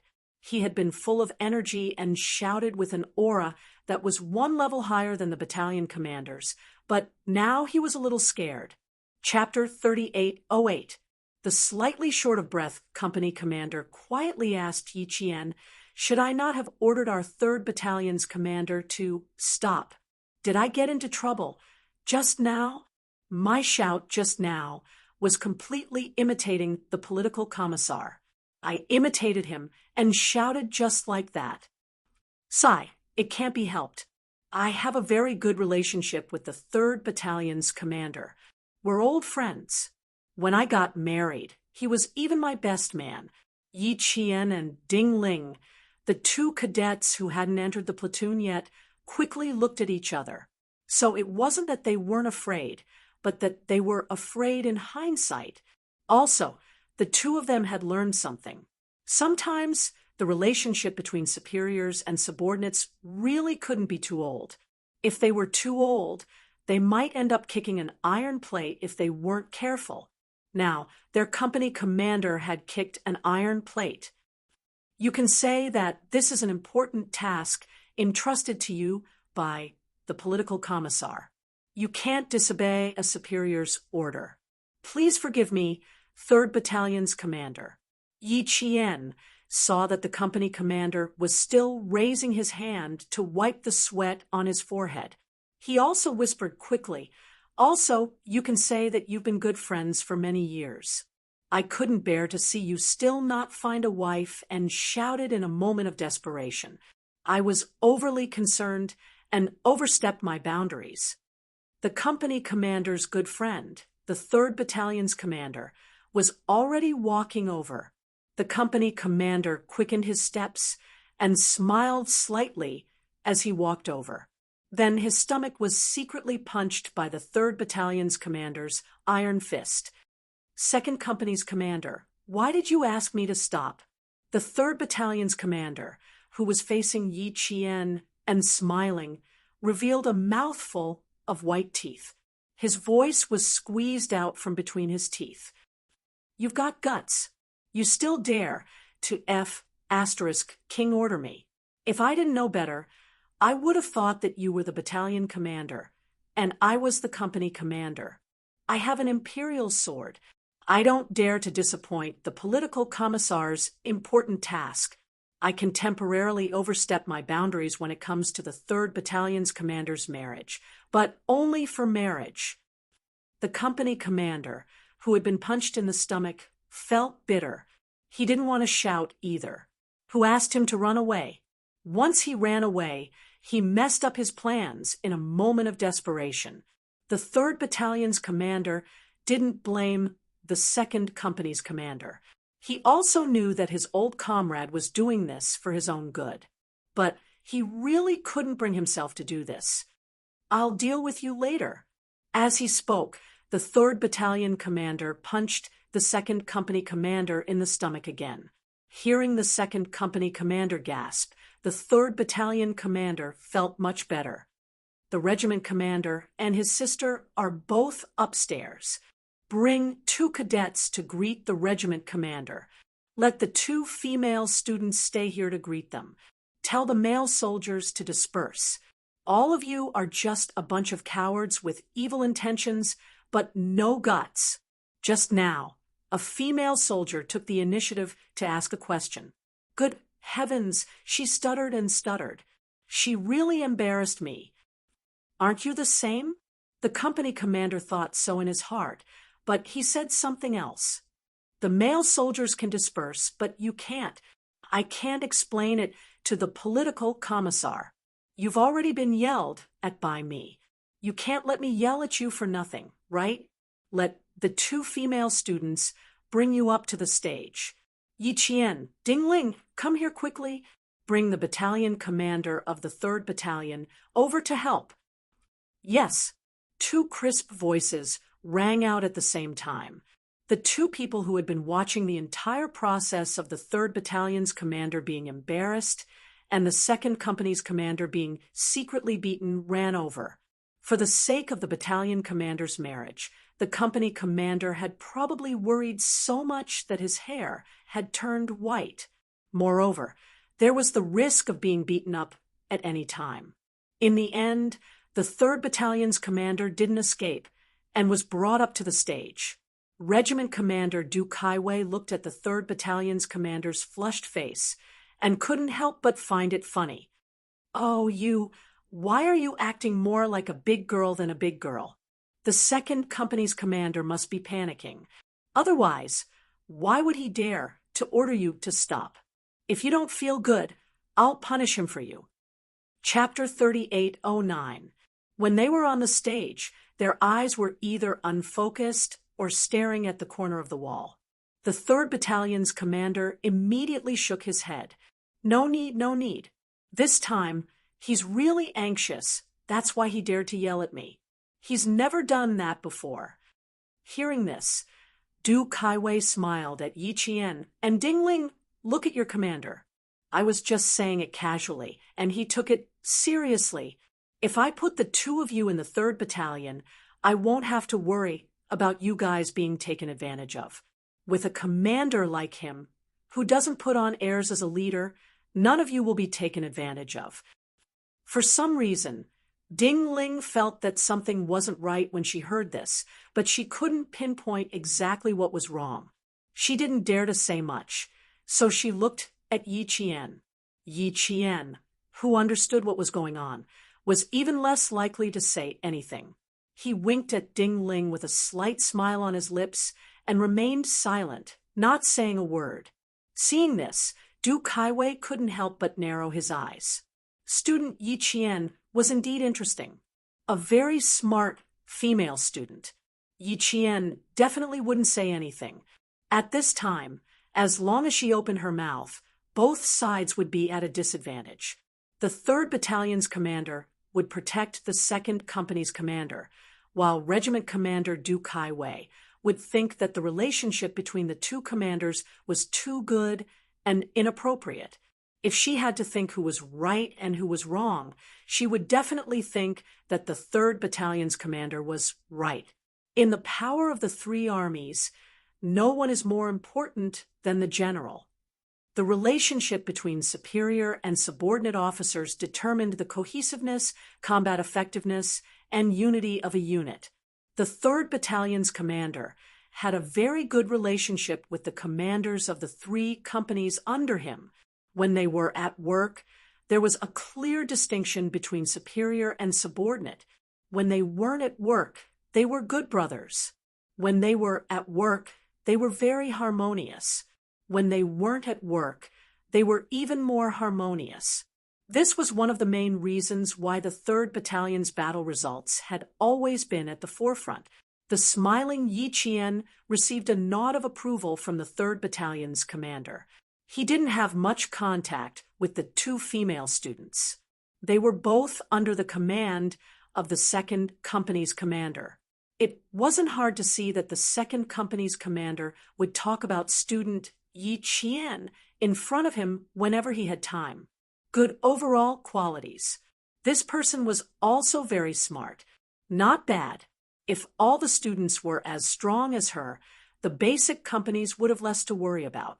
He smiled and said, "If they don't train well and don't cooperate with the basic level companies, the first one who won't let them off will be me. I've told the commander of 2nd Company that we can't be merciful just because they're female soldiers. Treat them the same way we treat the male soldiers. There's no difference." As he spoke, the battalion commander of the 3rd Battalion suddenly pointed at the stage that he had been avoiding. "Yi Qian, go over to the stage and have a look. A female soldier has already waved at you several times." Only then did Yi Qian turn to look. It was none other than Zhou Yijin, whom he thought he didn't recognize. Ding Ling didn't want to stay behind alone.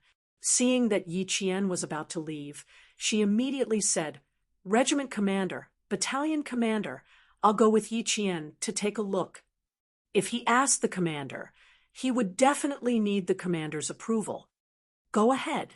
If they need anything, try your best to help them. Also, the one in the middle who isn't wearing a military uniform is my younger sister. She used to be the backbone of the arts troupe and only retired 2 years ago. Du Kaiwei nodded, and the 2 of them left. These 2 female students are quite interesting. Do you have any thoughts of keeping them? If you do, you can tell me. Du Kaiwei started chatting with the battalion commander of the 3rd Battalion. The battalion commander of the 3rd Battalion replied, seriously, one of them is a command type, and the other is a technical type. Neither of them are suitable to stay behind. I don't have a place to arrange for them to come over. There are no more empty spots in my battalion. It would be a waste of their talents to let them come over. Chapter 38:10. His serious answer made Du Kaiwei laugh. Ha ha, with the 2 of them here, it won't take long for them to be promoted to company commander. When that time comes, the company commanders of your 3 companies will have to give up their positions. How can you bear to let them go? How could he let the company commanders under the 3rd Battalion give up their positions? The 3rd Battalion was the most powerful of the 3 battalions under him. Some time ago, there was even a rumor that the commander of the 3rd Battalion was likely to be promoted to deputy regiment commander. This time, he saw the commander of the 3rd Battalion interacting with the company commanders under him. The company commander didn't even get angry when he ordered a battalion commander to stand down. Du Kaiwei didn't say anything, but in his heart, he planned to have a good chat with the commander of the 3rd Battalion. If he could really make one of the company commanders under him give up their positions, it would be a good idea. As for the commander of the 3rd Battalion, the reason why the 3rd Battalion had a good military record was because of their generals and division. He shouldn't always think that just because he was 1 rank higher than them, he should put on airs to show off his status. There was really no need for that. He had to understand the saying, if you hold back the army, you will lose your master. As for their regiment commander, he was a good person and treated his soldiers well. Although he was a little stingy, sometimes he wasn't difficult to get along with. After the commander of the 3rd Battalion spoke up for his company commander, he changed the topic. Regiment commander, I'm not in a hurry to get married. Look at the female soldiers. They're all soft and tender. They'll suffer if they follow us. I'll just go back to my hometown and find someone to live with. There's no use talking to me about this. Talk to the political commissar. In my opinion, it's better for you to find someone in the army rather than at home. Everyone can understand each other, and it'll be easier to communicate. After speaking, Du Kaiwei raised his wrist to look at the time. I have a meeting in the afternoon, so I won't stay any longer. Text me if you need anything. Okay. The commander of the 3rd Battalion nodded. Du Kaiwei then said, take care of my sister. She hasn't been in a good mood recently and has a bit of a childish temper. Take care of her. This wasn't a problem. They had all seen their regiment commander's sister's temper before. She might look fine, but who knew when she would change her mind? After making arrangements, Du Jai did not stay any longer and walked out of the auditorium. Du Jai did not realize that her brother had left. At this moment, her gaze fell on Yi Qian. She even knew Xia Jinyuan's cousin, Zhou Yijin. What did this Yi Qian do to be able to chat and laugh with Zhou Yijin? No, that's not right. Zhou Yijin's standards are too high. Even I've been rejected by her several times. How could she be talking and laughing with someone like Yi Qian? What was the relationship between Xia Jinyuan and Yi Qian? How did Xia Jinyuan and Yi Qian get to know each other? One was in heaven, the other was on earth. The 2 of them could not possibly have any relationship. So how did they end up together?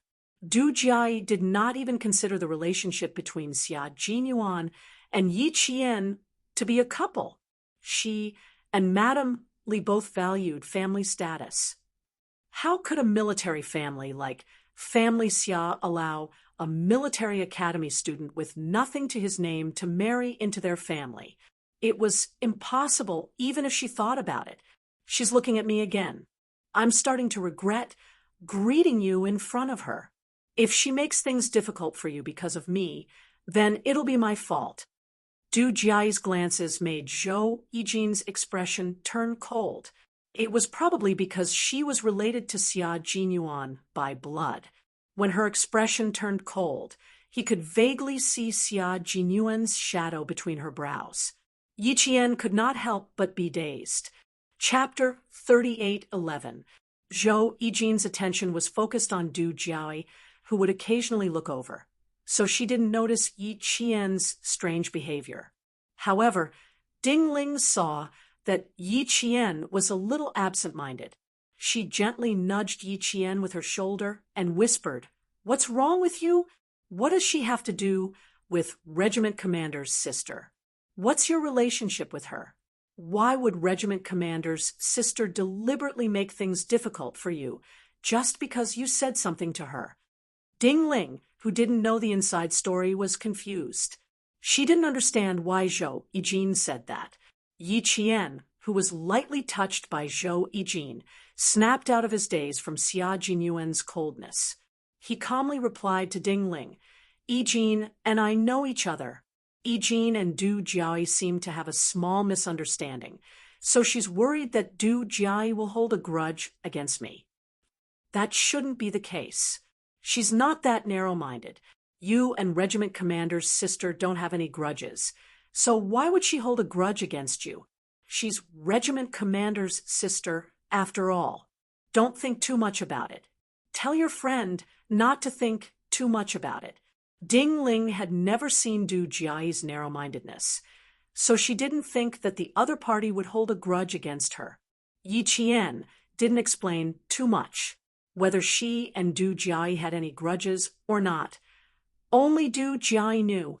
If she insisted that there was a grudge between them, then there was nothing she could do. At least in her eyes, there really wasn't any grudge between her and Du Jiai. They had only met a few times, so she didn't know where the grudge came from. Du Jiai inexplicably held a grudge against her. Thinking about it now, she found it a little funny. Those who obey me will prosper, and those who oppose me will perish. This was why Du Jiai held a grudge against her. His gaze quietly met with Du Jiai's. One was good at destroying peace, while the other had a clear conscience. When the two of them confronted each other, no sparks could be seen. The only thing that could be seen was the undercurrents where their gazes met. Du Jiai clenched her teeth as she held onto a female soldier's arm to correct her irregular movements. She just couldn't understand how a powerless cadet could have the guts to challenge her. Du Jiai. Could it be that he didn't know what kind of status Du Jiai had? When this possibility flashed through her mind, Du Jiai could not help but clench her fists a little too hard. It was so tight that the female soldier whose arm was grabbed by her to correct the dance could not help but gasp softly. It was a little painful. "Sorry, did I hurt you?" Du Jiai immediately reacted and apologized gently. She had always maintained a generous, introverted, and cheerful image in the outside world. Her elegant temperament, which had been cultivated by Madame Li for many years, could indeed make people think that she was such a woman. Elegant, intellectual, cheerful, generous, and introverted. These were the images that Du Jiai was used to having. Her timely apology made the female soldier, who had just joined the regiment for a year, feel embarrassed. "It doesn't hurt. It doesn't hurt.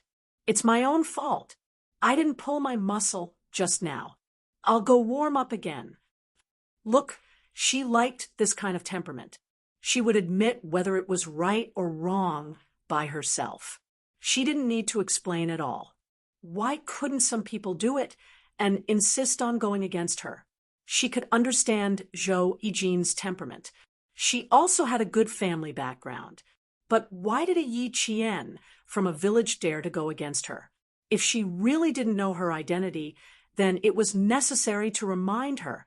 Family background and identity had always been Du Jiai's pride. Chapter 38:12.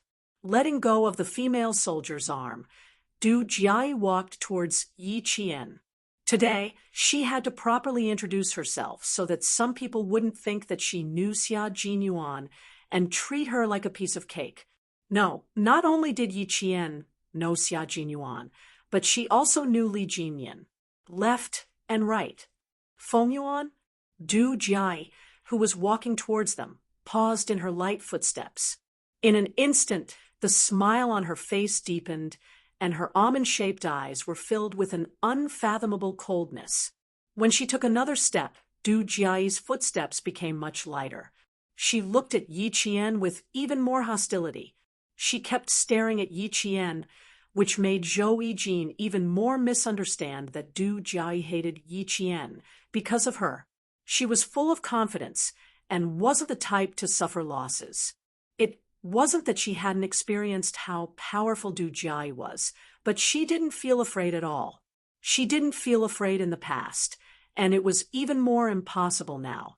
When she saw Du Jiai walking over, she immediately shielded Yi Qian behind her and glared at her coldly. Her glare made Du Jiai so angry that she fell backwards. In the past, when she was in the same team as Zhou Yijin, she was the only one who dared to go against her. She thought that after not seeing her for a year or two, she would become more mature. In the end, she was still the same as before. Faced with Zhou Yijin's cold glare, Du Jiai elegantly curved her lips and smiled in response. She's pretending again. How disgusting. Zhou Yijin muttered. She looked at the woman walking over and whispered to Yi Qian, "She's walking towards us. Aunt Lu, don't say anything. Leave it to me. When dealing with this kind of woman, I'll make her reveal her true form in a second." She shielded Yi Qian and spoke softly. Even Ding Ling, who was standing beside them, did not hear what she said clearly. When she saw Du Jiai walk over, Ding Ling whispered, "Why does it feel like a leader is patrolling? Is the group leader's sister a leader in the arts department?" "What leader? He retired from the army a long time ago," Zhou Yijin replied, then said to Ding Ling, "Can you help us with the background of the stage? I'm a little worried about the aesthetics of the male soldiers." Ding Ling glanced at Yi Qian. When she saw Yi Qian nod at her, she smiled and said, "All right then, you guys go ahead and chat. I'll come over later." After leaving, Ding Ling was still confused. She didn't understand what was going on. She just felt a little strange. As soon as she left, Zhou Yijin spoke quickly and said to Yi Qian, "Brother Six said that we have to take good care of Aunt Lu. Aunt Lu, don't worry. With me here, Du Jiai can't do anything to you." This kind of woman is very hypocritical. She pretends all day long and even says that she's a lady. She even said that she's very elegant. I feel like laughing when I hear it. Would a real lady be like her? A real lady should be like Sister Yi. Hee, Aunt Lu is not a lady. Aunt Lu is a warrior, she added. Du Jiai didn't pay much attention to Ding Ling. She didn't care about someone who didn't talk to her before. When she saw Zhou Yijin talking to Yi Qian so intimately, she quickened her pace and walked over. Standing in front of Zhou Yijin, Du Jiai smiled gracefully and said, "Yijin, long time no see. You're still the same as before. You haven't changed at all." There was nothing wrong with what she said, but Zhou Yijin knew Du Jiai very well. When she heard that, she smiled faintly and said, "I haven't changed, but you've changed a lot. You're better at pretending, acting, and putting on airs than before. Why? Are you regretting leaving the group? Are you coming back to pretend to be a leader and teach us?" Chapter 38:13. As soon as Zhou Yijin opened her mouth, she really had the ability to make Du Jiai so angry that her mouth was crooked. Yi Qian could clearly see the corners of her mouth twitching. It was obvious that she was having a hard time holding it in. "Yijin, why is your misunderstanding of me even deeper than before?" "Sigh, It's really like what Principal Zhou said the last time we had dinner together. Eugene is still a child. How's Director Ye's health? The last time I had dinner with my dad and Principal Zhou, we heard from Principal Zhou that Director Yi suddenly fainted a while ago. Our whole family was shocked when we heard it. Eugene, is Director Yi feeling better now? Those who could have dinner with Zhou, Eugene's parents, were not ordinary people. Du Jiai introduced her parents and conveniently told Yi Qian about her identity. Every time she spoke, she would glance at Yi Qian from the corner of her eyes. She was waiting for Yi Qian's face to show that she was satisfied with. Unfortunately, the overly calm Yi Qian did not do as she wished. He did not even look at Du Jiai. In her eyes, there was only Zhou Yijin, who was protecting her like a little chick. Du Jiai's heart clenched. It was as if a fishbone was stuck in her throat. It was neither moving up nor down. It made her feel uncomfortable. When facing Yi Qian, Du Jiai did not know why she cared so much about her background. She was so eager to suppress Yi Qian. Du Jiai did not understand why she had such a mentality. But she also did not understand why every time she saw Yi Qian, she always felt a sense of danger. This sense of danger seemed to tell her that if she did not do anything, sooner or later, she would become the biggest threat. Facing Yi Qian's calmness, Du Jiai, who felt a sense of danger, could not help but clench her fists. The corner of her mouth slightly tightened. Zhou Yijin was smart, but she did not expect Du Jiai to say this just to let Yi Qian know how powerful her family was. Although she did not understand the real meaning, she could tell that Du Jiai was showing off a little. Hearing this, she pursed her lips and laughed. Du Jiai, what are you trying to show off about? Showing off that you had dinner with my parents? Or showing off that my parents can have dinner with Deputy Chief of Staff Du? All right, don't pretend to be magnanimous in front of me. I know what kind of person you are, and I'm sure you know it too. So you don't have to be polite with me. Tired. There's no place for you in the arts department. You don't have to point fingers in front of us. Goodbye. I won't see you out. Every sentence was merciless. It was as if Du Jiai's beautiful and hypocritical exterior was ruthlessly ripped off, letting others know what kind of person she was. Du Jiai, who had already turned cold because of Yi Qian's calmness, suddenly had a cold look in her eyes. She had already let bygones be bygones, but Zhou Yijin did not give her any face at all. Du Jiai secretly took a deep breath. She tried to make her voice sound as gentle as possible. Yijin, is there a need for us to be so hostile? My parents and your parents are both friends. As children, can't we get along well? You and Yi Qian can get along well. Our families are of equal status, and we both live in Beijing. We see each other often. Why must we quarrel whenever we see each other? Yi Qian? Yi Qian? When Zhou Yijin heard this, she first smiled. Her smile was as dazzling as a sunflower. Her smile only lasted for a few seconds before it suddenly turned cold. Her gaze was like a cold arrow shooting straight at Du Jiai. Du Jiai suddenly had a bad feeling in her heart. Chapter 38:14. Du Jiai, who had a bad premonition, wanted to stop Zhou Yijin from speaking, but it was too late. Facing someone she didn't like, Zhou Yijin smiled faintly and said, Du Jiai, your self-righteousness really opened my eyes. How did you become like this? Don't you think you're like a clown? You keep making a fool of yourself in front of people who know you. Du Jiai, I don't know if you're really smart or just pretending to be smart. Take care of yourself, Miss Du Jiai. Zhou Yijin held Yi Qian's arm as she said, This is my honored guest. She is who I am. You better watch your mouth. Otherwise, you'll regret it one day. Du Jiai was furious, but she had to maintain her status in front of Yi Qian. Moreover, she had the art group behind her. She cared about her image, so even though she was furious, she still maintained a smile on her face. Eugene, she's not from the same world as you. I also want to remind you that people are sinister. Be careful of being used. Okay, since you don't want me to say more, then I won't say more. I'll be at my brother's place for the next few days. You can come and play with me when you have time. Goodbye, Eugene. She raised her chin slightly, then nodded again. Finally, she walked away gracefully in her high heels. The temperature in Nanguang was high.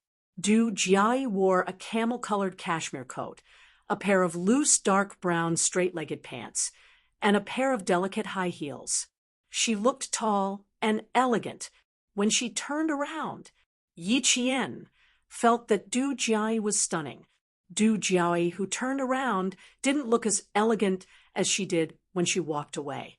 Her smiling face instantly turned cold, revealing a sharp ruthlessness. In order not to let others see how ugly her face was, she walked past the side of the stage and then down the stage. The commander of the 3rd Battalion and a few male soldiers were setting up the stage. When he noticed Du Jiai walking down the stage, he handed the ribbon in his hand to the soldier and jumped off the stage himself. He promised the regiment commander to take care of his sister, so he had to do it. Zhou Yijin had already helped Yi Qian to the side to speak. Aunt Lu, are you transferred to the basic unit to study? When the captain shouted your name just now, I thought I heard him wrong. I didn't expect it to really be you. That's great. I can tell grandfather and madam that I bumped into you when I go back. Originally, our team was sent to another place. I don't know what happened, but we were transferred here at the last minute. Lu saw, you and our family are really fated. You to meet me. Without Du Jiai present, Zhou Yijin was indeed like a child, just as her father said. She only acted like a child in front of her own family. In front of outsiders like Du Jiai, her aura was as cold as Xia Jinyuan's. Yi Qian smiled as he looked at Zhou Yijin, who was protecting him. He reached out and adjusted her collar. I'll be studying here for the entire winter break. I can't go back until school starts. What about you? When will you go back? Will you have a break? Will you go back to the capital to visit grandfather and madam? Yi Qian didn't want the two of them to talk about Du Jiai, so he naturally changed the topic to his family. Zhou Yijin lifted her head slightly and smiled. There's no break this year. After we finish performing here, we still have to go to Yun Province. We can't rest until the Lantern Festival. Every year, this was the time when the arts troupe was busy. They would perform for the soldiers who were standing guard at the border. Chapter 38:15. Zhou Yijin was also worried about her family. Seeing that Yi Qian was the same as her, she told him her plans one by one. When the time comes, there will be about 20 days of vacation. I will go back to the old residence to visit Old Master and Old Madam. I can also go to Dangui Garden to visit Old Master. Aunt Lu, let's take a photo together later. I will develop the photo and bring it to the old people to see. What do you think? Yi Qian had no objections. Zhou Yijin happily took out her camera and asked her comrades to help her take a photo together. Du Jiai watched the two happily take a photo together. The coldness in her eyes deepened. What kind of scheme did Yi Qian use to make Zhou Yijin treat her so affectionately, as if they were sisters? If she hadn't secretly investigated Yi Qian a few years ago and found out that she was born in a small mountain village, and that although her mother was a martyr, she herself was a wild girl who grew up in a mountain village. If she didn't know better, she would have thought that Yi Qian was Zhou Yijin's sister. She was looking forward to the day when Zhou Yijin found out that Yi Qian was a person who was trying to curry favor with Li Jinyan. She would definitely regret not listening to her advice. The commander of the 3rd Battalion didn't really want to accompany Du Jiai. He walked over. Although the other party didn't show any obvious resistance, he could still see the impatience in her eyes. Thus, he ordered the soldiers to send Du Jiai back to the family building. As for him, he didn't meet the sparks of love that the political commissar had hoped for on such a good day. Du Jiai, who was so angry that her stomach hurt, didn't stay. She politely said thank you to the commander of the 3rd Battalion and left the hall in her high heels. When Zhou Yijin saw her leave, the corners of her mouth twitched slightly. She whispered to Yi Qian, "Aunt Lu, you have to be careful when you see this woman in the future. She has too many twists and turns in her heart. On the surface, he's smiling at you, but behind his back, you don't know what kind of face he has. She kept staring at you just now. She was probably implicated by me. Aunt Lu, I'm sorry. I shouldn't have greeted you in front of her." Zhou Yijin was actually 2.5 years older than Yi Qian, but he didn't feel any pressure when he called out, "Aunt Lu." He didn't feel that he was younger than Yi Qian at all. He called out, "Aunt Lu," quite naturally. Xia Jinyuan had told her that she had to protect Yi Qian wherever the siblings were. Zhou Yijin had engraved it in her heart and didn't dare to forget it. She even felt that she had the responsibility to protect her Aunt Lu. With Du Jiai's appearance, Zhou Yijin felt a deep sense of hostility. That was why she kept Yi Qian behind her and used her actions to tell Du Jiai that Yi Qian was under her protection and no one dared to be presumptuous. Zhou Yijin also didn't know much about what Yi Qian had done in secret. When Xia Jinyuan said that, she thought that Yi Qian was just an ordinary military school student. She was worried that Yi Qian would be bullied when he met someone like Du Jiai, who wasn't as good as she looked. Yi Qian, who was being protected by her like a little chick, felt touched and a little amused at the same time. She didn't know what Captain Xia had said to her siblings, but she could feel that all of her family Xia brothers and sisters thought that she was easy to bully. Was she easy to bully? Was the word honest written on her face? Not at all. It was all because before Xia Jinyuan went on his mission, he sent a short message about 100 words long to all of his siblings. He said that he would return to the military and that it would take a long time before he could contact the outside world. Now, that Yi Qian was his girlfriend and future wife, he would need them to take good care of him. It was more than 100 words long. When Zhou Yijin received the short message, she saw it as an unshakable responsibility. Chapter 38:16. After receiving Zhou Yijin's concern, Yi Qian smiled and said, "She didn't glare at me because of you. I've known her for a long time, and we had some conflicts a long time ago. I didn't take the past to heart, but she kept it in mind until now. I guess she didn't vent her anger at that time, and it had been simmering in her heart. I think she always wanted to find an opportunity to vent her anger, but I didn't give her a chance to do so. She didn't have a chance to vent her anger, and she didn't want others to think of her as an unreasonable person. So she started to dislike me more and more. It has nothing to do with you." Zhou Yijin's self-blame made Yi Qian feel bad, so he took the initiative to say that he had some conflicts with Du Jiai and said, "Your brother knows about it too. He reminded me to be careful of Du Jiai. He also told me about her past. Don't worry, Yijin, I know all about it. Aunt Lu, you're not deliberately making up a story to comfort me, are you? You have conflicts with her? How did this conflict come about?" Zhou Yijin still didn't quite believe it. "It's true. There's no need to lie to you. I've met her more than once or twice. We've met several times. Then I believe you. Aunt Lu, when you meet Du Jiai in the future, don't back down. Fight back like I did. Only then will she know that we're not easy to bully. You're our Aunt Lu. Other than us, you also have the support of Old Master Fu and Uncle Fu. When faced with a person who likes to use her status to oppress others, the most direct way is to let her know that we're not easy to offend. Zhou Yijin's words were very skillful.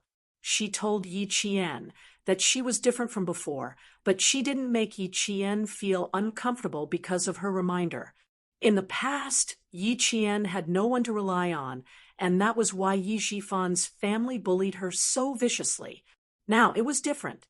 She had many family members who supported her and doted on her. When she met someone who made things difficult for her, she was no longer alone.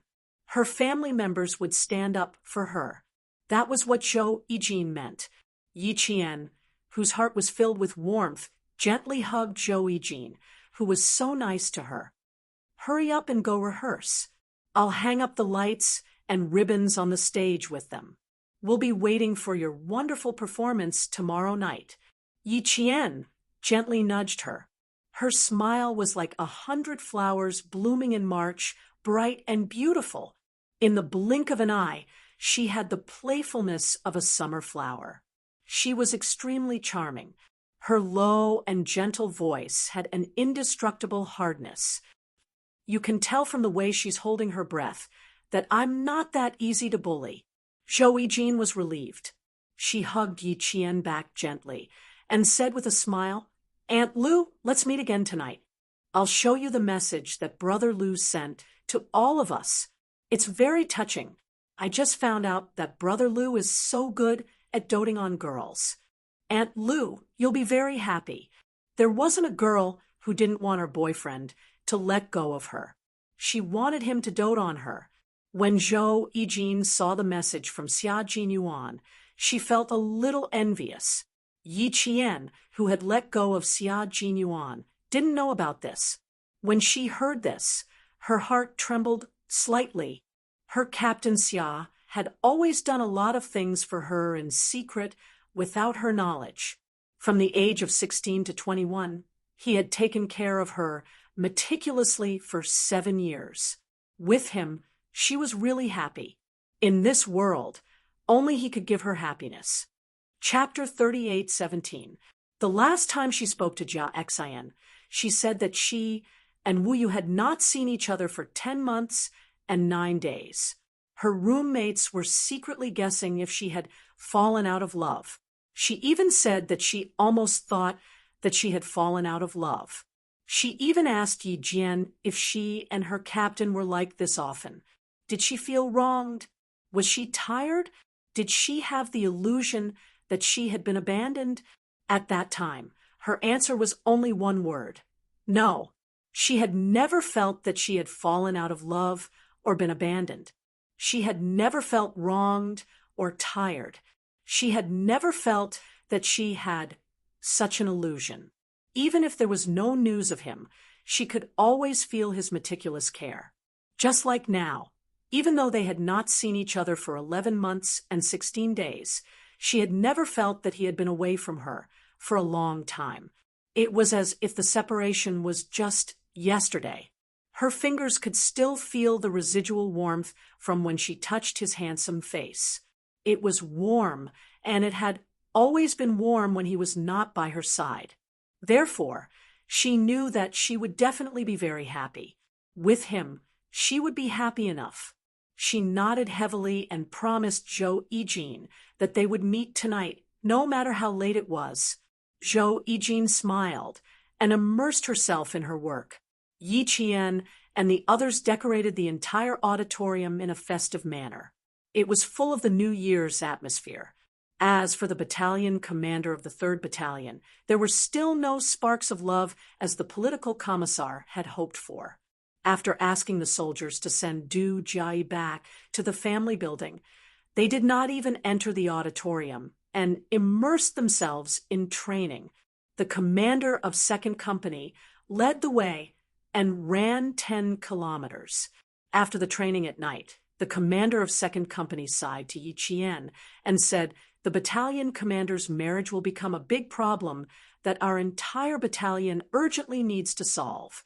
If there are any good girls on your side that you can introduce me to, please be a matchmaker. Today, I was chased by a drug-sniffing dog for 10 kilometers.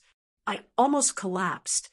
Yi Qian's company had always cooperated with the border police.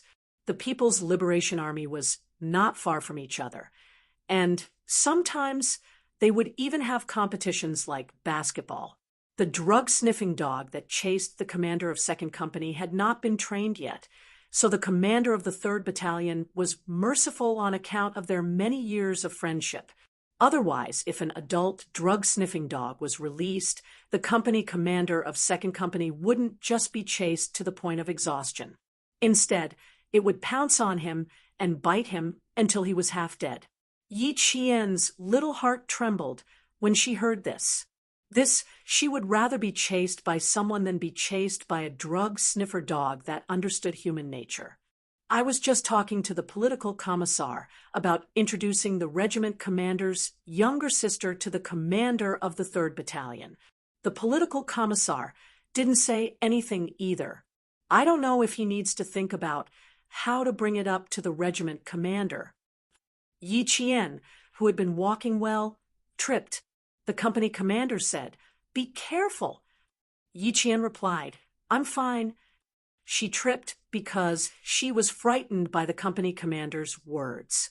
"Introduce Du Jiai to the battalion commander of the 3rd Battalion. Please don't." After deliberating for a while, Yi Qian tactfully said, "Regiment commander's younger sister should have a boyfriend. Also, regiment commander seems to be from the capital, while the 3rd Battalion's battalion commander is from Nanguang. Their customs are different from each other, and their food is different as well. It won't be easy to get along. What you said isn't without reason. Marriage really isn't a matter between two people. It has to do with two families." However, the commander of 2nd Company took off his training cap and wiped away the sweat on his forehead. He nodded thoughtfully and said, "However, I don't think he's worthy. The battalion commander of the 3rd Battalion should only find a sincere and down-to-earth lover, like regiment commander's younger sister. She doesn't do any household chores. How can that work?" Yi Qian silently sighed. Introducing Du Jiai to the battalion commander, that was scary enough. Chapter 38:18. Yi Qian, whose heartbeat was still a little messed up, exhaled softly. He spoke to the company commander naturally and asked, "Company commander, you only said this to the political commissar. You didn't say this to anyone else, right?" "Ha ha ha, no. No. I didn't make a joke when I saw the political commissar's face darken. Now I can tell that the political commissar didn't answer me because he was thinking about how to deal with me. Perhaps the company commander understood what Yi Qian was implying. He couldn't help but laugh out loud. "All right, we'll settle the 3rd Battalion commander's marriage for him. You should go back and rest. I still have to meet up with a friend. I'll be back on time before the bell rings." "Are you going to meet up with the female soldiers from the Arts and Crafts Regiment today? Hurry up. There's still half an hour before the bell rings. Hurry up and come back. Otherwise, there won't be any hot water." The company commander waved his hand. He used his hat to blow off his sweat as he strode away. Under the street lamp in front, Du Jiai heard the conversation between Yi Qian and the company commander clearly. She held her phone and ended the call with her friend. The phone screen flashed with a blue light and then disappeared. "Yi Qian, you're really good at tricks. Even I want to be your disciple and learn a few moves from you." When Yi Qian was about to come closer, Du Jiai walked out from the shadow of the lamppost. She had a cold smile in her eyes as she looked at Yi Qian with disdain. "Even the tricks to climb up the ranks have become your skills. You're really good. The last time I saw you, it wasn't Xia Jinyuan beside you. It was Li Jinyan. You even managed to coax him into accompanying you to the hospital. Yi Qian, how are you so capable?" Du Jiai, who was standing under the street lamp, had a hint of arrogance that wasn't there during the day. Even her posture was a little arrogant. At this moment, Du Jiai was the real Du Jiai. During the day, she would put on a mask and walk through the crowd every day. She was mistaken for an elegant, intellectual, cheerful, and magnanimous noble lady. One side during the day, one side at night. No matter what kind of person he met, he would be able to freely switch between day and night. No one would be able to see through him. In the face of Du Jiai's mockery and ridicule, Yi Qian treated it calmly. Miss Du, you're judging me by my own standards. I don't have any tricks up my sleeves, nor do I have the abilities that Miss Du mentioned. Compared to Miss Du, I'm ashamed. Chun Shi replied in a composed manner. He was completely calm in the depths of his heart, and he wasn't infuriated in the slightest by Chun Shi's words. If he was really angry, then it would be as she wished. Her calmness made the coldness in Du Jiai's eyes sharpen. Two sisters are two sisters indeed. Both of you have the same sharp tongue and the same despicable methods. You're delusional to think that you can marry into a rich family just because of your pretty face. Yi Qian, both you and Ying disgust me. She wanted to never see them again. We're the same. Your appearance disgusts me as well. Yi Qian didn't choose anything else to reply to. She replied to whatever Chun Shi said. She didn't even need to think about how good it was. Don't be so smug for too long. Xia Jinyuan isn't that easy to fool. If he finds out that you've hooked up with Li Jinyan and Yi Qian, do you think he'll let you off just because you're a woman? He'll make you fall as high as you can climb. You're delusional enough to try to enter a world that you shouldn't have, and you even want to stay. Since you've saved my life, I'll kindly remind you that there's only one outcome for you if you try to force your way into our world. The longer you live, the more miserable you'll be. Chapter 38:19. Yi Qian narrowed his eyes. Under the light, his slightly narrowed eyes looked like the eyes of a little fox, full of intelligence and slyness. What does your world have to do with me? I know Xia Jinyuan and Li Jinyan, but what does that have to do with you? For the sake of the fact that I once saved your life, Miss Du, I'd like to remind you out of kindness that we'd better go our separate ways. Don't interfere too much. Also, if I remember correctly, isn't Big Brother Li also your cousin? Why don't you respect Big Brother Li at all? What, Big Brother Li? She actually shamelessly acknowledged Li Jinyan as her big brother? Du Jiai was really shocked. She really didn't expect Yi Qian to call that cold-blooded Li Jinyan, who was as cold as a big brother. Li Jinyan himself agreed. Yi Jian saw that she was in a daze. The corners of her mouth curved slightly, and she brushed past her. Yi Qian, you've really opened my eyes. Du Jiai sneered behind him. Big Brother Li, I really have to congratulate you. Congratulations on bringing forward the day of your failure. Li Jinyan is indeed my cousin, but my grandfather doesn't like him. My whole family doesn't like him. So, what's the use of hooking up with him? Big Brother Li? Ha ha ha. Does Yi Qian not know that Xia Jinyuan and Li Jinyan's relationship is very ordinary? Ha ha ha. Big Brother Li? Really? Now she really wanted to know what kind of expression Xia Jinyuan would have if he found out one day. Oh. She could even tell Zhou Yijin tomorrow. As Xia Jinyuan's cousin, how would Zhou Yijin treat Yi Qian when she found out tomorrow? She was looking forward to it. Du Jiai was different from Ying. Ying was blindly arrogant. She did not have many tricks up her sleeve, but she thought that she was very capable and could not hold back her anger. Du Jiai, on the other hand, was not blindly arrogant. She was the type of person who made plans before taking action. She knew her own abilities and methods. When dealing with matters, she knew how to make use of everything that could be used. She was able to hold back her anger and was good at dealing a fatal blow to those she disliked. Yi Qian had never let his guard down around Du Jiai. Her sneer made Yi Qian's lips curl up even higher. It's okay. So what if she knows? It's not like Captain Xia doesn't know. Yi Qian walked briskly to the auditorium to meet Zhou Yijin. When they arrived, Zhou Yijin and the other female soldiers from the Arts and Crafts Regiment were still rehearsing. Yi Qian sat below the stage and watched quietly until the end. The day's rehearsal ended at around 9:30 p.m.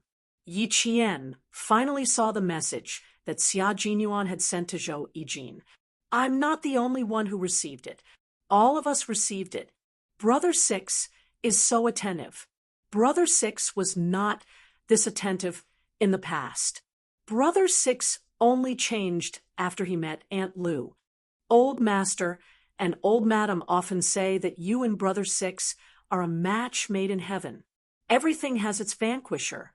Even Brother Six's roguish aura has been restrained. Aunt Lu, do you think I can find a boyfriend like Brother Six? I think it's very difficult.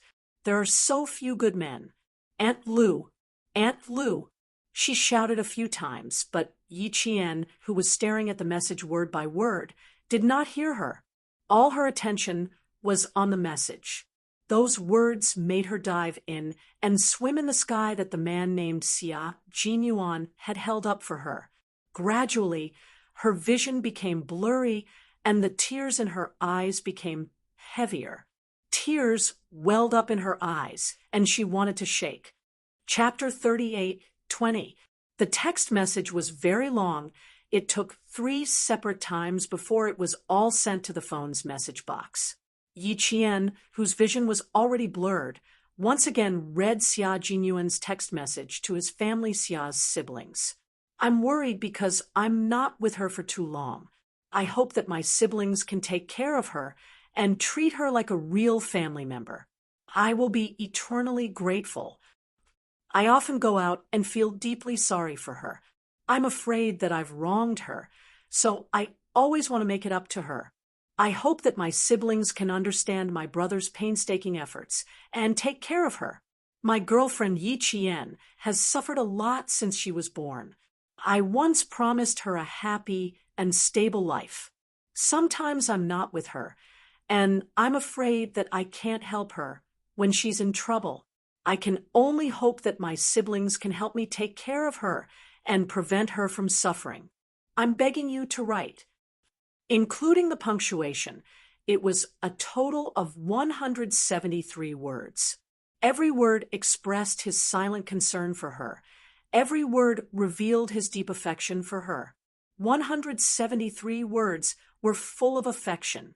Yi Qian, who was holding the phone, unknowingly started to tear up. Her Captain Xia had never said anything romantic in front of her. He had never even made a solemn vow of love. He had never said it. He would only act on it secretly. Her tears accidentally dripped onto the phone screen. Zhou Yijin quietly shut her mouth when the water flashed past her eyes. She wanted Yi Qian to see the text message. She also wanted Yi Qian to know how good her brother Six was. The last time Sister Yiwei chatted with her parents, her father suddenly said, "Will it affect their relationship if Brother Six doesn't contact Xiao Yi for a few months?"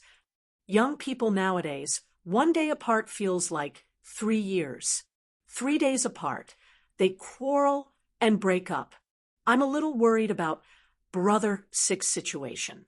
Sister Yiwei also said that she was a little worried. She even said that every girl wanted their boyfriend to spend more time with them. She was almost 40 years old, but she still wanted Houzi to spend more time with her. However, Brother Six didn't have that much time to spend with Aunt Lu. If one day Aunt Lu really couldn't hold on, what would Brother Six do? Zhou Yijin remembered the conversation between Xia Yiwei, Aunt Xia, and Uncle Xia. From then on, she remembered to show the text message to Yi Qian to let Yi Qian know how much Xia Jinyuan loved her. In this world, It was impossible to find another man who loved Lu's sister-in-law as deeply as Brother Six did. It was impossible. Sixth sister-in-law. Sixth brother has his own difficulties. I showed you the message for my own selfish reasons. I hope you can understand sixth brother. Although he can't accompany you, his heart has always been with you. When big brother received the message, he even sent a message to all of us. He said that he didn't expect sixth brother, who was the most troublemaker in the family, to become the most devoted man. Aunt Lu, I know Brother Six hasn't contacted you for almost a year, but please hold on. I believe Brother Six, who can't contact you, must be thinking about you. As long as he comes back, he will contact you immediately and accompany you. He won't leave your side for 24 hours. Zhou Yijin said softly. Her unique softness was like a soft cotton ball, making people feel warm and comfortable. Yi Qian's finger gently wiped away the tears on the phone screen. He forwarded the text message to his phone. How could she blame him? That was Captain Xia, who loved her deeply. How could she bear to blame him? Captain Xia was such a good man.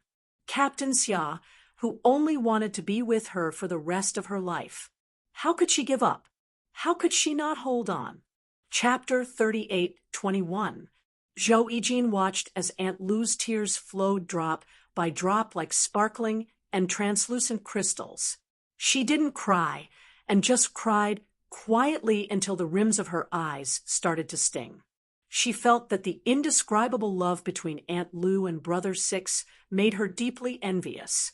She felt that even though they hadn't seen each other for a year, their feelings for each other didn't fade because of the distance. Instead, they were like aged wine, becoming more and more mellow until there wasn't a trace of impurity. This kind of love really made her very, very envious. Only then did she realize that there was actually such a pure love in the world. From the beginning until the two of them met, they didn't have any misunderstandings like many couples. They didn't quarrel because someone intervened, and they didn't feel wronged because the other party couldn't understand them. Aunt Lu and Brother Six had always been together hand in hand. In the limited time they had together, they seized the opportunity to love each other and make up for the regret of not being by each other's side. They wouldn't quarrel or misunderstand because of others, and they wouldn't slowly erase their feelings for each other because of this. She still remembered that Brother Five once asked Brother Six how they were getting along. They were both so outstanding, so they must have a lot of suitors. How should they deal with this kind of situation?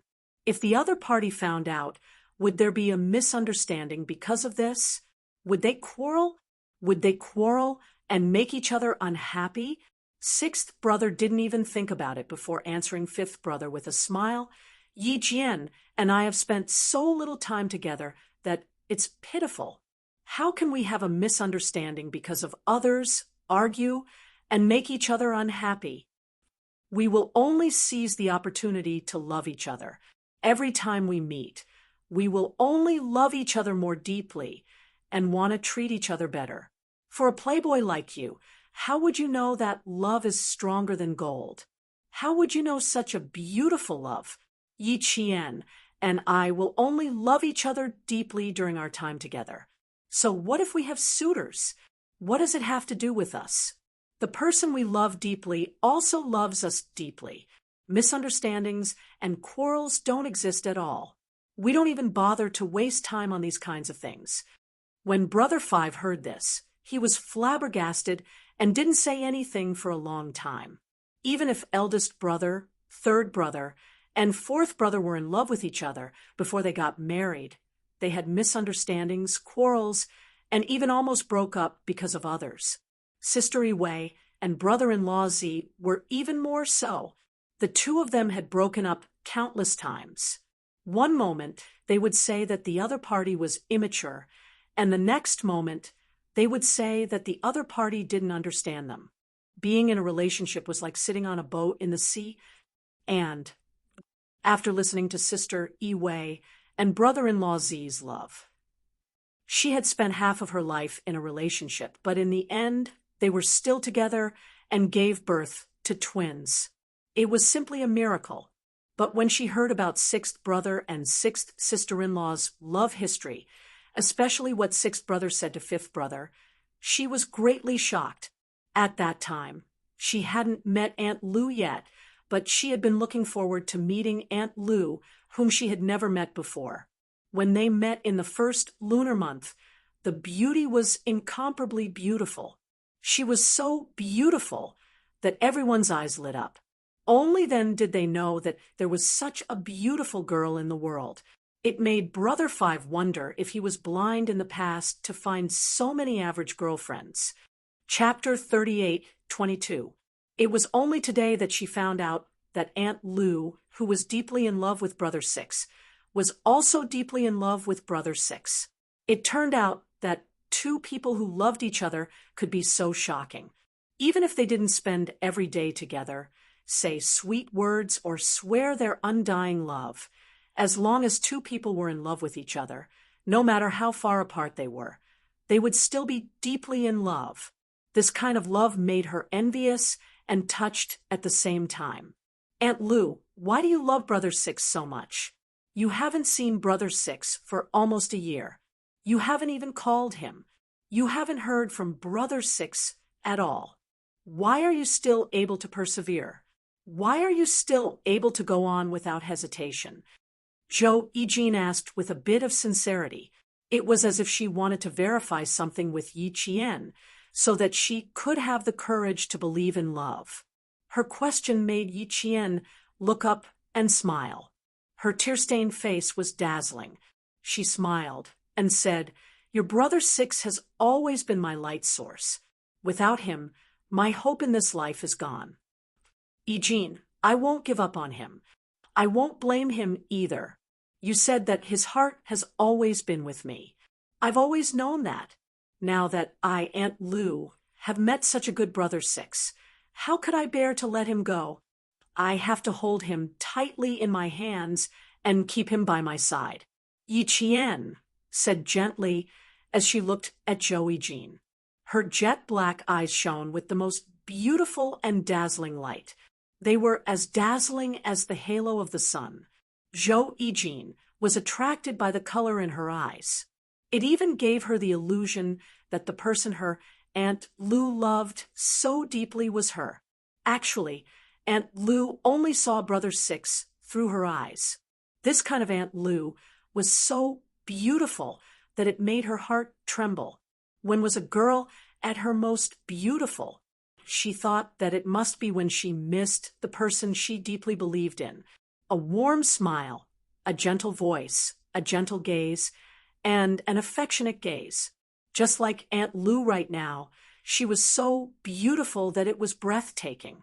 When Yi Qian spoke, Zhou Yijin was stunned. Aunt Lou was beautiful for the sake of love. The beauty in her eyes was no longer the kind of beauty that was just breathtaking. Instead, it was imprinted in her heart and became a breathtaking beauty that would last a lifetime. She would never meet another woman more beautiful than Aunt Lou in the future, and she would never be shocked by Aunt Lou again. Yi Qian didn't know what Zhou Yijin was thinking. As she spoke slowly, she seemed to see the man she loved the most standing beside her, gazing at her tenderly. It looked like Yi Qian was talking to Zhou Yijin, but in reality, he was talking to Xia Jinyuan through Zhou Yijin's figure, whose whereabouts were unknown. The night was not dark, and the clear sky was dotted with cold stars. There was also a crescent moon. The moonlight and starlight fell into Yi Jian's eyes, causing Zhou Yijin to be even more stunned. "Why do I love your Brother Six so deeply?" "Because he loves me so deeply. He gave me a peach and returned it with a beautiful jade. He loves me so much, so how can I not love him so deeply? We haven't seen each other for almost a year, so what? Although he wasn't by my side during the long journey, his heart has always been with me. Your Brother Six has given me the most important and beautiful thing in his life. What reason do I have not to persist?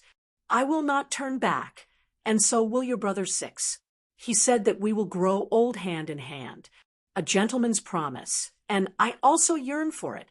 In this life, I have your brother Six. There will be no one else in my eyes, no one else. Chapter 38:23. It was winter in Nangguang, and the wind was a little cold. It was cold when it blew on her face, but Yi Qian's heart was as warm as a sunny day. Her soft voice was filled with passion, and Zhou Yijin fell deeper into her love.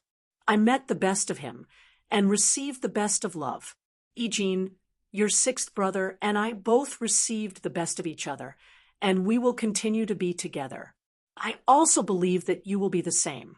One day, you will meet the best of him and receive the best of love. We will spend the rest of our lives with the best of him. One day, when the best of you meets the best of men and has the best of love, you will understand why your sixth brother and I never felt that there was a distance between our hearts no matter how far apart we are. After Yi Qian finished speaking, the tears on her face had dried up, and her eyes were as bright as water, without a trace of haze.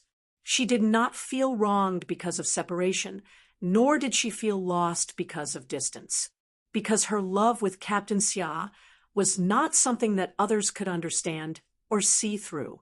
Love did bring their hearts closer, but they also shared a common belief, a common goal, and a common responsibility. It was these commonalities that brought the two closer, deeper, and even beyond love. Captain Xia said, "As a soldier, I am loyal to my country. As a man, I am loyal to my woman."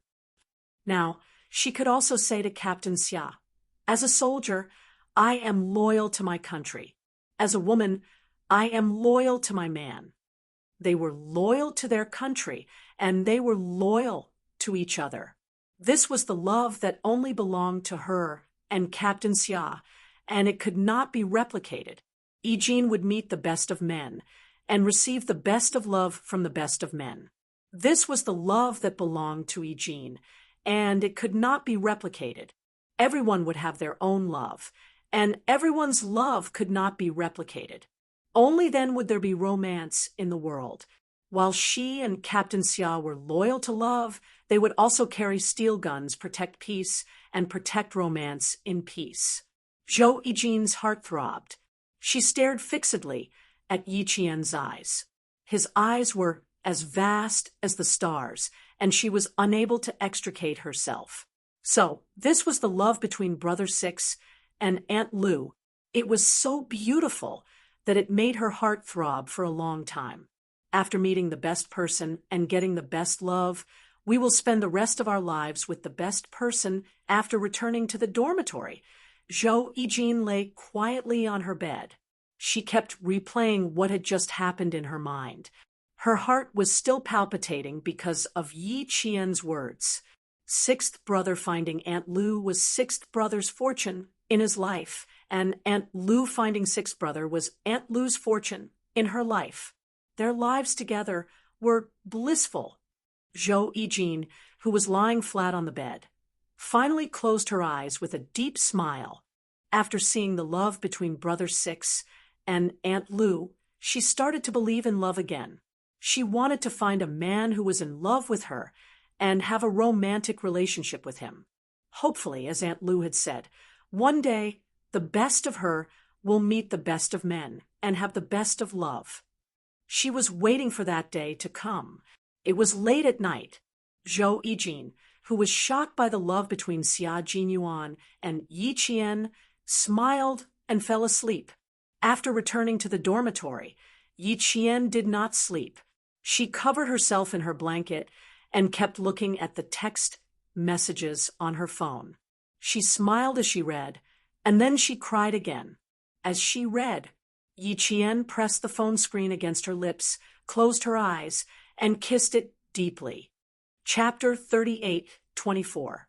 The kiss that landed on the phone screen was like a kiss to the man she loved deeply.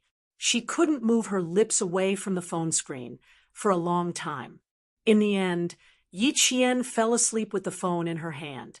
She didn't even know when she fell asleep. When she woke up the next day, Ding Ling pointed at her eyes and reminded her vaguely, "Your eyes are a little swollen. Did you not sleep well? I'll get a cold towel for you to apply." She cried too much last night. Her eyes were swollen. Ding Ling didn't ask why Yi Qian's eyes were swollen. She knew at a glance that it was the after effect of crying last night. So even the omnipotent Yi Qian had times when she was sad to the point of crying. Ding Ling looked at Yi Qian, who was applying the towel to her eyes. She just didn't know why she cried.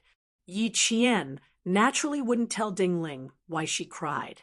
She rarely even mentioned her personal matters to her close friend and Jessen, let alone to Ding Ling, whom she hadn't known for long.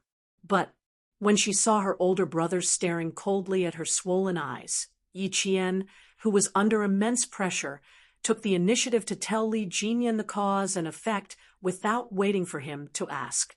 She had no choice. Her older brother's gaze was as sharp as a knife. The pressure was too great. If she didn't tell him the truth, she might not be able to get through it. Li Jinyan originally thought that his sister had been wronged. Who knew she was so moved by Xia Jinyuan's 100-word message that she cried for a long time last night.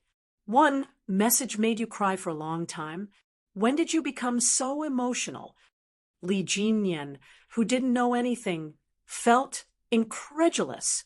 What kind of message made his strong sister cry for a long time? He couldn't understand it at all. Yi Qian thought for a while, then handed the phone to her clueless older brother. "It's this message. Captain Xia sent it to all his brothers and sisters. I only found out about it last night. Then I was moved."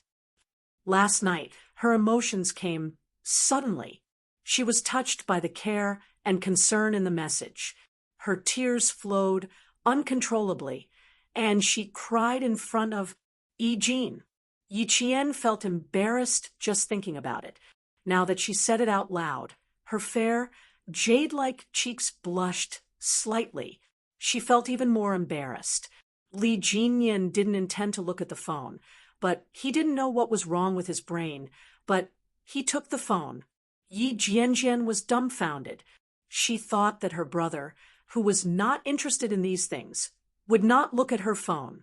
In the end, he actually took her phone and looked at it. Li Jinyan took the phone and saw the shock in Yi Qian's eyes. He waved the phone and said mockingly, "What's wrong? You don't want to show me? Are you testing me?" No. Yi Qian shook her head like a rattle drum. She was afraid that Li Jinyan would notice something, so she nodded heavily. "It's nothing. Look. But big brother, you're not allowed to laugh after reading it." "Do I like to laugh?" Li Jinyan unlocked the phone screen. The slender phone moved a few buttons and quickly entered the message inbox. There were only 3 messages in the inbox. He looked at the displayed number. It was unfamiliar. It wasn't Xia Jinyuan's phone number. Yi Jin's phone number is Aunt Xia's daughter. The message is a little long. "There are 3 messages," Yi Qian reminded him softly.